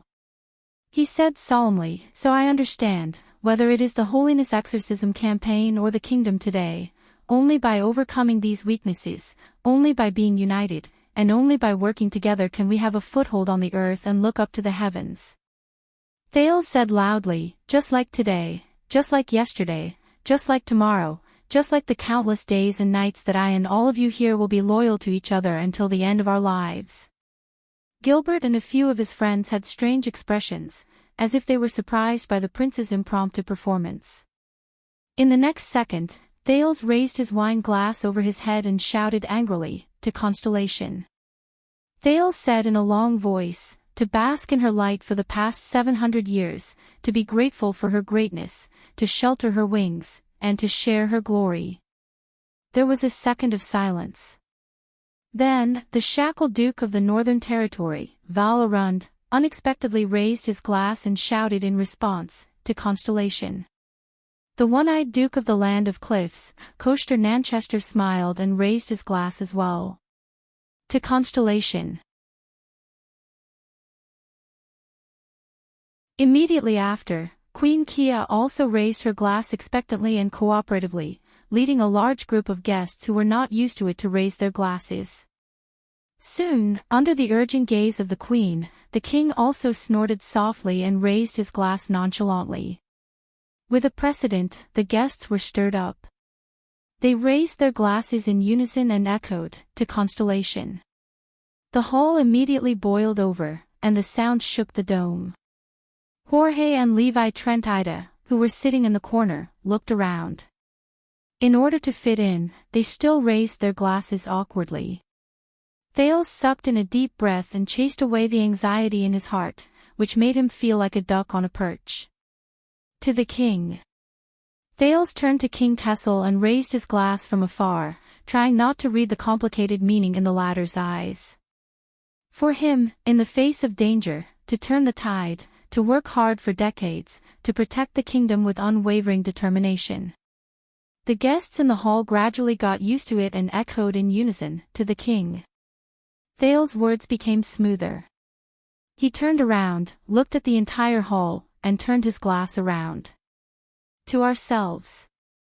For all of you here and our ancestors, for us who have worked together for hundreds of years to carry the burden forward, and for the great cause of mankind's most glorious past. And for us to be as unstoppable as ever. The guests raised their glasses in response, like a flash flood. To ourselves. Thales breathed a sigh of relief in his heart. He smiled and looked to the north again. And, Thales roared with all his heart, you're right. F*CKU. Chapman Lampard. There was no need to remind them, and no one seemed to think. Many people followed without hesitation and shouted, F*CKU. Chapman Lampard. After shouting this, many people were stunned at first, then they reacted and roared with laughter. This time, the guests from different seats and backgrounds were in unison, including northerners like Jorge and Levi. They shouted without any grudges and with sincerity. But at this moment, a different shout pierced through the crowd and rang loudly. To Duke Thales. Thales was slightly surprised. It was an ordinary-looking young noble dressed in ordinary clothes. He stood among the foreign guests and resolutely raised his cup and shouted, let's go. To his open-mindedness, wisdom, breadth of mind, courage, and youth. Everyone was stunned again. But soon, many people responded one after another, yes. To the Duke of Star Lake. To Prince Thales. To Jade Star. The sound of agreement rose and fell in the hall, and it was loud and powerful. However, many people were regretting their decision. Why didn't I speak first? Thales listened to the echoes in the hall and took a deep breath, ignoring the king's expression behind him. Everyone. Thales' expression was firm, and his gaze did not waver. He raised his glass and shouted the last toast with a drawn-out tone. If Constellation were here, there was no need for anyone to remind them. The guests, whose emotions had been stirred up, reacted in unison and shouted the second half of the sentence that they knew by heart. The Empire shall live forever. Thales struck while the iron was hot. He raised his glass, and in order to make it look heroic, he even spilled quite a bit. Fortunately, it was not Northland's rye distilled wine. It was Constellation's local grape wine. Thales lowered his head. When he saw that the guests were almost done drinking, he laughed and said, "Very well, then let the banquet." In the next second, Thales instinctively lowered his glass. "Let's begin." But this time, Thales did not hear the heart-stirring sound when the heavy Northland wooden wine glass collided with the dining table or the stone bricks, which he was very familiar with in the past few years. Instead, crack, Thales shuddered. This sound, it was crisp, pleasant, pure, it made people heartbroken. Everyone was stunned. The banquet hall suddenly fell silent. The Duke of Star Lake lowered his head with difficulty and looked at the expensive wine glass that had been smashed to pieces by his feet. *T. Thales immediately realized that he had gotten into trouble. He moved his feet expressionlessly, intending to leave the crime scene. But when his boots stepped on the glass shards, it made a terrifying sound. This caused even more gazes to be focused on the prince. The guests of the royal banquet looked at each other. Many of them were still holding their wine glasses that they had just finished drinking. They looked at the Duke of Star Lake, who had just committed a grave crime of murdering a wine glass in front of the entire kingdom. They were at a loss. Until Administrator Jorge from Elefure City, who was seated at a remote table, finished his wine. He was in high spirits and smashed his glass downwards without any hesitation. Crack, the sound of glass shattering shocked everyone again. But in the next moment, Gilbert was the first to react. Without hesitation, he spilled the wine that he could not finish and similarly smashed his glass on the floor. Crack. Beside him, Thales' personal guard captain, Lord Mallows, was expressionless, but he also smashed his glass hard. Crack. With such a precious gem in front of them, many of the observant Constellation guests reacted one after another. They came forward one after another. Whether they were familiar with it or not, used to it or not, liked or disliked it, they all raised their hands high and smashed their glasses hard. Crack. Crack. Bang. Rip. For a moment, it was as if solid ice had cracked in the banquet hall. Silver bottles exploded, and the crisp and sharp sounds of shattering rose and fell, echoing each other like a marching concerto. Even the high and mighty Queen Kia threw her hand excitedly. She watched as the Queen's special wine glass flew in an arc and landed on the floor, dismembered. Not only that, Gilbert gave the chief of palace staff a meaningful look. The latter reacted and quickly waved his hand. Musicians, clowns, and minstrels came forward one after another. They played music and danced. The servants shouted at each other in a flurry. Their thick soles stepped on the glass shards all over the floor, and they came forward in unison to serve the food. The banquet began. Music and performances, food and wine. The atmosphere in the banquet hall finally became lively again. The guests' conversations, discussions, and laughter finally rang out without restraint. It overshadowed the uproar, shock, abruptness, and awkwardness caused by Thales' passing action. It was only then that Gilbert exhaled. The Foreign Affairs Minister touched his forehead. It was already covered in cold sweat.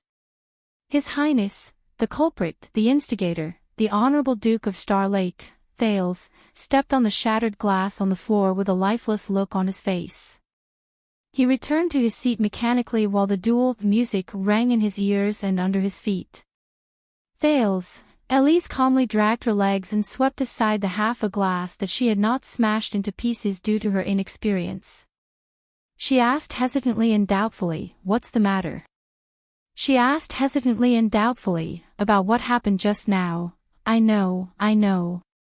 I'm sorry, it's my fault," Thales said with a fake smile. Remembering his aunt's teachings, even though his heart was filled with shame and awkwardness, he maintained a calm expression on his face, as if he was born this way. I'm just used to it. At the highest seat, King Kessel was expressionless as he gently put down the undamaged wine glass in his hand. In the entire hall, in addition to toasting each other at the beginning of the banquet, many guests were also discussing, such as the seating of the 7 Jade Star attendants. Is this a Constellation banquet or an Exted banquet? Baron Stone frowned. Viscount Patterson snorted softly and looked at Prince Thales, who acted as if nothing had happened. Is that important? Liveliness is good, old Baron Doyle laughed. Liveliness makes people love you. The rest of the people were silent. But some people did not think so. As the chief steward of the palace, Baron Quinton, who came to Mindy's hall to help arrange the banquet, was dumbfounded. Trembling, he ordered his servants, clean, also, send a message to deliver a new batch of royal goblets, but he quickly reacted and stopped his servants. Wait. Remember, double the amount. Baron Quinton gritted his teeth in grief and indignation. He looked at the hall full of debris and said to the confused servant, spare. Just as the atmosphere of the banquet became more and more lively, and everyone was immersed in the food, wine, or conversation, and had no time to care about anything else, in a remote seat that no one noticed, a solemn guest had a dazed look in his eyes as he forked the goose meat on his plate intermittently. In the next second, his ribs twitched. The guest's expression changed slightly. He wanted to turn around, but a familiar, experienced voice slowly drifted into his ears, causing his movements to freeze. Don't look back. The experienced voice said slowly, you should know how difficult it is to bring this in.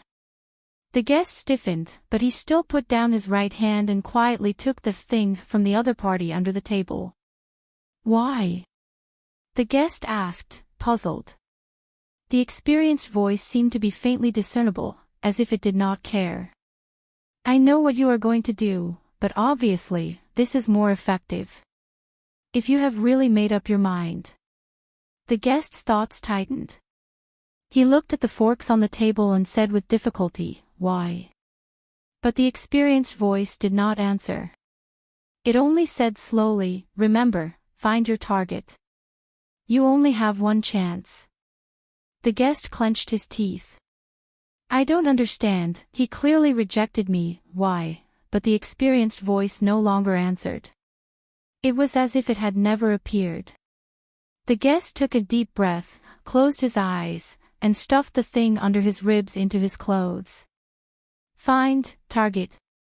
The guest slowly raised his head and looked at the top of the banquet hall, at the seat of the king. Sitting there was a calm and unruffled man with an extraordinary status, a teenager. The guest breathed in a daze. His gaze gradually changed from pain, suffering, indignation, jealousy, and hesitation to unshakable determination and viciousness. He stared at the high-spirited young duke and gently pressed the stranger's gift under his clothes. The skin on his hand felt cold. He knew that it was a short sword. Excellent quality. The blade was cold and sharp. Merciless. End of this chapter.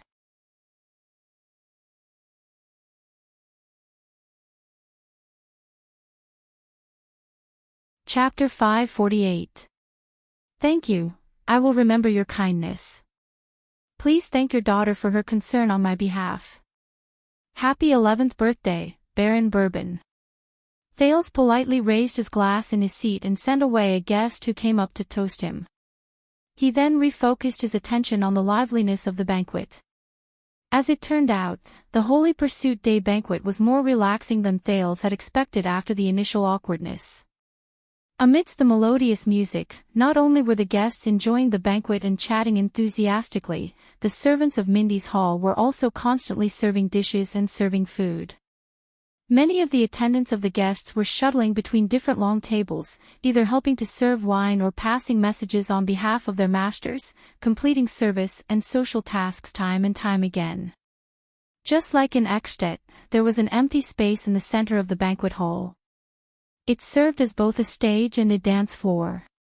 Minstrels, clowns, acrobats, instrumentalists, and dancers took turns to perform their respective skills. For example, at this moment, a bard was pacing around with his zither in his arms. He had already begun his performance. This song is a new piece inspired by my years of visiting the Western Desert.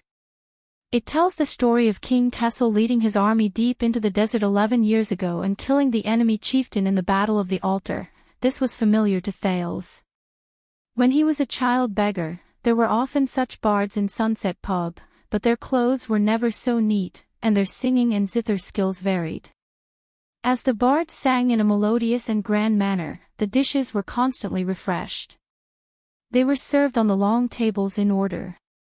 There were no less than 5 kinds of cheese soup, vegetables and fruits, roasted bird eggs of strange sizes, sturgeon soup, oatmeal, pig blood sausage that did not look good, smoked beef, roasted chicken with sauce, venison stew, all kinds of unknown poultry and game, raw and cooked seashells, terrifyingly large meatballs, dozens of different styles of bread, pancakes, pies, and all kinds of magical dishes whose original ingredients could not be identified. Of course, that included all kinds of indispensable alcohol. How should I put it? Is his dad really rich? Thales sighed. Alright, Constellations do have a way with food, at least compared to the Northlanders in Dragon Cloud City who only know how to roast, and stew, Dragon Cloud City. At the thought of this, Thales' mood became gloomy. What's wrong? Not used to it. Aunt Elise, who was beside him, noticed him. No, it's just that there are too many choices. Thales stared at a plate of beans absent-mindedly. I don't know where to start. Princess Elise elegantly divided the vegetables on the plate and seemed to sigh with emotion. You should go to the dragon-kissed basin. The nobles in Enlenzo are very strict with their food. Of course, I can't get used to their taste. Once you get used to a place, it's hard to get used to the delicacies of another place. Thales forced a smile. In the end, he imitated his aunt and extended his claws to a plate of seemingly fresh lettuce. Someone poked him. Thales turned around and saw that it was Doyle, who was sitting on the vice table behind him. His cheeks were puffed up. Your Highness, you can.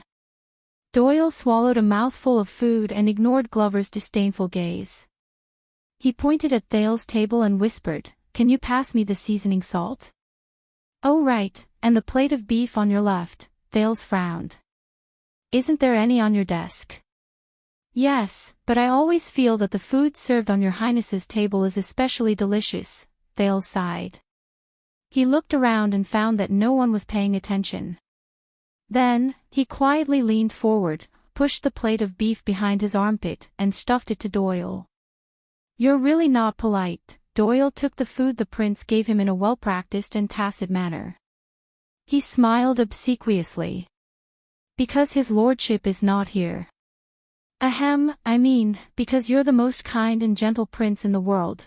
Thales rolled his eyes and continued to deal with his lettuce.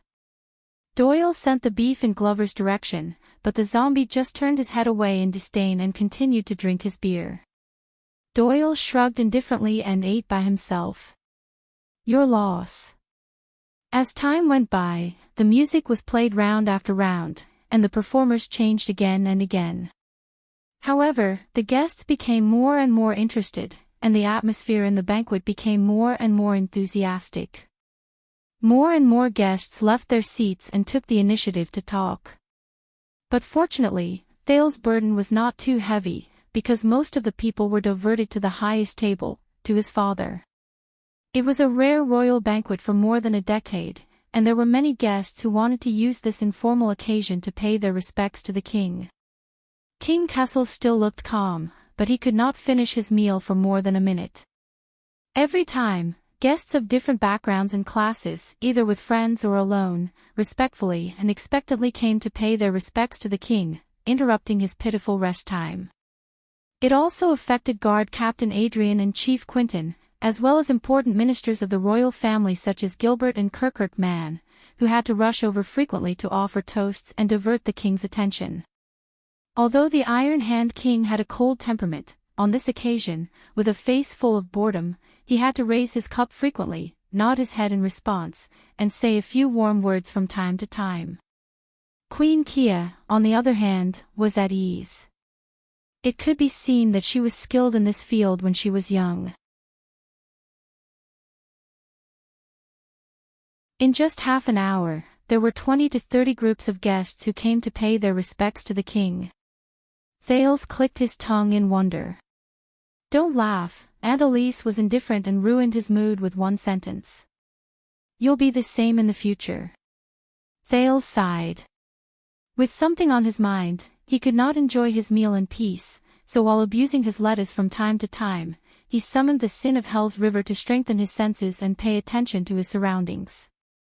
Compared to the Northland nobles' banquets, where only male guests were present, and other than eating and drinking, the occasions in Constellation were much more open. Not only were there no restrictions on men and women, and because of this, the banquets appeared much more elegant. When they were drunk, restless and eager men could often be seen leaving their seats to toast the well-dressed and dazzling ladies. There were even many young, beautiful, lively, and energetic women who would take the initiative to leave their seats, ignoring the supercilious looks and hostility of the men and their families, and leave their surveillance to chat and laugh with the person they liked, exchange drinks, and even enter the dance floor together when the dance music played. It was joyous, and the host and guests enjoyed themselves. But was that really the case? Thales' heart stirred, and the conversations from all directions entered his ears through the filtering and strengthening of Hell's senses. "Oh, is that so? Persuade my father to propose marriage." "Humph, that's what you said last time. Do you think that after you said this, I'll sneak out at night to let you *CK me for free like before? By the way, I'm getting engaged, and the child in my womb isn't yours." This was obviously an awkward conversation between a couple who had a grudge against each other. A marriage proposal in the land of cliffs. "That's right, the other party is from a noble family, but I'd be blind to marry my daughter there. Those conservative mountain barbarians still believe in a heretical evil god called the Master of Mountains. I visited him once 2 years ago, and until now, I still can't forget a small village in the mountains. Their campfire mating custom is comparable to that of primitive people." This was from a local noble in Central Territory. Thales maintained his smile. What he heard from Hell's senses was mostly all sorts of gossip and social chatter in the capital. However, the guests were talking about different things in different directions and on different long tables. The contents of their conversations were quite different. After the bloody year, everyone realized that the 20,000 farmers recruited from the farms with 1,000 gold coins were not as useful as 200 professional soldiers trained with 1,000 gold coins. Do you still remember the scene where the Duke of Star Lake, the previous Duke of Star Lake's army of 2,000 chased tens of thousands of rebel soldiers all over the mountains and plains? This was the long table of honorary military soldiers. Their topic was rather fierce. "I was thinking, since the prince is back, shouldn't we head north to take revenge? If we fight a war, with your qualifications, you can at least be a deputy general of the guards, right? You must know that after the horse slayer Daira retired, he climbed up to a higher position and became the director of the police station. My son is learning grammar, theology, and mathematics." This was from a government bureaucrat at the next table. He was talking to his colleagues about his son's future. "He's ambitious and wants to stay in Eternal Star City. Maybe he wants to become a civil servant in the government office, maybe he wants to earn a noble title. But I hope he goes back to his hometown to look for a job. After all, South Coast Hill is far away from war. It's well governed, and Jade City is prosperous and comfortable. It's even better than the capital. I'm so envious. My nephew is my heir. He's determined to learn martial arts and join the army. He dreams of becoming a legitimate knight. But you also know that unless you're born with a good family name, the title of a knight is a joke. What legitimacy is there to speak of? Look at the three generals. They're knights in name, but one of them is a Northlander, one is a tomboy, and one is a disgusting gigolo who relies on his face to make a living. Thales sighed. He sympathized with the legendary Wing, who was said to be able to unify the Western Peninsula with his face. Yes, Ekstedt has no hostages, and it has increased the risk of war between the two countries. In addition to their endless internal strife, believe me, the northern trade route has come to an end. And the potential business in the future is all concentrated in the west and south. If you're interested, why don't we find a place to talk in detail? This was the long table of the head of the line and the merchants. The conversation was more practical and business. It's been 20 years. A new round of franchise sales should be put on the agenda. Maybe we should find the next scapegoat. He has to do this. His family's loan from the royal family's bank is almost due. If he doesn't bet on this long-distance fleet, he can only transfer his fief to make up for the deficit. Thales did not really understand this business, so he turned his attention to the table of the central politicians. No, the riots at the border of Western Desert a few months ago were just local incidents. It will not affect the kingdom's policies. The local nobles' reaction is just their own private actions. The relationship between the royal family and Western Desert is very good. What? No, of course, this is not the official statement of the Foreign Affairs Department. It's just my personal opinion. Although I do work in the Foreign Affairs Department. This was Gilbert. A suzerain has ordered the abolition of military service. He asked his subjects to pay with money, or else they have to give up their land. No, in fact, His Majesty didn't say anything. This was Kirkman, the Minister of Finance. Of course, the saying abstinence and purity is the will of God is already outdated. On the contrary, if your fief's market is prosperous and there is an abundance of goods, it can attract more money, and you can make more beneficial policies. Presumably, it will also be in line with Sunset's edict. This was Vicar General Stylianides. Yes, a baron of Blade Edge Hill died in the plague, but he only had one illegitimate child. That illegitimate child promised a large sum of money so that the Duchess would acknowledge his right to inheritance. The baron's subordinates and vassals obviously had different opinions, so they came to Eternal Star City to ask His Majesty to make a decision. At this point, the situation became complicated, and no one dared to take up this case. The sin of Hell's River roared, sending more and more conversations from the table into his ears. Thales listened absent-mindedly. He tried to figure out the main points of attention of the guests and the circle in the capital city, while trying to figure out the kingdom's current situation from these words. But he suddenly had a strange feeling. In Dragon Cloud City, be it banquets, state affairs hearings, archdukes or counts, the private conversations of the Extension nobles were always methodical and sharp. Fiefs, feuds, power, marriage, the way of Northland, it was often gloomy and heavy, cold and threatening, like dark clouds pressing down. But here, in Constellation, what era are we in? There are still people who believe that a marriage contract and the unification of two surnames can form a family alliance. Come on, in the past, the union of two families meant greater territory and power. But now, it will only bring about huge maintenance costs, sky-high land assessment fees and title recognition fees, as well as division and strife within the family. Your Grace, are you still thinking of exploiting the peasants and collecting taxes to get rich? Sunset, you should really broaden your horizons and learn from your peers in South Coast and Eastern Sea Hill. From trade guilds to buying shares in the Chamber of Commerce, from operating franchises to monopolizing the market, we should make good use of our status and power. In this era, we have too many ways to profit and become famous. Don't talk to him. This guy used to be crude and stupid. Even after he became a suzerain, his mind hasn't changed. His way of ruling is the most primitive and uncouth way. I'm telling you, within 2 generations, he will decline. Thales listened quietly and began to understand. In Eternal Star City, the social interactions and conversations of the Constellatiate nobles were so restless. Fiery. Constantly changing. Thales took a deep breath and suddenly had a more direct understanding of Constellation. Mindy's Hall. Thales looked at the royal manor and sighed. Mindy's. Look at the good things you've done. But before he could finish sighing, Jorge's voice drilled into his ears.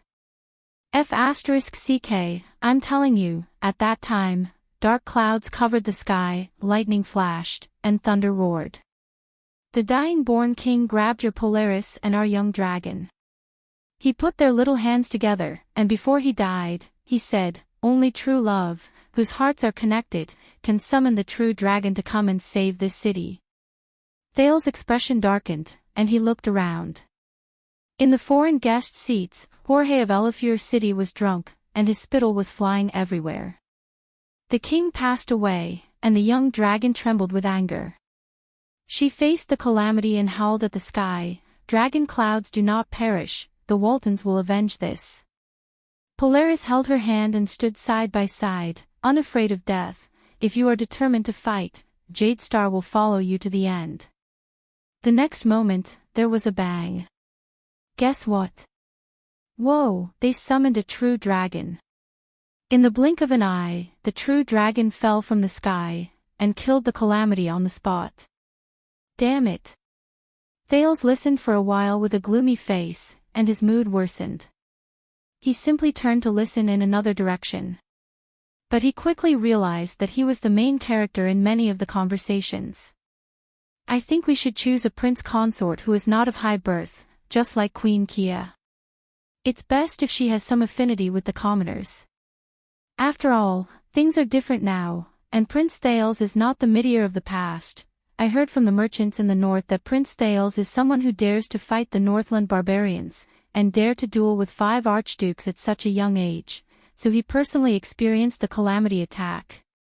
And survived. No, it's not a calamity. I have gossip. In fact, back then, it was a conspiracy by a secret cult, trying to control the political situation and subvert Ekstet. Don't believe these gossip. I have an insider in Dragon Cloud City, and I can be considered to have a better understanding of the situation. First, let me lay out the conclusion. It was a major earthquake.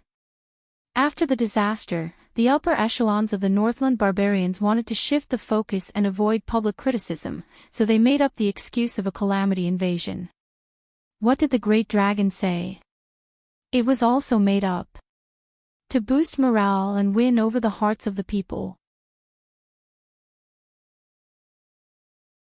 Think about it, the timing of the Great Dragon's birth, the timing of the King of Ekstet's death, the timing of Lampard's proclamation as king, and their act of detaining the prince. Sigh, with this, the truth is about to come out, right? What truth? Hee, I can't go on. Think about it carefully, and those who understand will naturally understand. In short, we can't look at a problem in isolation. We have to look at the pretentious bullshit. Do you understand? Pretentious bullshit, look at the big picture. In the pretentious bullshit of a national strategy, everything is linked together. I see. Sir, you have great foresight and know how to pretentious bullshit. As expected of a professional, you flatter me. Thank you for the invitation. I was in Ekstet a while ago, and I just got off the carriage. See, you asked me the moment I arrived. Thales could only snort softly in his heart.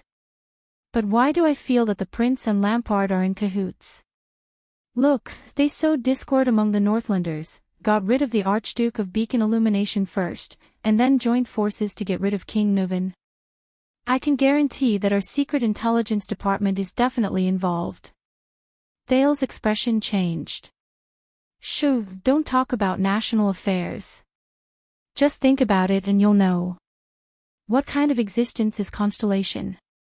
There are so many things that we can't handle every day. Why would we do this kind of thing? 2 words, not worth it. I heard that the prince seduced the Archduchess of Dragon Cloud City so much that she would die for him. Ha, come to think of it, that's true. That woman only knows boorish men from the north. When she sees us constellatiate men who are handsome, elegant, knowledgeable, and gentlemanly, won't she immediately fall in love with him? She won't be able to stop herself from marrying him. Hearing this, Thale's cheek twitched. Perhaps Constellation and Extet have something in common, more than I imagined. But Saroma, Thales clenched his fists. You don't drink. Thales came back to his senses and realized that it was Princess Elise beside him. The beautiful aunt was swirling the wine glass in her hand, tilting her head and looking at him playfully. Drink. He looked at the new wine glass in his hand and thought of an archduke who had invited him to drink. His heart felt stifled. The Duke of Star Lake was slightly distracted. Children don't. I don't like to drink. Elise looked enlightened. Drink a little, a few sips is good. There was a slight blush on the princess' face. She was obviously enjoying the wine in her glass. According to the rules, it's best not to let others see the pattern of the royal family's eating habits. Yes, I heard about it. Thales sighed, feeling a headache coming on. He looked around the lively banquet hall. Fortunately, we're sitting high. No one is looking at me. Elise chuckled and stared at the wine in her glass. Yes, no one is looking. The princess swirled the glass. Her voice changed a little, and her gaze was profound. But I bet that by tomorrow, you'll feel that everyone is looking at you. Thales saw that his aunt was a little drunk. He smiled and did not answer. Are you used to it? Elise looked him up and down. This is the first banquet after your return. It's probably the first one the royal family has held in more than a decade. Everyone has to thank you. Thales paused for a moment. He looked at the increasingly lively banquet and curled the corners of his mouth. I think it's pretty good. It's safe and peaceful. Thales exhaled slowly. There are no dozens of nobles pointing out in unison that you're an illegitimate bastard. And there's no damn king forcing you to find his son's murderer. Or a bunch of ferocious northern men yelling that they are going to chop you into pieces. Thales was a little lost in thought. If I omit the part about meeting and exchanging pleasantries, it's been a long time since I've seen such a peaceful and festive gathering of nobles. Thales was silent. He suddenly felt his wrist heat up. It's okay, Thales. Thales snapped out of his daze and realized that Aunt Elise was holding his wrist under the table. She said gently, "It's okay." The princess stared at him quietly. The gentleness and pity in her eyes was a little unbearable for Thales. At this moment, Mallows appeared beside them. "Your Highness," the watchman bent down and whispered, "you should go." Elise let go of Thales' hand and frowned. "Your Grace." Mallows lowered his voice. "The Queen needs to return to the palace, now." She. Elise turned in the direction of the Queen and immediately reacted. Oh. Thales narrowed his eyes. Beside the king, Queen Kia's face was pale and she was mumbling. Gines was holding her wrist tightly, and the maids beside her were methodically getting ready to go. Thales then heard the voice over there through Hell's senses, "Where are my children? Luther is still young, he needs to change his diaper." His heart dimmed. Some of the guests noticed the Queen, but most of them looked away and ignored her. Mallows nodded. "The Queen needs your help." Princess Elise sighed slowly. She gave Thales a helpless smile and got up. Mallows thoughtfully put a cloak on her. Thales could only say goodbye to her. But just as he turned to leave, the princess suddenly spoke. Tormund. Hearing his name, Mallows suddenly froze. Elise looked at the queen, tightened the cloak on her body, and said faintly, "Have you ever regretted it?" Thales frowned when he heard this, and his hand that was picking at the lettuce froze. Mallows frowned. He paused for a moment before he repeated, "That's right. The queen needs you, your highness." "I know." Elise smiled and glanced at the watchman, her eyes hazy and sad. "I have regretted it." Mallows was stunned. In the next second, Elise floated away and joined the queen's party. 1 second. 2 seconds. In the extremely awkward silence, Thales cleared his throat, looked at the back of the guard captain who stood extremely stiff, and tentatively said, You and Aunt, don't ask." Mallows did not turn his head and sat down gently beside the prince. "You're still my favorite duke." His tone was respectful and expressionless. But Thales felt a chill in his heart for no reason. Fortunately, someone appeared in time. How unlucky.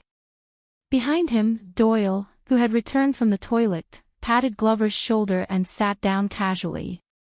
"As the prince's personal guards, we have to fill our stomachs in advance. We can't go down to the banquet, we can't dance with the girls, we can't. God, it's so boring. I really miss the past." Doyle yawned. "You can do it." The watchman turned his head from his seat and glanced at Doyle faintly. "You can do it like before. Go down and join your father's table, join the banquet, dance with the girls, and tease." Doyle shuddered violently. Under Glover and Thales' sympathetic gazes, he then discovered stiffly that the person who was sitting in Princess Elise's seat was his superior. Lord. Doyle realized that a disaster was imminent and forced an ugly smile.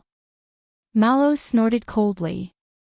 "You know, I can let Vladivostok take your place so that you can enjoy the banquet." Doyle said shakily, Take my place." "Yes, don't you know." Mallows looked at him expressionlessly. "In Mindy's hall, no matter when or where, I can always find someone to take your place. Be it today. Or the rest of your life." Mallows said gloomily, "You can. Do you still want to go to the banquet?" Doyle looked at Glover and Thales in horror, but they shook their heads at him sympathetically. "This is not your fault, child." Doyle gulped and immediately reacted. He shook his head and put on a serious expression. No, sir. What you said is wrong." Mallows raised his eyebrows. "What?" Doyle raised his head and crossed his arms. He looked awe-inspiring and generous.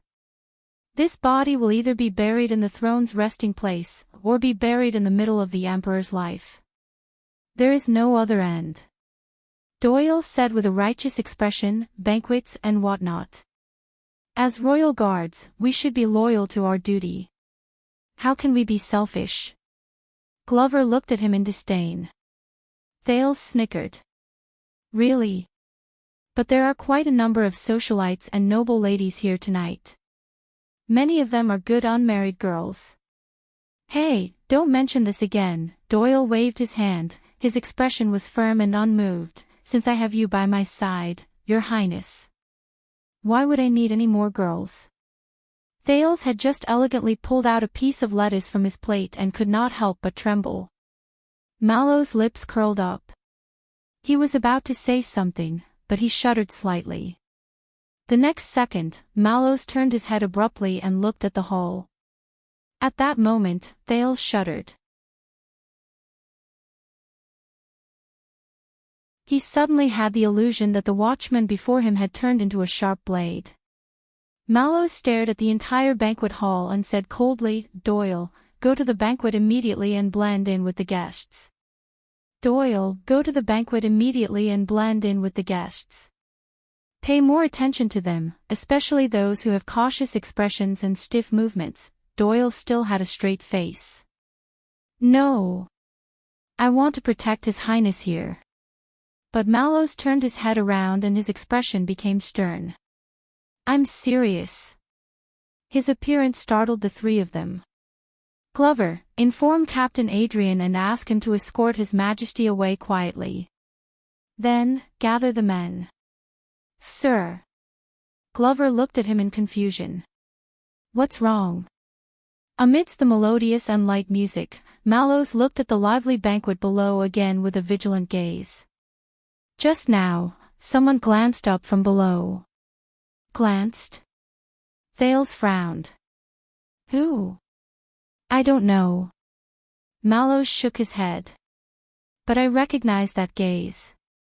It's the resentment and despair of facing death with equanimity. Thales was stunned. Facing death with equanimity. Resentment and despair. What does it mean? In the banquet tonight. Under the trio's surprised and bewildered gazes, Mallows slowly pressed down on the long sword at his waist and expressionlessly came to a conclusion. There's an assassin.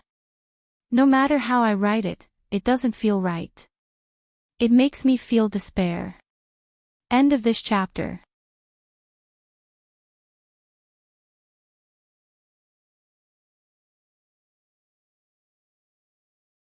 Chapter 549. The music was melodious, and the candlelight was romantic. The banquet entered the next stage. On the dance floor in the middle of the hall, many men and women began to hold hands and dance passionately. Except for Thales. No, my lady, your boldness and straightforwardness really amazed me, and even brightened up this banquet.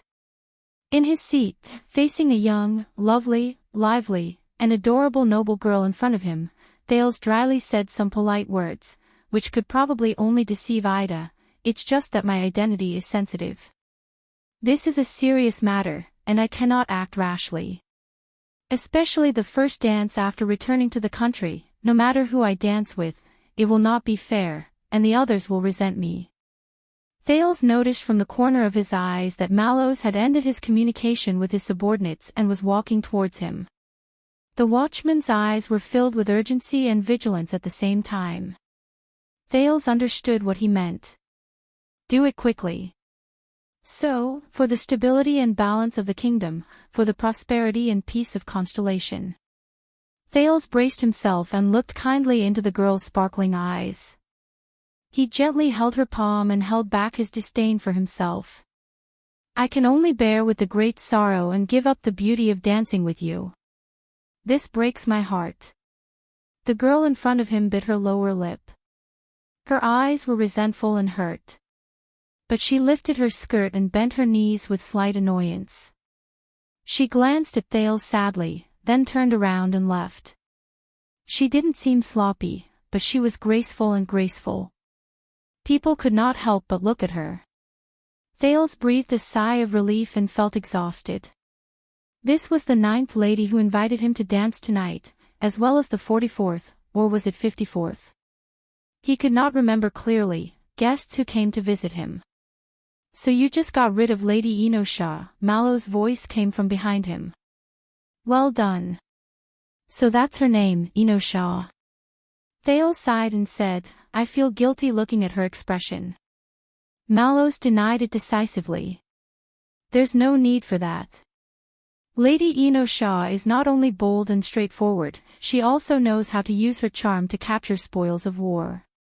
Many young and handsome men are willing to go through fire and water for her. The watchman sat down at the secondary table and was as calm as water. Believe me, you do not want to duel with someone in the first banquet. Especially when there are assassins around. Thales felt a headache coming on. Oh, right.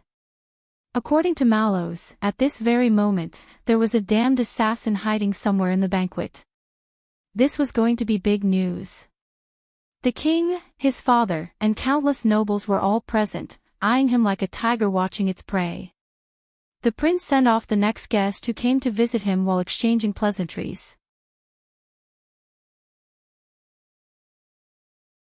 Only then did he remove his perfect smile, put down the wine glass that had been on his lips countless times, and relax the muscles on his waist. Are you sure? Assassin.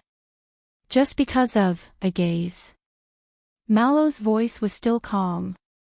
I'd rather believe it. Thales turned his head and glanced at him before he turned his head back. All right. So, a certain guy of high status, who was qualified to attend the royal banquet, tried to assassinate me crazily without caring about his own life and reputation, in front of everybody and under strict guard. Without changing his expression, Mallows raised his glass and toasted a friend at the next table. Or your father. Or my father. Thales readily accepted the advice, but he still felt gloomy and indignant. But why? I've only just returned to Constellation. What grudge do I have against you? Did I snatch his wife or kill his father? Mallows sized up the guests with a vigilant gaze, but he showed a rare dry humor. Or both. Thales glared at him in annoyance. Anyway, don't let your guard down. We haven't found him yet, Mallows said softly and continued to make arrangements. Thales exhaled. In front of him, the 10th young lady walked forward with trepidation and curtsied to him. But as a prince, he had to remain calm and put up with countless people's gazes. He had to consider the impact and maintain his composure. He had to brace himself to deal with the guests who greeted him with all sorts of motives. Including the young lady who invited him to dance. She was only about 11 or 12 years old. The nervous expression on her face reminded Thales of Little Rascal when she was young. Oh, and Saroma. That girl was caught in the flames of war in the north. And he was still thinking about how he could help her at this banquet, even though she was thousands of miles away. Thinking of the Archduchess, Thales felt uneasy again. And the only thing he could do was, smile, Thales. On this battlefield, a smile is the best armor. When you grow up, my lovely lady, I will definitely be charmed by you and dance with you. But now, we have to be responsible for your father and brother. Thales squeezed out a smile and sent away the teary-eyed and aggrieved Miss Number 10. Without waiting for him to rest for a few seconds, the 56th guest, Levi Trentida from Reformation Tower in Northland squeezed up to him with a smile, his face full of flattery. Polaris. We agreed. Me and you, that, oh. Thales covered his eyes and rolled them in his palms. What was that saying again? Speak of Little Rascal, and Little Rascal arrives. I know. The prince put down his hands, endured his exhaustion, and put on his armor again. Just do me a favor, little pot lid. Little pot lid. Levi froze for a moment and subconsciously touched his pot lid. Just sit down and smile, Thales said with a headache, take whatever you want to eat, including what's on my plate. There's only one, don't talk. Levi froze again. But the look in Thales' eyes forced him to swallow his words. The guest from Reformation Tower understood tacitly. He sat down and giggled at Thales as he ate, while stealing glances at a certain bureaucrat below. The prince smiled gently at him as a sign of friendliness. In the eyes of an outsider, it was like a meeting between bosom friends, talking about anything. They sat facing each other in silence for 5 minutes. Unfortunately, no assassins appeared. Fortunately, no one came to invite him to dance. All right, it's almost time. They must think that we're about to get gay. Thales said listlessly. He ignored Levi's strange gaze and enjoyed the rare break. By the way, Levi. Levi put down his wine glass and listened with an open mind. Duke Nanchester of the Land of Cliffs, he told me. Thales closed his eyes and rubbed his forehead hard. He found out that you bought food from Constellation and smuggled it from his territory. Levi's expression changed drastically. Thales said with interest, it looks like One-Eyed Dragon, Koster is very unhappy. You mean smuggling? Out of his expectations, Little Pot Lid's expression changed extremely quickly. What? There's actually such an outlaw in our territory.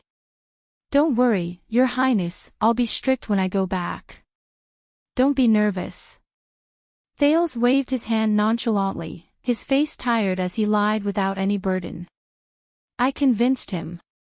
The one-eyed dragon will turn a blind eye to you, in case Lampard becomes arrogant. You can continue to transport supplies. Levi's eyes widened. He tried to squeeze out a smile and found the right words. Ah, Polaris, you're really that, a blessing from the heavens. Thales found the right words for him. But you have to think about it more. But Thales just wanted to end it quickly. He waved his hand and interrupted him. If this route is discovered by Black Sand region in the future, or even if the fact that you came to me for help is exposed, then King Chapman will only think that you've long been in cahoots with Constellation and have ulterior motives. And you know how much he hates me. Little Pot Lid's eyes began to turn.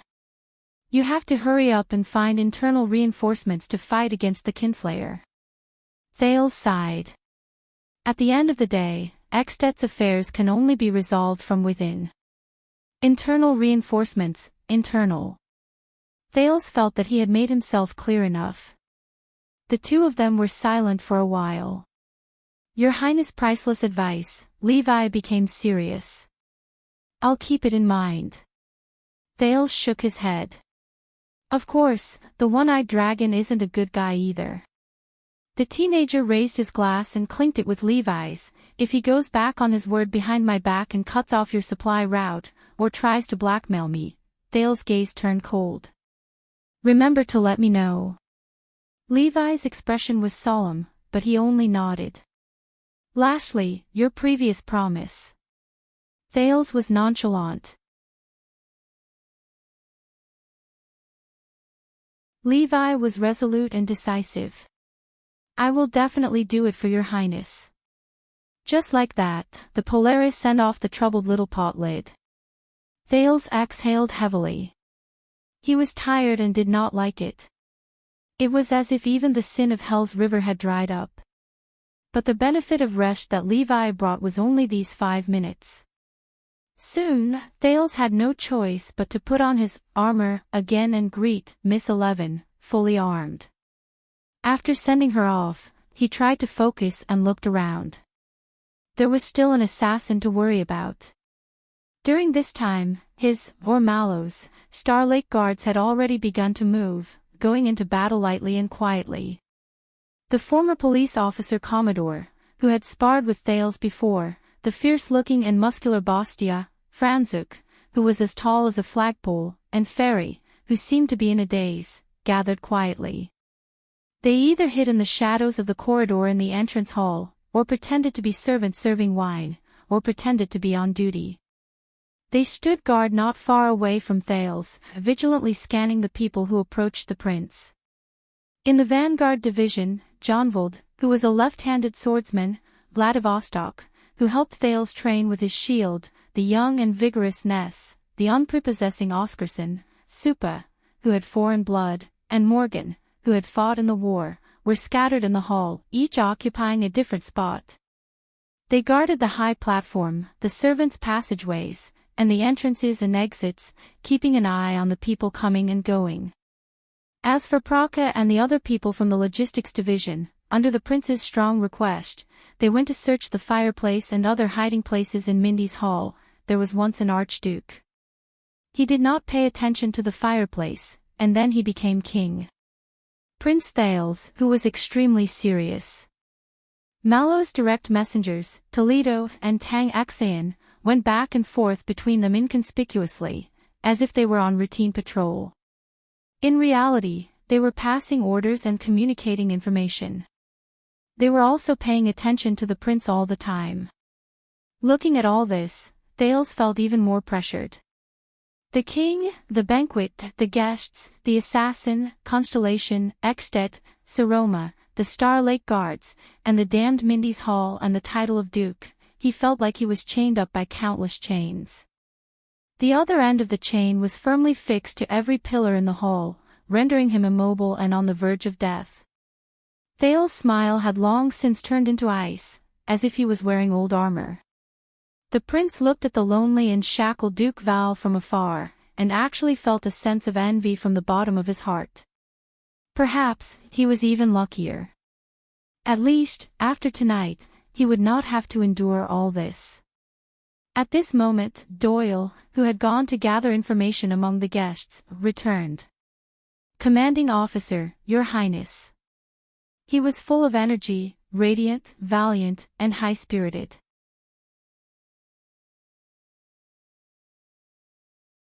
This was a perfect contrast to the mentally and physically exhausted Thales and the troubled Mallows.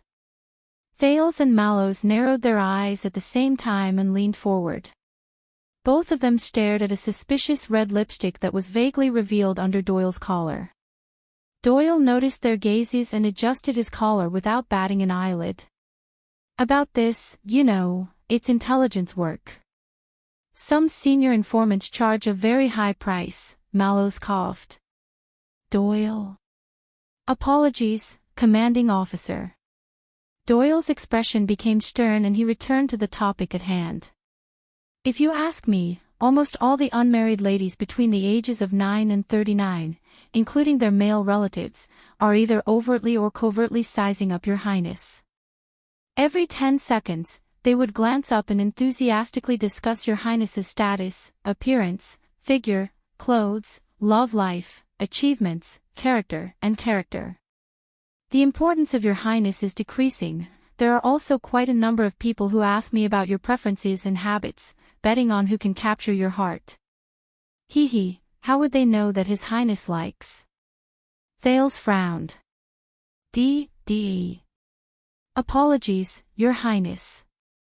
Doyle saw that the situation was not good and quickly changed the topic. "Forgive me for being blunt, but those people's enthusiasm in gathering information about His Highness, and the way they look at His Highness, regardless of whether they are men or women, they look as if they want to eat him alive. They are more like assassins than assassins." Doyle spread his hands in resignation. Thales was stunned and looked towards the center of the banquet. But wherever he looked, every guest was immersed in their own little world, either chatting or exchanging cups of wine. They were elegant, civilized, and polite. All of the young girls were radiant and beautiful. Some of them were enthusiastically flirting with their friends, some of them were invited to sing and dance, some of them were quiet and elegant beside their elders, but no one was deliberately staring at His Royal Highness's table. Even if there were ladies who met Thales' eyes, most of them lowered their heads politely, nodded shyly, smiled at him, or gracefully returned his greeting. They looked natural, dignified, and virtuous. They were not bothered by the prince's status at all. Just like the lady named Leno Shaw or Yanessa just now. It made people feel respect. Thales swept his gaze around. "Why don't I feel that way?" Doyle smiled mysteriously. "That's because you are inexperienced, and they are experienced and used to scouting out the enemy before launching an all-out attack." Mallows cut him off at this moment. "That's enough. Glover is back." The three of them turned their heads in unison. Glover, who went to contact his superiors, appeared in the shadows of the corridor. Behind him was another royal guard with a calm expression and an outstanding temperament, but Thales did not recognize him. Doyle's expression changed immediately. "Oh, no." Thales looked at the guard. "Who is that?" Doyle stood up and whispered in Thales' ear through gritted teeth, "That's the bad guy, Your Highness." The bad guys of the guards, the real villains of Renaissance Palace. Thales was stunned. "I am Vogel Talon." The newcomer raised his wine glass and walked to Thales' table. He bowed elegantly, more like a guest than a guard, "Your Highness Thales. The second commander of the Royal Guards. And also the chief flag bearer. I wish you good health and happiness." This Vogel Talon straightened his back and glanced at Glover and Doyle. The latter too bowed reluctantly and stepped back. The second commander, Thales, who had already maxed out his armor, smiled and raised his glass, as if it was a perfectly normal social etiquette. In that case, you are the vice-captain of the Royal Guards. Captain Adrian, second in command. And your surname is? Talon of Ice River City. The teenager racked his brain, trying to quickly switch between the guest's title and surname. Yes, Your Highness, Vogel resolved his confusion. My uncle is the Count of Ice River City. Thales' gaze swept past the pentagram pattern on his cuff. Talon of Ice River City. A distant relative of the Jade Star royal family, one of the 13 distinguished families, a capable helper in Central Territory, the Talon family with a pentagram as their emblem. Coincidentally, their ancestor happened to be one of the Dukes of Star Lake in history. But, Thales muttered the other party's other title. Chief Flag Bearer. He suddenly thought of Samuel, the former royal guard who joined the Disaster Swords. May you enjoy the night. Vogel did not say anything else. He bowed, came to the secondary table, and sat next to Mallows. The latter clinked glasses with him. It looked like an old friend having a drink in the corner. Lord Talon, good night. Mallows' expression did not change, and he spoke in a businesslike tone. I believe you have brought the captain's orders? Oh, Torment, Vogel called Mallows' name gently, but Thales noticed that his smile was polite, as if there was a layer on his face. Regarding the matter you reported, we look forward to your explanation. I believe Glover has explained it very clearly. The watchman said calmly, for safety reasons, we are now, clearly. Vogel swirled his glass gently and interrupted Mallows politely. Are you sure it was an assassin? Mallows' pupils contracted. Thales frowned as well. A few seconds later, Mallows said slowly, very likely. Vogel put down his glass, and his tone slowly tightened, likely. Dear Torment, do you really know what you're talking about? Glover and Doyle sensed the tension in the air and looked at each other. This is the first formal banquet of the royal family in more than a decade after the war. It took a long time to prepare, the guests are of great importance, and it is of great significance. The vice-captain's tone became serious. Everything that happens here will spread throughout the kingdom by tomorrow. It will have a far-reaching impact. He turned to stare at Mallows as if he was staring at a criminal who had broken the law. Whether the banquet is interrupted, or the nobles are hastily arranged to leave, or the Jade Star royal family is cowardly, nervous, and searching for the assassin. Vogel narrowed his eyes. Just because a certain fellow glanced at you. Sounds like a scene from a village tavern, Torment. The contempt in his tone was clear. Thales could not help but look at Mallows. Precisely because this banquet is so important, the captain of the Duke of Star Lake's personal guards was not angry, and his tone was as calm as ever. So if the assassination is real, the trouble will only get worse. Vogel snorted coldly. He stared intently at Mallows' profile, but the latter only looked ahead silently, as if he was not looking at him with a knife-like, suspicious gaze.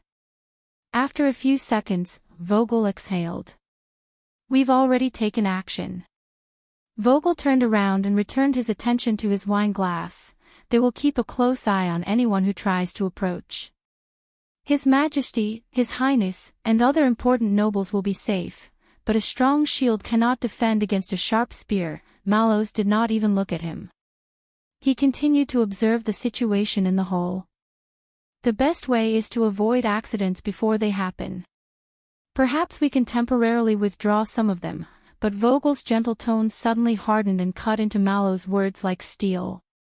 He even changed the way he addressed Mallows. For Sunset's sake, Mallows. Please don't educate me. He spoke very slowly, but very seriously. There was a sudden silence between the two. In that instant, whether it was Doyle, Glover, or Thales, they all felt the tension. The music gradually subsided, and the ball came to an end. The bards took the stage again and sang the tragic song of the King of Blades' expedition to Dragon-Kissed Land, but died in a foreign land on the eve of his success. Thales resisted the urge to interrupt and tried not to look at the two men behind him. He forcefully cut open a plate of lettuce, and at the same time, sent away the next guest who came to greet him with a smile. After a while, Mallow's voice came again, still calm. "I wouldn't dare, sir." Vogel was silent for a while. When he spoke again, he had returned to normal. "We can't chase everyone away just to avoid accidents. This is Mindy's Hall. Its opening symbolizes the return of the kingdom's heir and the return to prosperity and stability." Thales sighed in his heart. Return to prosperity and stability. Vogel looked around cautiously to make sure he did not attract too much attention. "Be on high alert. The banquet will proceed as usual." He got up and prepared to leave. "But this is also the Duke of Star Lake's Mindy's Hall.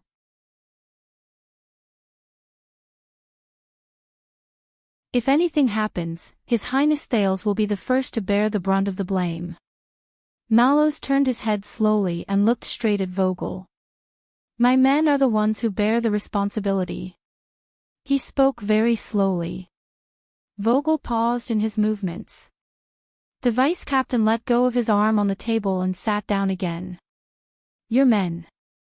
This time, Vogel snorted coldly. His tone was no longer polite.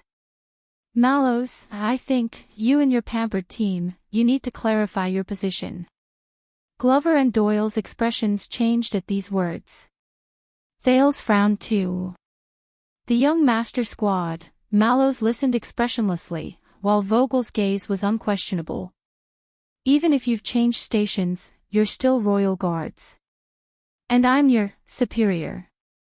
Just like Mindy's Hall, which belongs to Renaissance Palace." Thales shuddered at these words. Mindy's Hall belongs to Renaissance Palace. Vogel's words were bone-chilling. "Never, never forget that. Watchman." Mallows did not react. Just like Thales did not either. Time seemed to stop for a few seconds. In this corner of the sky, Glover and Doyle seemed to freeze. Only Mallows took a deep breath, closed his eyes, and then opened them again. "Of course, sir.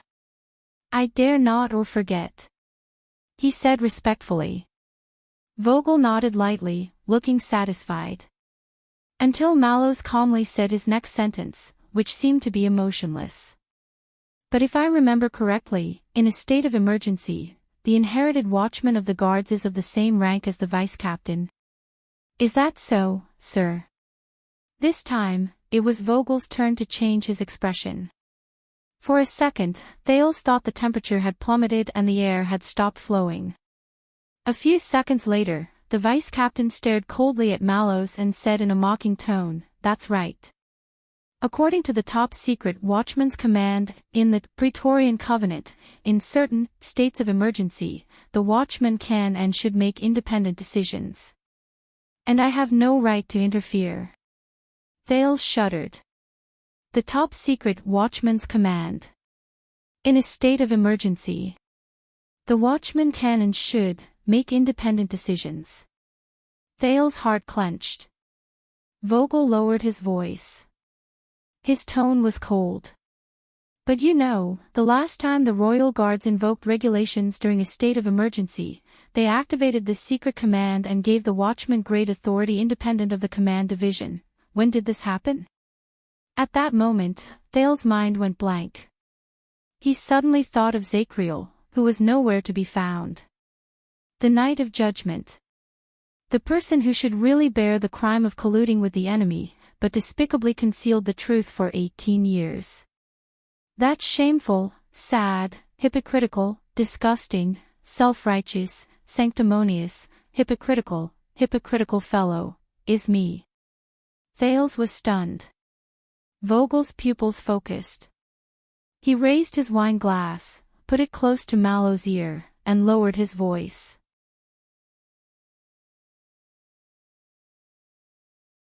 And you've really thought it through. Are you going to forcibly declare a state of emergency here, in front of me? Activate the Watchman's command. Mallows and Vogel stared at each other in silence. Glover and Doyle did not hear Vogel's words clearly, but this did not affect their judgment of the tense relationship between their superior and vice captain. Both of them did not even dare to breathe loudly. After an unknown amount of time, Mallows finally smiled. Of course, in an instant, the coldness in Vogel's eyes intensified. Glover and Doyle, faces were ashen. Until a few seconds later, the watchman lowered his head gently and chuckled, "You're tuning in to the LoveLore Library YouTube channel. We're so grateful for your support, and don't forget to subscribe to join us on this incredible journey through captivating stories. Your generosity through donations truly makes a world of difference, as it's the primary source of revenue that allows me to expand and enhance this channel for you. Thank you from the bottom of my heart for being a part of this adventure."